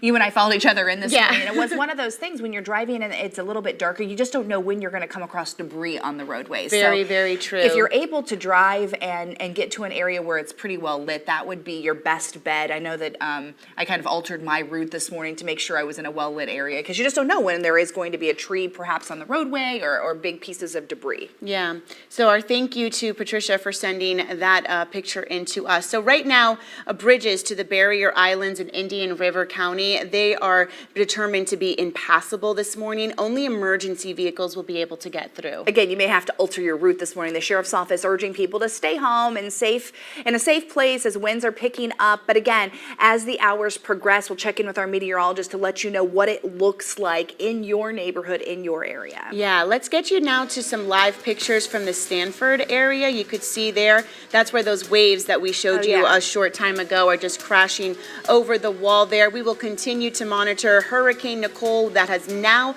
made landfall about 40 minutes ago, just south of Vero Beach. Our team of meteorologists, they have been on top of it. Yes, they will continue to stay on top of it, and we will bring you much more right after the break. Stay with us.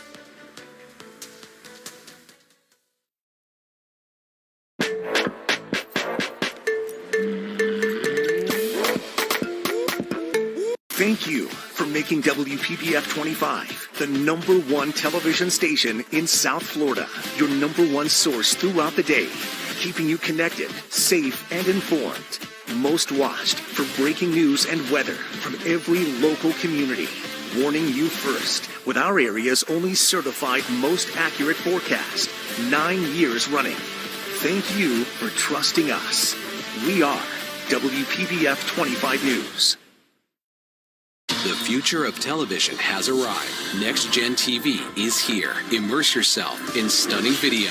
Feel the power of movie theater quality sound and consistent volume across channels. Get the most out of live coverage with enhanced internet content. Next Gen TV, designed to be upgradable with the advancements of tomorrow. The future of television has arrived. Learn more at watchnextgentv.com. It's kind of cool to think that there are people who see what you're doing and think, oh, well, maybe whatever I thought was outside the box, maybe there is a place for that. The best makers put their heart and soul into their work to create something magical. Let's go say hi. Cool! If you make this, be sure to post it and tag us with My Craft Course. So it's never too late, and just get out there and do it. These are the incredible stories of our Maker Nation.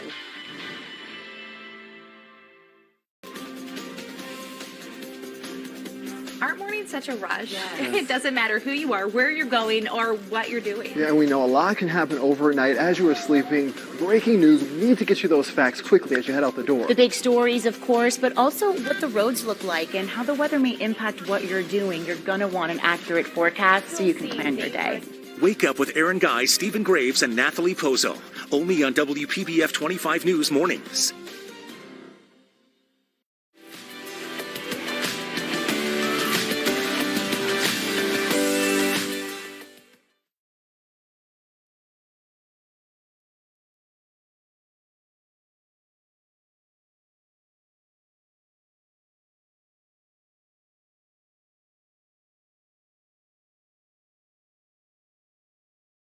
Welcome back. The time now is 3:40. I want to take you outside for a live look here. This is from our reporter, Caleb Califano, who is out on the road right now, heading to the Treasure Coast just to take a look at the damage this morning and how conditions are looking up there. Him and his photographer, Thomas, there in the car. You could see that, you know, things don't look too bad right now from this picture. But Aaron, like you were pointing out, you know, every now and then you'll come across a puddle of water, you know, and that can be some, you know, just scary moments out on the road. And then those wind gusts that we're dealing with, and those rain bands too as they move through our area. Absolutely. And when you get off the interstate is when you really start to have to worry about kind of what the road conditions are looking like, in my opinion, because one, you don't know how well lit the roads are. Right. Two, you don't know when there's debris, because obviously better chance of having debris and puddling on the roadways. I know I had to navigate a little bit, and it wasn't too bad in the Jupiter area where I was traveling from, but I can tell you, you do want to stay off the roadways if you don't have to. Of course, over the next couple of hours, things are going to change. I want to check in with Sandra, and Sandra, let's talk about that a little bit. Of course, we know the eye made landfall just south of the Vero Beach area. That was about 40 minutes ago. So talk a little bit about Palm Beach County, the Treasure Coast, when we're going to start seeing things settle down, and when you're going to say, hey, if you need to get out, it's okay. I would say definitely by midday, but by later on this morning, I'd say about 10 a.m. or so, you're looking pretty good. And I'll show you this future track here in a minute in our day planner, just giving you that hour by hour assessment. Would not go out right now though, because we just had landfall, and on the back side of that eye, which is basically 47 miles wide, we do have the backside of this huge Hurricane Nicole that has tropical storm force winds that extend out 480 miles from the center, and has those hurricane force winds that still extend out 25 miles from the center. Right northeast quadrant, though, the worst side is now to our north, and we're in the Erie Calm of the eye right now. So Palm Beach County area, it's going to be, if you live along the coastline, there is standing water because we had a 3-foot storm surge. It's estimated all up and down the shoreline, even as far south as Hollywood. I saw flooded buildings that are right down on the coast. So it's going to be interesting to see what our dawn reveals and what we see at sunrise. But in the meantime, here's the track. Category 1 hurricane moving west-northwest now at 14 miles an hour, going through the mid part of the state. And then it stays at tropical storm status through the Gulf of Mexico and then up through Tallahassee before diminishing in its intensity over the Georgia and South Carolina, North Carolina area later on. Here's a look at radar right now. And if you put this spin into motion, you see that this is a very wide eye. It is a Category 1 hurricane, but one that's really characterized more by its wave heights and storm surge for our vicinity. That and the fact that it made history hitting November 10th. In Florida, you have to go back 37 years for that to happen. But right here, smack dab in the middle of the eye right now is Sebastian and Vero Beach. Conditions are beautiful. You could probably see the full moon and the stars out there. But on the back side of that, you're going to get these squally rains. We see some of that moving in and around Fort Drum right now. Jupiter Farms, there's some showers. Pahokee, some showers. But there's just these gusty squalls that we've seen associated with this storm. And again, let me get over this. For some reason, I have an extra map in here, but let me take it now to our winds and the gusting winds. I like this map because it shows you where the center is right now. Made landfall over North Hutchinson Island, just south of Vero Beach, but now it's moving even further north, and it's now west of 95. 29-mile-an-hour gust in Port St. Lucie, which is really not that bad. I mean, we saw much higher gust overnight. 30-mile-an-hour gust in Okeechobee, 39 in Indiantown, and 33 in West Palm. So still very gusty. It's just going to be still that build and pile up of water with almost 20-foot seas offshore. There you see what happens. The storm gets out of here, and then we are awaiting the arrival of a cool front as we get through the weekend, which is really going to give us much nicer weather. It has been a long haul, and this is well-deserved, Vanessa. Yeah, definitely, and you guys will like the temperatures. Temperatures will be comfortable over the weekend and early next week as well. Let's talk about the current wave heights. It's very impressive because offshore, just northeast of Vero Beach, 27-foot waves around that area near the eye wall of Nicole. And then Fort Pierce down into Jupiter, we have 18-foot waves out there, 14 in Jupiter, and 12 right along the coastal areas of Boynton Beach and Boca Raton. So make sure you don't head out there today or even for tomorrow. The waves will start to subside in the next 48 hours, and it will be much calmer as we head into the weekend. Right now, things are looking a little bit better from Stewart down into Boca. We have a couple light showers out there. We have some heavy rains in Belle Glade and even up towards Fort Pierce. But then later on, after 4 and 5 o'clock in the morning, we'll see those rain bands continue to push and impact the Treasure Coast and Okeechobee County for the next 2 hours or so. And then things will be looking much better for Palm Beach County, a couple light sprinkles out there, and then light rain bands impacting Vero Beach and down into Okeechobee around 10, 11 o'clock in the morning, and then the threat will be much lower as we head into the afternoon and evening hours. So things will be going back to normal. Later on, we will see some sunshine out there as well. A couple of rain bands moving on shore. Those temperatures will start off in the 70s and then we'll get some 80s out there. We haven't seen that in a while. So highs will be in the low to mid 80s, 82 by 3 o'clock in the afternoon. We're going to keep those rain chances near 40% for today, especially in the morning hours and a few more in the afternoon, and very blustery until 11 o'clock in the morning. Let me show you the 7-day forecast. Temperatures today will be in the 80s. The severe weather threat will be lower for today. And then we say goodbye to Nicole later on this afternoon. Friday and Saturday, lots of sunshine, still breezy out there. Temperatures in the 80s, morning lows in the 60s on Sunday with a cool front moving into our area.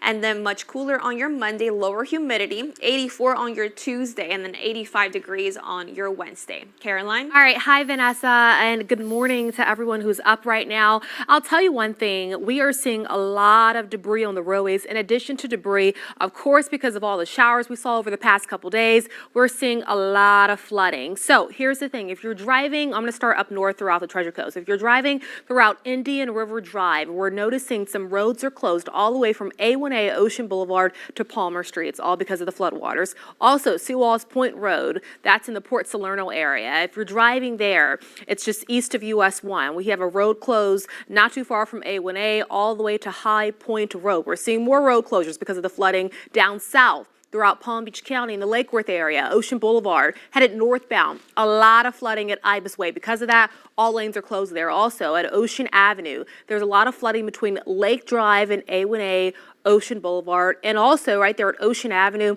also some flooding going on from 6th Street to Ocean Boulevard. So a lot of flooding. I'm just pointing out a few, but the whole purpose of this is to remind you to take it easy outside because we are seeing a lot of floodwaters.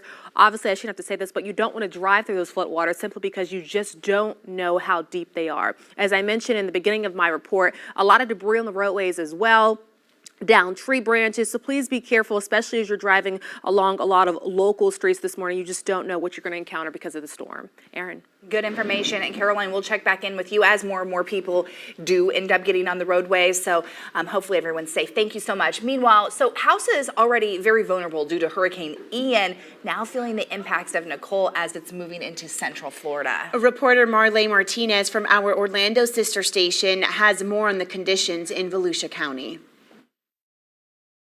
We are certainly feeling the power of Hurricane Nicole as it approaches the coastline of Florida. And of course, the big question is, what will happen to the homes out here at Wilbur by the Sea? Look at this house right here. You can see how so much of the backyard is now gone. We spoke with neighbors who live in the area, and they say just yesterday, that back porch there alongside the furniture was there. Now you can see it has crumbled into the ocean, and down below what now looks like a cliff, you can see all of the debris. Now these houses were already so vulnerable because of Hurricane Ian that took out the natural dunes that extended for yards out into the beach, but that beach is essentially now gone.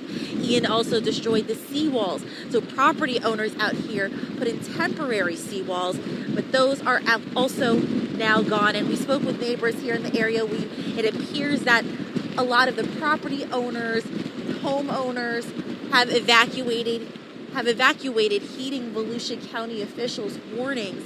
But the folks who are still out here, they've been checking on these houses every few hours, seeing more and more of their property now gone. And that was Marley Martinez reporting from our sister station in Orlando. Meanwhile, we do know about 200 people did have to evacuate their condos in Daytona Beach shores. This is because of safety concerns linked to that erosion, kind of like what she was showing. At least 6 buildings had to be evacuated there. They already suffered damage from Hurricane Ian. Officials are concerned that continuing beach erosion could cause them to collapse. 2 condo buildings in New Smyrna Beach were also deemed unsafe. Well, heavy rain creating deep flooding in Martin County meanwhile. Tara Jake Way continues our team coverage from Palm City.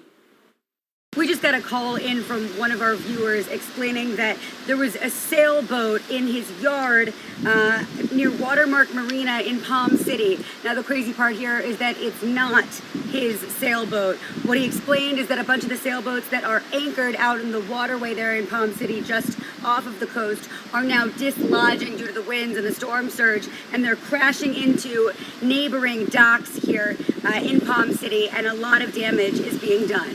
So back here we had about 20 yards of beach went out, but right now with the tidal surge, it's crested our berm, which is like a hill to keep the water off the back wall here. But now, as you can see all the way down, the water has come to the back wall, and we're basically touching our retaining wall right now. So even if the winds have died down a bit, that storm surge is still going to be fueling, and that water is still going to be rising. Those boats may still move. Again, extreme caution should be used when you're out and about on your property if you're in Palm City or in that area or any coastal areas. In Palm City, Tara Jakeway, WPBF 25 News. Could really hear the wind there Oh in my your microphone, goodness. right? Yes, Tara, thank you so much. We continue to follow Hurricane Nicole making landfall in our area around 3 o'clock this morning, just south of Vero Beach, like Mike Lyons and the rest of the weather team said. Making history here in Florida, this rare storm in November. A lot more to come as you're watching an extended version of WPBF 25 News. We'll be right back.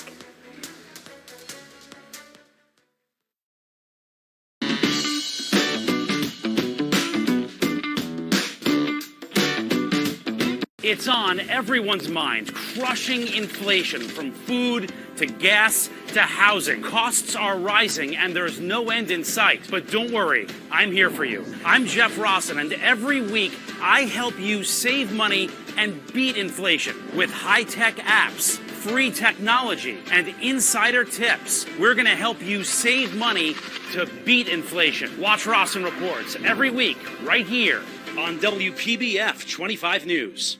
The future of television has arrived. Next Gen TV is here. Immerse yourself in stunning video. Feel the power of movie theater quality sound and consistent volume across channels. Get the most out of live coverage with enhanced internet content. Next Gen TV, designed to be upgradable with the advancements of tomorrow. The future of television has arrived. Learn more at watchnextgentv.com. WPBF 25 first warning weather. Got growing concern about this cell. Trusted the most. Highest risk for these rotating thunderstorms. Number one in severe weather coverage. 2 severe thunderstorm warnings. We're going to keep our eyes right on this area here. The primary threat from Indiantown north. Boca with the heaviest rainfall now. Warning that has been issued for now coastal Palm Beach County. Most accurate, most experienced, most trusted. Be careful in this area. WPBF 25 first warning weather. Be prepared and stay informed this hurricane season. Track storms, get breaking alerts, and access to the WPBF 25 Hurricane Guide. Download the WPBF 25 News app now.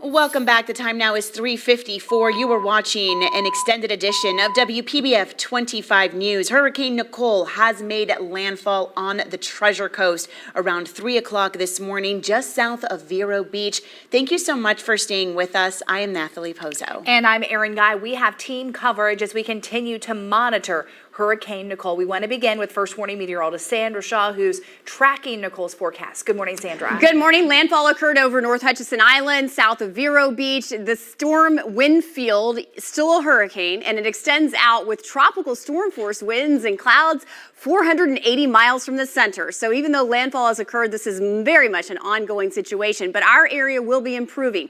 Let me give you this time lapse. This is really cool. You can see here is the eye, Watch it go ever so slowly. Here is landfall taking place right now, that clearing of the eye just to the south of Vero Beach, and it's moving on through. So what we're going to expect now is this little onslaught of the backward side of the system, the northeast quadrant the worst. So up near Palm Bay, they're really getting rocked with some squalls right now. But we are going to see here, again, just I can't watch that too many times. It's so cool to see that clearing actually make landfall. So landfall is determined when the center of the eye, watch it one more time, actually breaches the air. So right there, and that's us, North Hutchison Island.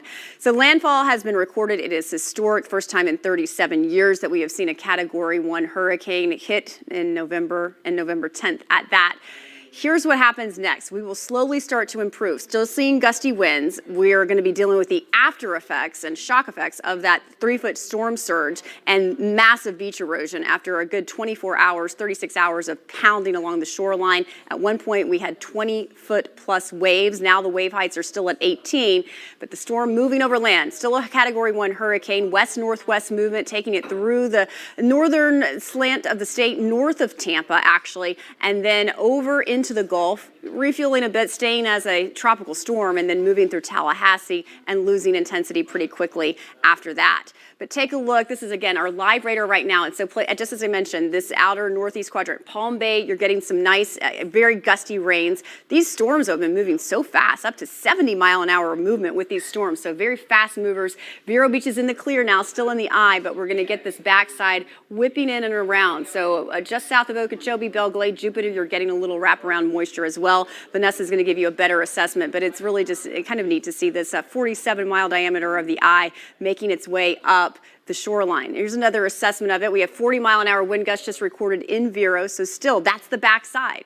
The eye is out of there, and they're getting that whiplash effect with those 40-mile-an-hour winds. 41-mile-an-hour gusts in Indiantown, 30 in Okeechobee, 33 out at PBIA. Here's another model, and it shows it moving up as a tropical storm, but then guess what we have as a gift coming? We have a cool front, which will give us temperatures and mainly less humidity as we head into the weekend. So some improving conditions are on the way, which we can't wait for. But current conditions, this is the Jupiter Inlet camera, our lighthouse, still very shaky, but not too bad. It'll be really interesting to see what sunrise reveals as far as the toll that Nicole has taken on the beaches and what has been done as far as erosion and flooding.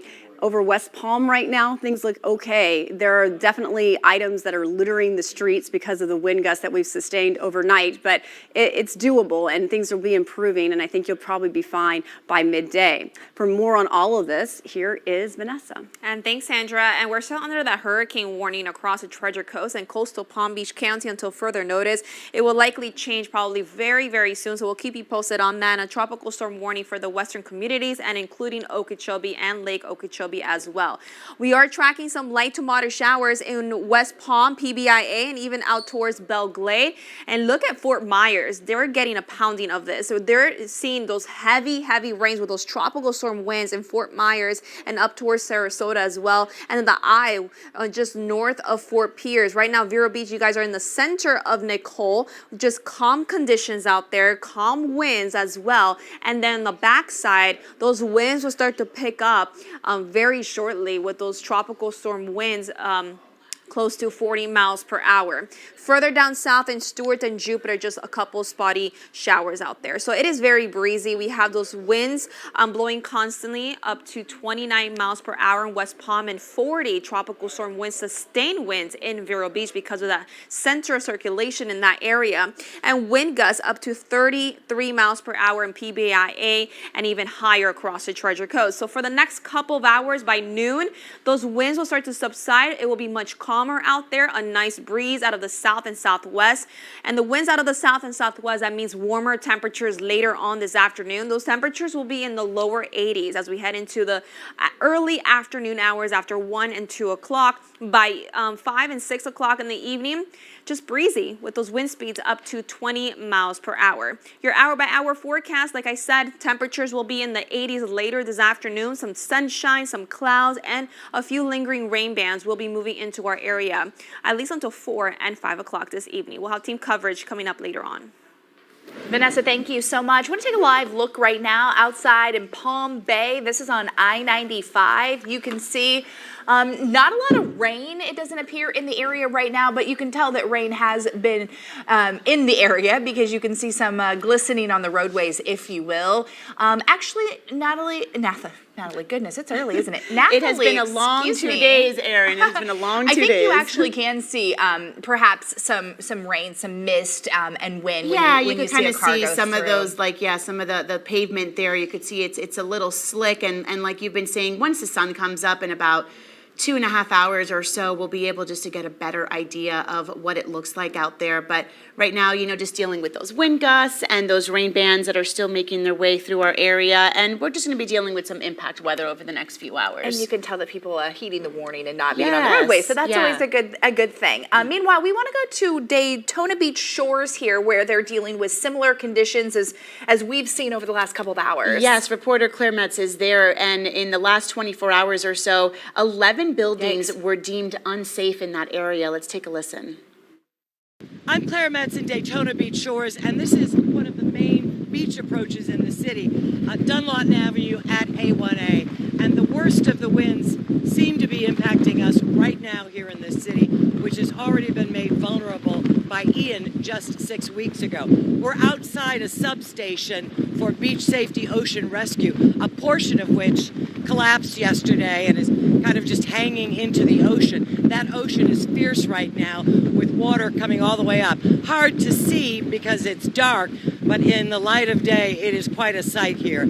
I'd go around this corner to show you more, but the winds are so strong right now. Physically, literally, you just can't get around. Now, in this community, in the last 24 hours, 11 buildings were deemed unsafe, unlivable. There is a mandatory evacuation order in this community, but if folks chose to stay, they could, until the city determined that due to the erosive events that started at Ian and are continuing in Nicole, folks just can't stay. They have to go. And we happen to be outside one of those buildings. This is a little easier now because we're away from the wind, but this is one of the buildings that law enforcement went door to door in last night, and told the folks they cannot stay here because this building is unsafe for occupancy due to the encroaching tide. We lost so much sand, so many seawalls when Ian came, and now Nicole just continues to undermine these buildings so that they just can't risk having people here. There are at least 11 of these properties that are potentially at risk of collapsing, and that is just a huge concern. In the overnight hours, no doubt there's more damage done, but so far they have maintained. And just a little south of me, in a community called Wilbur by the Sea, there are half a dozen homes literally on edge. We were there yesterday, and it's just a cliff.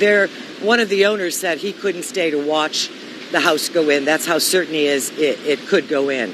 Now, so far, they have not collapsed fully, but there is absolutely nothing in front of them because Ian took all of the natural dune. Ian crumbled all of the seawalls. There's nowhere for this powerful water to go but straight up into those condominium properties, into those homes, so that there is no land in front of them. It's been a heartache to watch because there's so much damage here. We're pleased to report that so far there are no reports of injuries in Nicole because we did see that in Ian. We lost 5 people to flooding and drowning during Ian here in Volusia County alone. And that was just a terrible heartache. So far, that's been a plus. And as far as rain goes, we've had some minor flooding events, but nothing incredibly significant. Right now, though, the wind and the powerful surf are what's most at risk on this barrier island, all of which is under mandatory evacuation due to the imminent danger of potential collapse of buildings and obviously to keep people safe and to keep people's things safe who did evacuate, who can no longer be there. So we'll keep you posted on what's going on up here. But Nicole, just a double whammy, insult to injury following Ian. Back to you. Wow, really scary to think that people right in the middle of this, of course, they just dealt with Ian, as she was saying, but then to think that they don't know if they're going to wake up this morning and have their homes. And 11 buildings deemed unsafe. Yeah, that is pretty scary. Yeah, it'll be interesting to see, like we said, when the sun comes up this morning, what they're dealing with. Hopefully, fingers crossed, that they make it through this storm. And like we said, here we are in mid-November. Hopefully, they have time to recover, get those sand dunes built back up, and can continue living their lovely South Florida life. Yes. Want to continue our live team coverage of Hurricane Nicole here with our Josie Carbonari. Our Josie Carbonari is heading to Indian River County, and she is giving us a look at the roads this morning. Josie, how's it looking out there? So we are on I-95 going northbound right now, and I don't know if you just caught that, but my photographer Aldo actually just had to veer to the side a little bit. We are seeing some pieces of debris on the highway, pieces of branches, but nothing serious so far where we are specifically. We just passed through Palm City. We are headed to Vero Beach, but mostly bands of rain. We are feeling the crosswinds moving the car back and forth at times. I know that my photographer Aldo said he's definitely having to keep both his hands on the steering wheel, so we are driving very slowly. Again, I am in the passenger seat. Aldo is driving. We're being very, very careful as we show you guys the conditions right now, but so far in this specific area, nothing out of the ordinary. Good news in this specific spot, but as we go further north, I know that that is going to change, so we are taking it easy. Not too many people on the roadways. We do have some semi-trucks, as you just saw, one that we passed. Other than that, everybody seems to be staying at home and listening to the warnings that we've been putting out. Back to you guys. Hey, Josie, while we have you here, you know, it's interesting. When we were driving in this morning, one thing that Nathalie and I both noticed from northern Palm Beach County, kind of the further south we got, it seemed as though conditions, got a little bit better, actually noticeably better. So you started off this morning in Palm Beach Gardens. Are you noticing things getting worse, seeing more frequent winds, more frequent rain bands as you're going further north? That's what I was expecting, but so far what we're seeing is similar conditions. Again, we are passing through Palm City. We just passed through an exit to Martin County, so I imagine as we get further north, we will see those changes. But as you can see right now, actually, it's drizzling. The rain isn't too bad right now. It's mostly the wind that we are feeling against the car as we go along I-95 north. Our Josie Carbonari reporting live for us, heading to Indian River County. Josie, be safe. Same to your photographer, Aldo, and thank you so much for that report. And Aaron, as we saw there, I know it's still early. It's only 4:07 in the morning, but no one is really on the road, which is definitely good because that is what officials wanted. Curfew in effect in Okeechobee County. So if you're waking up in Okeechobee County, that curfew started at 9 o'clock last night. The sheriff's office saying that the curfew will be strictly enforced within the county and the city limits. And they say this is to keep everyone safe while the storm passes through the area. The curfew will be lifted later on this morning at 7 a.m. And here are the latest outages from Florida Power and Light. We have crews dedicated to checking this all the time. So these are the latest numbers. 9,500 customers without power in Palm Beach County. Right now, St. Lucie, 2,300 in the dark. Martin County, about 4,000 people without power. Indian River, more than 8,000 people, 8,090 customers do not have power as they're waking up early this morning. Okeechobee County, only about 120, so that's good news, but still a handful of people waking up in the dark this morning. So again, FPL knows this, and they tell you that they are fully aware that you don't have power. You do not need to call them. Of course, if you have a down line or you have a concern, you always want to let them know. But and be careful when you're walking out this morning. It's still not light. You want to make sure it's light out because you just never know if perhaps there is a down line in your front yard, and that could be so dangerous. So dangerous, yes. So FPL has those crews staged, ready to go, and they will send them out once it is safe to start restoring power. The City of West Palm Beach Sanitation Division says that they will continue to suspend service through today. This is Thursday. If you're waking up wondering, oh goodness, what day is it? I had to ask a little while ago. I'm like, today is Thursday, right? When a lot of businesses have closed and school's off, you kind of lose track of things. Okay, so it's Thursday. They've suspended it today. Officials say collection services will resume your regularly scheduled pickup day.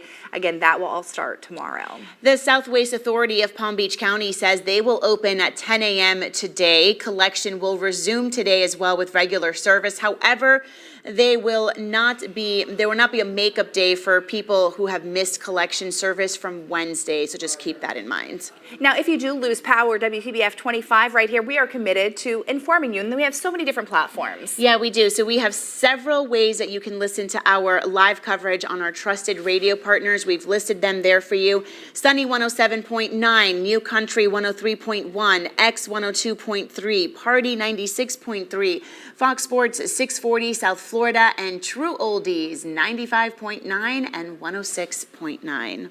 A lot more to come here as you're waking up here. It is 4:10 on your Thursday morning. I'm Erin Guy alongside Natalie Pozo. We have a team of meteorologists and a team of reporters and photographers in the field showing you what it looks like as Hurricane Nicole made landfall at 3 o'clock this morning. Yes, we will be right back after this with much more. Thank you so much for staying with us. You're watching an extended version of WPBF 25 News.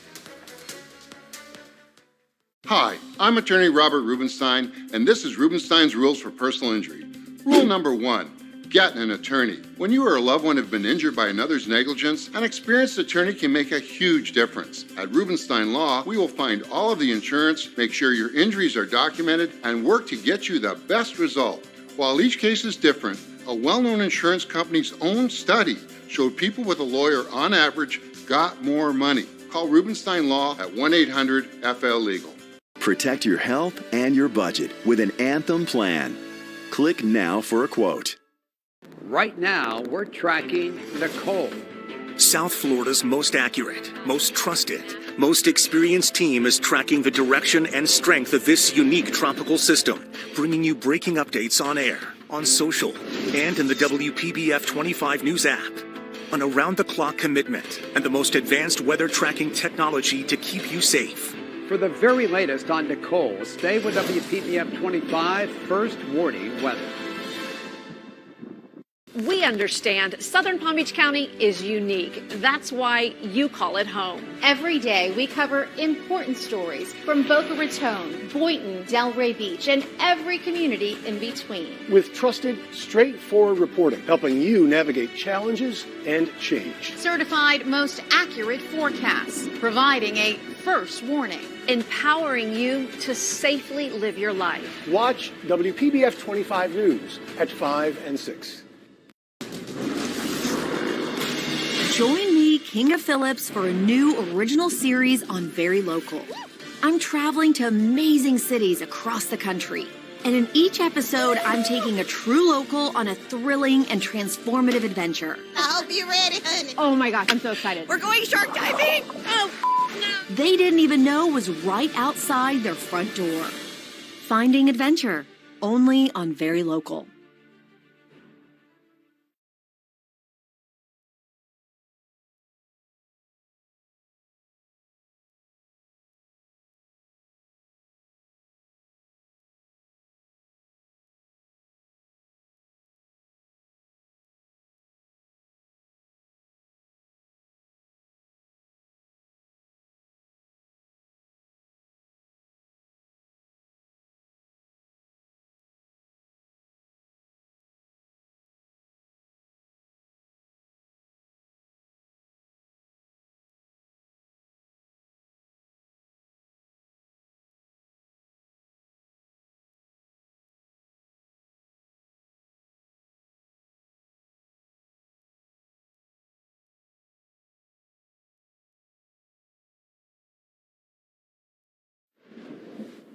Welcome back, everybody. The Treasure Coast is in Jensen Beach now, taking a pounding from some of the outer bands that are on the backside of the eye of Hurricane Nicole, which made landfall at 3 a.m. this morning over the Hutchinson Island North area south of Vero Beach. This is Jensen Beach, and you're still seeing these wraparound, I call them whiplash rains, that are on the backside of the eye. I'm going to try to progress it as well. Boca, give it a second. This was yesterday when the wave heights were really building, and this is this morning. You still see white caps. We have up to 18-foot waves not far far offshore. And then at the center of the hurricane, which continues now to move inland, at one point we had 27-foot wave heights. But take a look at this. This shows you the evolution of landfall. Right here is the eye. We started to see it at about 2, and then right at 3 a.m. moves right across the North Hutchinson Island area. It's really cool how you can see that clearing there. Right now, the storm is now north of Vero Beach, and it's going to cut north and right through Orlando into the Gulf of Mexico before riding up. Here's what it looks like. 4 a.m. advisory is now down. It's a tropical storm, not a hurricane, so good news. Hurricane warnings in our area have been dropped. Everyone's still under a tropical storm warning, but it's huge that the hurricane warnings have been dropped. And as we've been saying, things will start to improve, especially by mid-morning. 70-mile-an-hour winds, west-northwest movement at 14 miles an hour, which takes it right south of Orlando now, into the Gulf, in as still a tropical storm, and then it moves up near Tallahassee, and then still is a tropical storm even over southern Georgia, and then it looks like it's a depression once it is north of Atlanta. Here's a look at the eye and the radar currently. The eye now near Palm Bay, and we're seeing these backside rains that are whipping in and around Jupiter Farms, Fort Pierce, Vero Beach, and that's why we saw those clouded sky cameras with those rains blasting things. You also see it really well to the north and the west. That's that northwest movement at 14 miles an hour at the center of the hurricane, which actually made landfall about here, is now a tropical storm due to the interaction with land. 41-mile-an-hour gusts, though, not too long ago in Vero Beach. 44-mile-an-hour gusts, even this far south. That's all that momentum and those gusty winds pushing in as Nicole, a tropical storm, spirals to the north and the west. 34-mile-an-hour gusts right now in West Palm. You have an evolution, it moves up, dies out eventually. Good riddance. Never have we seen this. I get to go 37 years to see a hurricane making landfall in Florida. And so history has been made. We have storm surge to deal with, but there will be good relief this weekend because a cool front is on the way. Our highs are going to only be in the lower 80s, which we haven't seen in quite some time. So as we go forward, looking forward to that, and the cleanup will ensue. Still very, very gusty out there. You don't want to hit the roads just yet. This is our Jupiter Inlet camera showing the lighthouse and things shaking out there this morning. And here's Palm Beach International. Every now and then we're getting these tropical squalls still. Vanessa? And Sandra, right now we're keeping a close eye on the west coast of Florida. They're seeing heavy rains in Fort Myers, and that rain band, if that continues to hold the strength of it, it could be passing through Belle Glade and up towards the Treasure Coast probably in the next couple of hours. Right now, we are under the tropical storm warning. Hurricane warnings are already been dropped from Sebastian down into Boca Raton, Okeechobee, and even Belle Glade. Everyone is now under a tropical storm warning across our viewing area. So tropical storm wind gusts will continue to push on shore and throughout the day as well until 1 o'clock in the afternoon. We have a couple of light showers across the Treasure Coast, clear skies and a couple clouds out there in Vero Beach. Further down south, quiet conditions, very breezy as well. Palm City, Stewart's area, just a couple of light showers out there, and those breezy conditions up to 25-30 miles per hour. Some rains in Wellington and even out towards Belle Glade. Heavy rains in Bonita Springs, Fort Myers, and up towards Port Charlotte as well. Very intense rains impacting that part of the Florida state. And then it will track towards the west-northwest. So if this continues to hold, we could see those heavy rains passing through Belle Glade and up towards the Treasure Coast. Live winds, very breezy. We have sustained winds up to 31 miles per hour in Vero Beach and even down into West Palm Beach. Wind gusts close to 33 in Okeechobee, 35 in West Palm Beach, and 22 currently in Jupiter. Your hour-by-hour forecast. You see it. We're going to see some sunshine after 9 and 10 o'clock, some clearing as well. Things will be warming up as well. Temperatures will be in the low to mid 80s today. Vanessa, thank you so much. Let's take you to some live pictures from the Stanford area here in Orlando, or New Orlando, I should say. Hurricane Nicole making its way across the center part of the state. So I know it's a little hard to see because there's some water on the lens, but if you really look closely, that kind of like movement you see in the background, that's the ocean there, and it just kind of there it is right there. Just splashed right over the wall there. So if you've been hearing Vanessa and Sandra say this morning, we are dealing dealing with those wind gusts out there, and we are dealing with some high seas as well. In fact, Vanessa and Sandra telling us, Aaron, a short time ago, that offshore, the seas right now, the waves are about 27 feet. Yeah, and the height of the storm coming on shore, even higher, unbelievable. And, that's kind of what you're dealing with on that side of the storm, as Sandra and Vanessa have been explaining. So crazy conditions there. I think, unfortunately, further north of our viewing area, we've heard some reporters at our sister station in Orlando talk about some of the damage that a lot of those coastal cities are going to see. It's going to be pretty sad as the sun comes up this morning. Yeah, okay, so that hurricane making landfall here about an hour and 20 minutes ago, 3 a.m. We have been tracking it for you since Tuesday, and we will continue to stay here and just bring you the very latest. We're going to go to break, and then we'll be back with much more.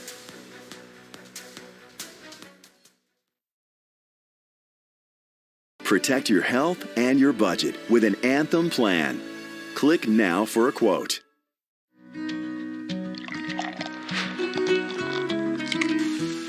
The cost of everyday items has gone up dramatically over the years,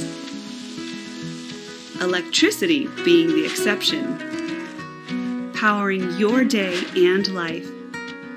That's the value of electricity. Touchstone Energy Cooperatives, your source of power and information. Learn more at touchstoneenergy.com. The future of television has arrived. Next Gen TV is here. Immerse yourself in stunning video. Feel the power of movie theater quality sound and consistent volume across channels. Get the most out of live coverage with enhanced internet content. Next Gen TV, designed to be upgradable with the advancements of tomorrow. The future of television has arrived. Learn more at watchnextgentv.com. Aren't mornings such a rush? Yes. It doesn't matter who you are, where you're going, or what you're doing. Yeah, and we know a lot can happen overnight as you are sleeping. Breaking news, we need to get you those facts quickly as you head out the door. The big stories, of course, but also what the roads look like and how the weather may impact what you're doing. You're going to want an accurate forecast so you can plan your day. Wake up with Aaron Guy, Stephen Graves, and Nathalie Pozo. Only on WPBF 25 News Mornings.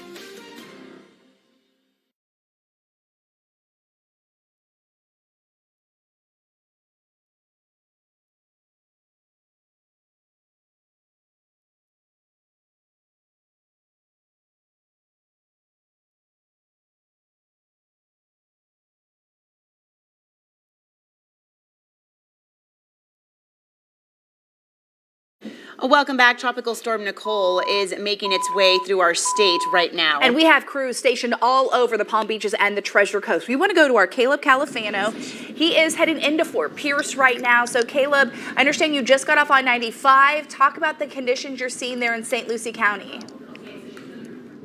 Yeah, we are on 68 headed eastbound towards Fort Pierce. We just got off of I-95, and the good news here is that driving that whole way, we probably saw one to maybe two vehicles headed north with us on I-95. So people are staying off the roads. But also it's important to note that we didn't see a lot of rain at that point. It was pretty clear. Obviously that will change as we get closer north. But now that we're off the interstate, that's when really everyone driving, if for some reason they are driving right now, needs to be careful. We already just hit a puddle while I was talking. So there's going to be a lot of puddling on the roads. You don't know what's going to happen. You don't know if there possibly is a down power line around. You can't really see. It's too dark outside right now. So as we get closer and closer to the city, we'll let you know what we see. But I-95 looked clean. There was a lot of people off the road at that time. But now that we get off 95 onto these main roads headed into the city, that's when everyone really needs to be careful. So right now, so far so good, but as things change, we'll make sure to let you know. Back to you. Caleb, and before we let you go, you were just all across the Treasure Coast yesterday bringing us just really wonderful reports on the conditions out there.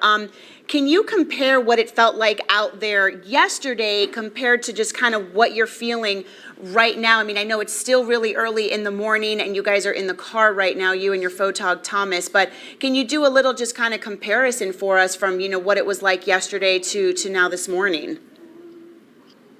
Well, this definitely is an interesting storm. The meteorologists have consistently talked about how wide those tropical storm force winds were felt all across our state. We could definitely feel those yesterday. The big difference is the closer you got to the ocean, the closer you got to the coast, the stronger the winds were. The more inland you were, we didn't feel it as much. So right now, it's pretty clear, pretty calm where we are, but I'm sure as we get closer and closer towards Fort Pierce, towards the beach, I'm sure that will change. We'll start to feel those winds again, and it will probably be the same or maybe even worse to compare to what we saw yesterday. Caleb there in St. Lucie County, Fort Pierce area, tracking things for us, kind of assessing damage. And I know a lot of things we aren't going to be able to tell until the sun comes up this morning. He's heading eastbound there, trying to get a little bit closer to the water. And for Caleb, things are going to start improving. So hopefully what you've seen is the worst that we're going to see, but we'll definitely have to check things out. I want to show you a live look here. This is downtown West Palm Beach. Definitely some rain on the camera there. We want to send things over to Sandra Shaw, where this look is right behind you, Sandra. The camera's not shaking, so that's good news. Maybe some winds have lightened up a little bit. They have, and I mean, take a look at your day planner. We're going to see these gusty sort of downpours, very sideways type rains with the wind gusts of about tropical storm force, but on the lower end throughout West Palm and the Treasure Coast until about 7. And then we really pull only to about a 20% shot of rain and even see some sun busting through the clouds by 9 a.m. Here's the latest update, though. Hurricane warning has expired because we saw a landfall happen 3 a.m. over North Hutchinson Island, south of Vero Beach, with Hurricane Nicole. At that point, we had 75-mile-an-hour winds, and this is landfall occurring right here. You see the eye moving just south of Vero. Now it's to our north, and the eye is actually up here near Palm Bay, and so we're on this drier side, on the south side of the storm. With that said, we're still getting the counterclockwise spin with the bands intermittently, but not to the level that we were yesterday. I think the big takeaway from the storm, probably damage-wise, is going to be the coastline. We saw more than 36 hours of just constant pounding with wave heights in excess of 15 feet starting as early as yesterday. And of course, way offshore, we saw 25-foot plus waves. Right now, they're at about 15 still. We have a tropical storm now. It's lost intensity with 70-mile-an-hour winds at its core. It's moving just over Palm Bay now and heads north of Tampa, moves into the Gulf before taking a ride up through Tallahassee as a tropical storm, and then loses intensity pretty quickly after it enters southern Georgia and some colder air, of course, up there. But I love showing you the radar spin of what's happening here. This is looped back a few hours, so you again see that at one point the eye was 47 miles across. We still have a wind field, though, it expanding out from this.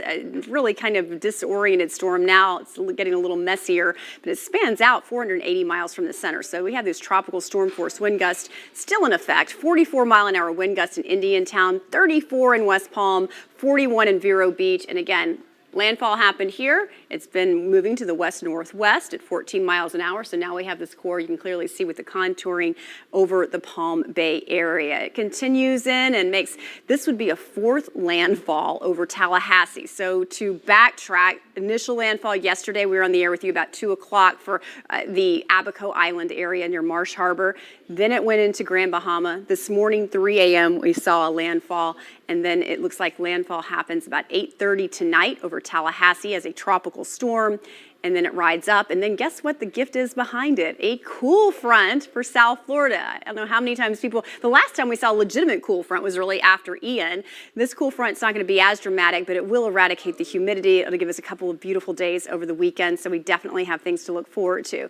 Shaky cameras, of course, the closer you get to the coastline. You've got the Atlantic out here, you got the lighthouse, you have the Jupiter Inlet, still seeing some gusty winds. Beach erosion will be interesting to see as we have sunrise at about 6:30 here. But things still looking a little sloppy in West Palm as these bands are still kind of moving through. But they're really, Vanessa, at one point, Mike said they were going at 65 to 70 miles an hour with the speed. That's how fast it's moving. moving. It could track it. Well, the individual rain bands and cells. That's crazy, right? I know, that's very crazy and incredible. And right now in Fort Myers, look at this. We have some heavy rains out towards the west coast of Florida. Very intense, blinding rain with those tropical storm winds in Fort Myers. It will track towards the north northeast, excuse me, it's been a long week, northeast over Lake Okeechobee if it continues to hold as Nicole tracks towards the northwest. We are tracking just a couple of light showers out there across Vero Beach and even down into Boca Raton and out west in Belle Glade. Everyone now is under a tropical storm warning. That's including Indian River County and down into Boca Raton until further notice. It is very breezy out there. We have sustained winds up to 31 miles per hour. Very windy in Vero Beach and wind gusts a little bit higher than that, close to tropical storm winds. 30-mile-per-hour winds in West Palm and 23 currently in Boca Raton. Let me show you updated future track. We're going to say goodbye to Nicole in the next couple of hours as it tracks towards the northwest really quickly by 8 to 9 o'clock in the morning. It will be crossing Central Florida and then exiting out later on after 11 and 12 o'clock in the afternoon. A couple of light to moderate showers possible in Vero Beach down into Okeechobee by mid-morning, but we are going to see some sunshine finally in Jupiter down into Boca. Some partly to mostly cloudy conditions out there later on, and those temperatures will actually climb very quickly into the low to mid 80s, 84 for a high around 2 o'clock in the afternoon. And also the winds will be out of the south and southwest. So we will see those temperatures climbing. It is going to get hotter later this afternoon, and the humidity will be on the rise as well. But look at this. We're going to see some sunshine finally at around 10, 11 o'clock in the morning, and some rain bands moving on shore around 3 and 4 o'clock. And let me show you your 7-day forecast to wrap things up here. Temperatures will be in the upper 80s tomorrow. The winds will be out of the south and southwest, so it is going to be hot tomorrow. And then a cool front over the weekend. Temperatures in the lower 80s, less humidity, morning lows in the 50s and the 60s when you wake up on Sunday and even on your Monday. All right, Vanessa, thank you so much. Good morning, everyone. All right, so it might seem like conditions are getting better. We're happy to hear that, but that does not mean that it is safer outside on the roadways. At this point, we're really just dealing with the impacts. Right now, the biggest thing, two things. One, debris. You're going to see them as you're driving, so be careful. I want to make sure that, you're being extra careful, very vigilant of the roadways this morning, simply because you don't know what you could drive past. Right there along Indian River Drive, another thing that I'm seeing is a lot of flooding. Because of that, road has been closed from Ocean Boulevard to Palmer Street. That's in the Jensen Beach area, just south of it, not too far from A1A. And then Seawolves Point Road, I'm seeing a road has been closed from A1A to High Point Road. So if you frequent either of these areas, you'll have to find a different way to get to them this morning. Also, you see this red right here? I keep telling you the flooding, standing water, it is a thing out there. Drivers are seeing it. So because of that, you're going to see some roadways closed throughout the southern Palm Beach County area. For instance, in Lake Worth, right before you get to Boynton Beach, I'm noticing that roads have been closed between Ibis Way and Southern Boulevard. And then as you drive towards Lake Drive, you're going to notice some lane closures between there and Ocean Boulevard. And then the airport, I know that there were a lot of disruptions yesterday there. A lot of all commercial flights, as a matter of fact, were suspended beginning at 9 o'clock yesterday morning. So maybe you rescheduled your flight to this morning. You're headed there right now. No issues if you're taking Belvedere Road or Southern Boulevard. I want to work my way over to I-95 because you see this yellow right here. That means traffic is moving slower than usual. It looks like it's moving at about 50 miles per hour. So if you have an early morning flight you're trying to take right now, I'll get out right now because you might be stuck in traffic just for a little bit if you're driving along I-95. Once you get off the I, once you get to the airport, traffic is moving fine. Not seeing a whole lot of backups, but it's really just I-95 traffic moving northbound going towards West Palm Beach where I am seeing some slowdowns. All right, we're going to take a break and come right back after this commercial break. We'll see you soon. Protect your health and your budget with an Anthem plan. Click now for a quote. Right now, we're tracking Nicole. South Florida's most accurate, most trusted, most experienced team is tracking the direction and strength of this unique tropical system, bringing you breaking updates on air, on social, and in the WPBF 25 News app. An around-the-clock commitment and the most advanced weather tracking technology to keep you safe. For the very latest on Nicole, stay with WPBF 25 First Warning Weather. Be prepared and stay informed this hurricane season. Track storms, get breaking alerts, and access to the WPBF 25 Hurricane Guide. Download the WPBF 25 News app now. Days just go better when you know what to expect. What to plan for, how to get there on time. Every morning, we are here to help make your day better. Good morning and welcome. With breaking stories from more local neighborhoods. A certified, most accurate forecast designed around you. Hour-by-hour forecast. Your first warning to traffic and ways around delays. South Florida's #1 morning news is WPBF 25 News Mornings. Mornings made better.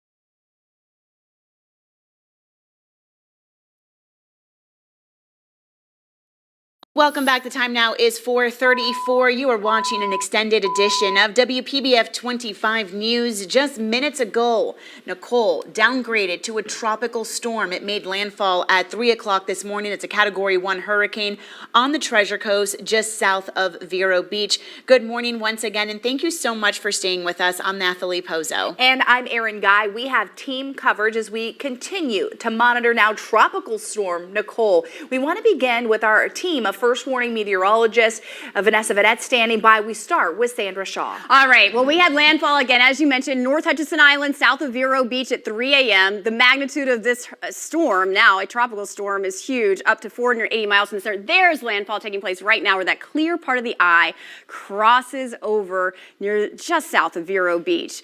Let's watch it one more time. I'm mesmerized by this. Here you see the evolution. It starts to make landfall, and there we go. Right at 3, it clears.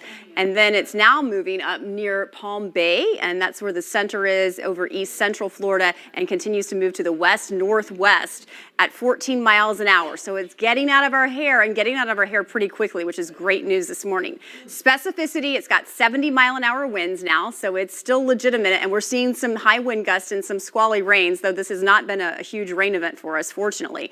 It's going to continue to move up north of Tampa, hit into the Gulf, and retain its presence and power as a tropical storm, and then make a fourth landfall over Tallahassee, and then move through southern Georgia and then die out quickly after that. So the evolution would be yesterday afternoon, Abaco Island, first landfall, and then we had Grand Bahama over last night, and then we had us at 3 a.m. this morning, and then tonight we're going to have Tallahassee at about 8:30 or so.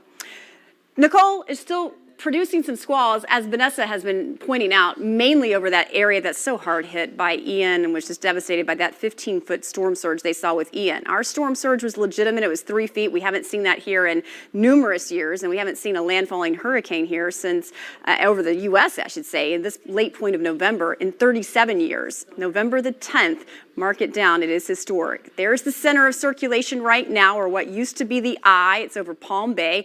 Still producing the wind gust on the back side of things, and we're going to see this for the next couple of hours, so still not in the all clear yet. We're under tropical storm warning because of that, with 41-mile-an-hour gusts reported in Vero, 42 just recorded in Indiantown, 34 in West Palm, as well as Port St. Lucie, so very gusty out there. Here's a look at the fourth landfall, as mentioned, at about 8:30 or so tonight over Tallahassee. Then it moves to the north and the east, getting shoved that direction because of a cold front, which is going to be a welcome gift for us as we enter the weekend ahead. So definitely something to look forward to. Jupiter Inlet camera, I've been showing you.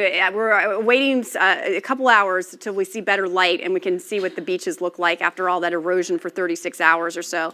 Downtown West Palm, it's just kind of light showery. Every now and then you'll get one of these bands that moves in a little more intensely. But again, the winds are out of the south-southwest now on the back side of the storm. Yesterday, of course, we were in a different location, so we had northeast winds. West-southwest winds at about 23 to 28 sustained as you move up the Treasure Coast. Vanessa, you've got some more analysis for us. And Sandra, I was just looking at the PBI camera, and basically it's so misty out there, and Very the misty, radar yeah. doesn't even pick that up this morning. So even though if you're heading outdoors, you're going to run into light showers, very misty conditions out there. So just be aware, we have a lot of wet roads all across our viewing area. So if I were you, just wait a couple of hours after 7, 8 o'clock, once the basically the tropical storm warnings will be dropped, and also the winds will start to calm down as well. Rainfall totals, not a lie, it wasn't a rain event. It was more like a coastal event with those beach erosion, those high winds and high seas out there. We had rainfall totals close to 3 inches of rain, mainly near the coastal areas of the Treasure Coast and down into Martin County.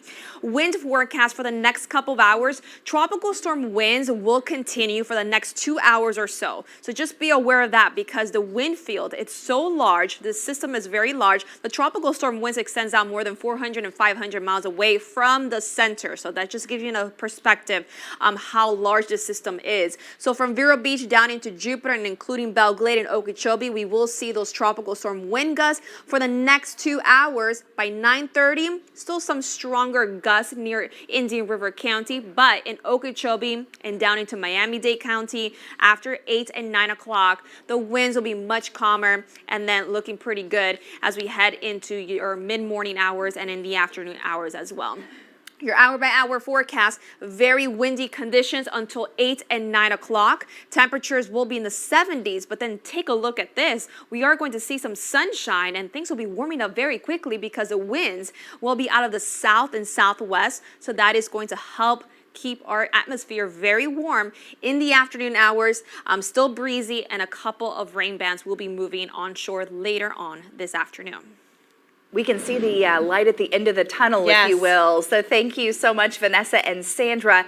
And if you're waking up right now, a lot of people waking up without power. I'm actually talking to someone who lives in the Delray Beach area, saying that they're watching us. Without? Yeah, watching us on their app because they're without power this morning. Okay, well, there you go. You can download our app if that is the case. Our morning news co-anchor, Stephen Graves, is keeping an eye on all of the power outages. And Stephen, who is the most affected right now? Well, ladies, as you can imagine, those coastal areas, right, especially Indian River County, where the eye passed over with those strongest winds, are most affected. So I've been keeping an eye on these numbers. They're changing rapidly. Take a look there. You can see Palm Beach County right now with just over 8,300 outages. That's actually better than what you reported earlier, Aaron. Martin County, you can see there about 4,500 outages. That's worse than that initial report. St. Lucie County right there, 2,700, a little over that, is also a little worse than what we initially reported. And then Indian River County, still on par right now with just over 8,900 outages. Okeechobee County, the least amount, as we know. That's a little bit more inland, so you won't see as many outages there, but about 120 in that area. Now, FPL, Florida Power and Light, sending this message to people on their page right now saying, we are responding to severe tropical weather from Nicole and are unable to provide an restoration estimate at this time. So basically, they're not able to tell you when power could be back on, but they do say, rest assured, they will continue to restore outages, including between the storms weather bands, as you've been talking about. You know, with the eye, it was a little calmer there than what we saw a little earlier, and they're just asking people for their patience. The number you can call with any issues, you see it on your screen there, 1-800-468-8243. And Aaron, I think you mentioned this earlier, the point of calling is if you see any, down power lines, they are aware that your power is out. That's on a grid. But, if you see any down power lines, those, of course, could be dangerous. Stay away from them. That's when you should call that number. But we're all in this together. Look, I went home yesterday. My power was out. It went back on. So, again, you just have to be patient throughout all of this. Stephen, well said. Thank you so much. And what were you going to say? Sorry? I said, no, good information because yeah. It's ever changing. I know that Stephen's monitoring it, talking with officials, so we'll check back in with him. Definitely. Well, Nicole is now a tropical storm, but that doesn't mean that we're in the clear. Tony Atkins with our sister station Orlando is in Flagler County, where the wind and waves really picking up there as the storm moving closer to them. We're seeing very strong winds here in Flagler County. Right now, I'm standing on the Flagler Beach Pier, which you can't really see right now, but it stood for nearly 100 years. It's an all-wooden pier, and it's set for demolition after destruction from Hurricane Ian. Now, with Nicole making its way through, it's expected to sustain even more damage. And I want to give you a look as best I can here at this hour at what we're looking at. If you look over my shoulder here, you can see the ocean and some of those very strong waves making their way here ashore. We are told that this will impact the pier even more and damage it even more.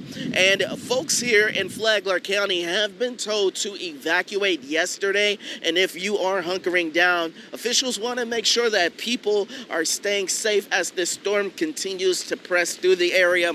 We're going to be out here monitoring the weather situation as Nicole continues to progress here through Central Florida. In Flagler County, Tony Atkins, WPBF 25 News. Tony, thank you. And wow, conditions just not good there. This is some new video just coming into the newsroom. This is Satellite Beach there in Brevard County. People taking advantage apparently of the wind by they probably don't have to do too much work there. Something like that, whatever works for you. Obviously not recommended, but they don't really care what we say. Remember now, not the time to go outside as Nicole is moving through our area, but they're just having a little fun there. Yeah, I mean, you could see those palm trees also just swaying there with those wind gusts and that rain in that area. Those big palm fronds hurt. They can hurt, so. Yeah, definitely. Got to be careful. Well, Taro Jakeway is on the Treasure Coast right now and just sent us these pictures of damage. This is from the Twisted Tuna, the dock there in Port Salerno. You can see uprooted, the whole dock uprooted on right there. Again, that's Port Salerno. So we do have crews for you from the Treasure Coast down through the Palm Beaches as we're waiting for sunrise. I think Sandra's at about 6:30 this morning. Yeah, we'll be able to just get a better idea of what we're dealing with out there. You're watching WPBF 25 News Mornings. More on now. Tropical Storm Nicole. It's been downgraded from a hurricane as it moves across our state. Much more on that when we come back after the break. Owner-operator, you are more. You deserve more. Tired of big companies? Too many promises? Need more freedom? Respect, honesty, and dignity are rules that we live by. Come and see why so many owner-operators call A2C home. The future of television has arrived. Next Gen TV is here. Immerse yourself in stunning video. Feel the power of movie theater quality sound and consistent volume across channels. Get the most out of live coverage with enhanced internet content. Next Gen TV, designed to be upgradable with the advancements of tomorrow. The future of television has arrived. Learn more at watchnextgentv.com. Your voice heard. Historic midterm election night. Your vote counted. Florida voters have spoken. Commitment 2022 coverage only on WPBF 25 News. Our governor projected winner. The power of ABC News. Control of the House, control of the Senate. Trusted, non-biased information. How the results impact your family, Florida, and the nation. The balance of power in Washington, D.C. is on the line. Stay with WPBF 25 News for continuing election coverage. Days just go better when you know what to expect. What to plan for, how to get there on time. Every morning, we are here to help make your day better. Good morning and welcome. With breaking stories from more local neighborhoods. A certified, most accurate forecast designed around you. Hour-by-hour forecast. Your first warning to traffic and ways around delays. South Florida's #1 morning news is WPBF 25 News Mornings. Mornings made better.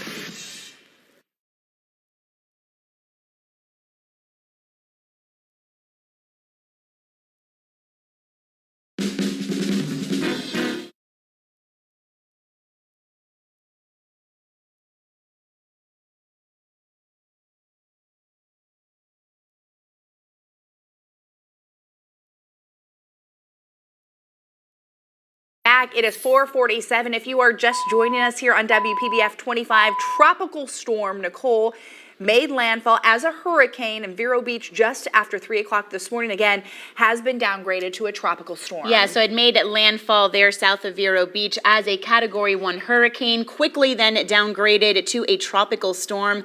Our Ari Height is on the Treasure Coast to show us what conditions look like there. We're in Sanskrit Park in Stewart, and I guess you can call this the calm after the storm. It's a little breezy right now, maybe a little bit of a drizzle falling from the sky, but nothing at all what it was like late Wednesday evening. To give you an idea of how high the water came up here, just check out the ground. You can see everything the water left behind, both to the left and off here into the right, into this grassy area. This was all just covered, not just with a little bit of water. There was a couple of feet of water up here into the parking lot as well. That has all receded. The tide has now gone down. Again, everything right now very calm here at Sanskrit Park, except for maybe, like I said, a little bit of rain and a little bit of wind. But again, nothing at all like what we were seeing late Wednesday night.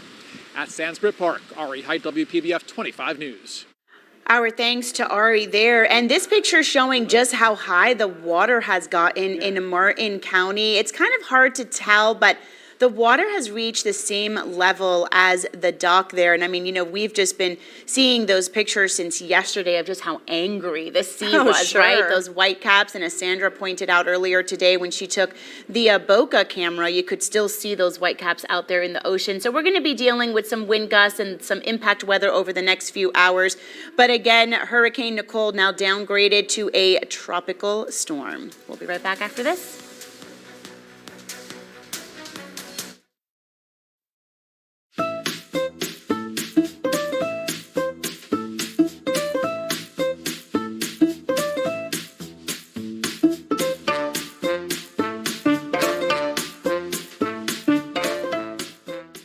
The Jennifer Hudson Show is here. Everybody put your hands together.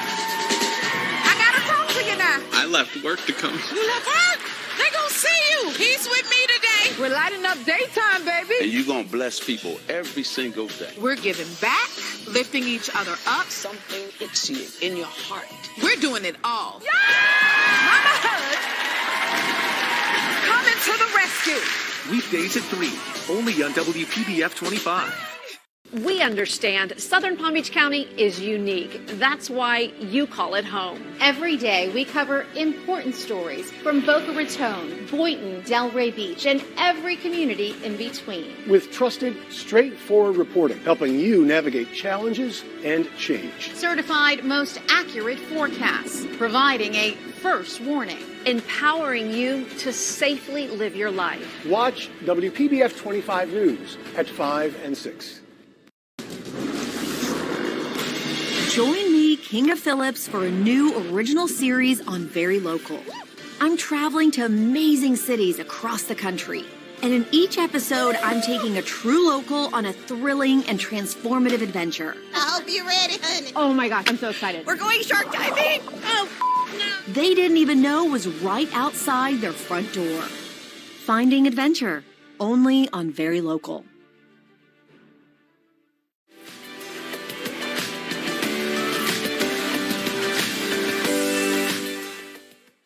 Selfie. Nailed it.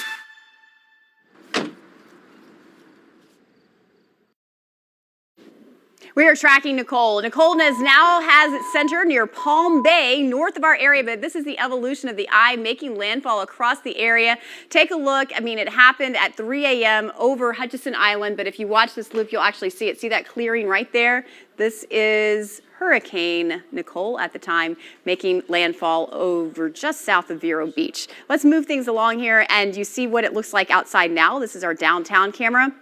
Really characterized by just kind of this light misty rain that's out there, and the radar is not picking up on it too well, so it's just kind of misting and very gusty with the wind still, but things are going to rapidly improve as we make our way throughout today. So looking forward to some better conditions ahead. Treasure Coast still rough because they're closer obviously to the center of the action, getting whipped around with some wind gusts still recorded at tropical storm force. Everybody now is under a tropical storm warning. The hurricane warnings have been dropped since landfall has occurred. Here again is another shot of the loop. You can notice that the eye zips on through. It doesn't really zip through. It was moving at 14 miles an hour, but makes its way across our vicinity. This is record setting. It hasn't happened here since 37 years ago in 1985, and it was Hurricane Kate that made landfall. Meanwhile, tropical storm Nicole has 70-mile-an-hour winds. It's moving across the state out of the west to the west, northwest at 14, and will likely move north of Tampa, head into the Gulf of Mexico, and then take this right northeastward jaunt for a fourth landfall over Tallahassee. I say fourth because first landfall yesterday over Abaco Island near Marsh Harbor in the Bahamas. Next one, Grand Bahama. Us at 3 a.m. this morning around Hutchinson Island, and then it looks like 8:30 tonight or so, Tallahassee's in the mix. Right now, the eye has expanded a little bit, so it's starting to lose that traction. That's why it's a tropical storm and not an actual hurricane.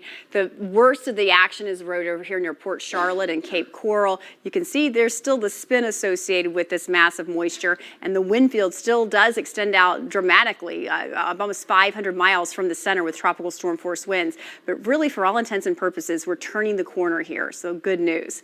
With that said, we have a few hours to go before we get the all clear, because we're still seeing a 43-mile-an-hour gust here in Indiantown not too long ago, a 41-mile-an-hour gust in Vero, 30-mile-an-hour gust in West Palm, and really, you know, the spin is taking place right here just over the Palm Bay area. You can see what is left of the eye. I love this map. It looks pretty cool. But Vanessa has more analysis on all the situation as we kind of advance forward to a much better scenario here in the next 12 hours for sure. Oh, definitely. We'll have some sunshine, so finally back in the forecast.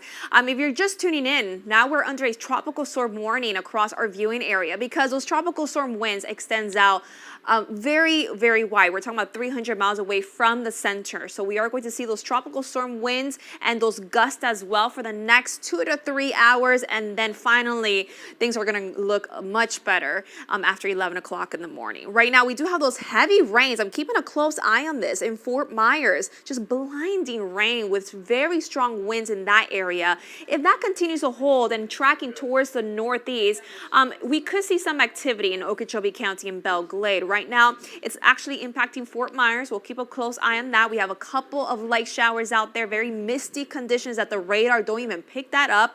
And then for the next couple of hours, we will see those rain bands near Vero Beach, Okeechobee, just light to moderate showers, and then some heavy rains possible in Okeechobee and near Belle Glade because of those heavy rains in Fort Myers. So by 8:30 in the morning, things will be looking much better. Just lots of clouds from Melbourne down into Boca, a few light showers, and then we'll get some sunshine back in the forecast after 11 and 12 o'clock in the afternoon. You can see some clearing here and some break of the clouds from Stewart and down into Belle Glade. Mix of sun and clouds, very breezy conditions out of the south and southwest. So things will be warming up very quickly. Those temperatures in the 80s, rain chances near 30 to 40%. So on and off showers today in the forecast. Some sunshine out there. And things will be looking pretty good as we head into your Friday, Saturday, and Sunday. So here's your 7-day forecast. Very hot conditions tomorrow because the winds will be out of the south and southwest. And then a cool front over the weekend. Lots of sunshine, still breezy out there, but very sunny skies on Sunday, Monday, and Tuesday. Temperatures will be in the lower 80s, but less humidity will be in the forecast. Morning lows in the 50s and 60s on Sunday. Something to look forward to. And then Tuesday and Wednesday of next week, maybe a couple sprinkles, and temperatures will be near 84 degrees. All right, I'll take it from here. Good morning, everyone. Hello, hope you're doing well. Right now, I'm showing off parts of Vero Beach, an area that got hit by the hurricane. That's where it made landfall. Traffic moving at about 68 miles per hour in that area along I-95 and the Turnpike. Obviously, you probably want to drive a little slower than that simply because you just don't know what could be on the roadways. Right now, I'm seeing a lot of debris and flooding. Speaking of flooding, if you're driving throughout Indian River Drive, you're going to notice some lanes are closed between Ocean Boulevard and Palmer Street. And then if you're driving south of Seminole Shores, I am seeing lane closures right there along Sewells Point Road. A couple of roads are closed in that area between A1A to High Point Road.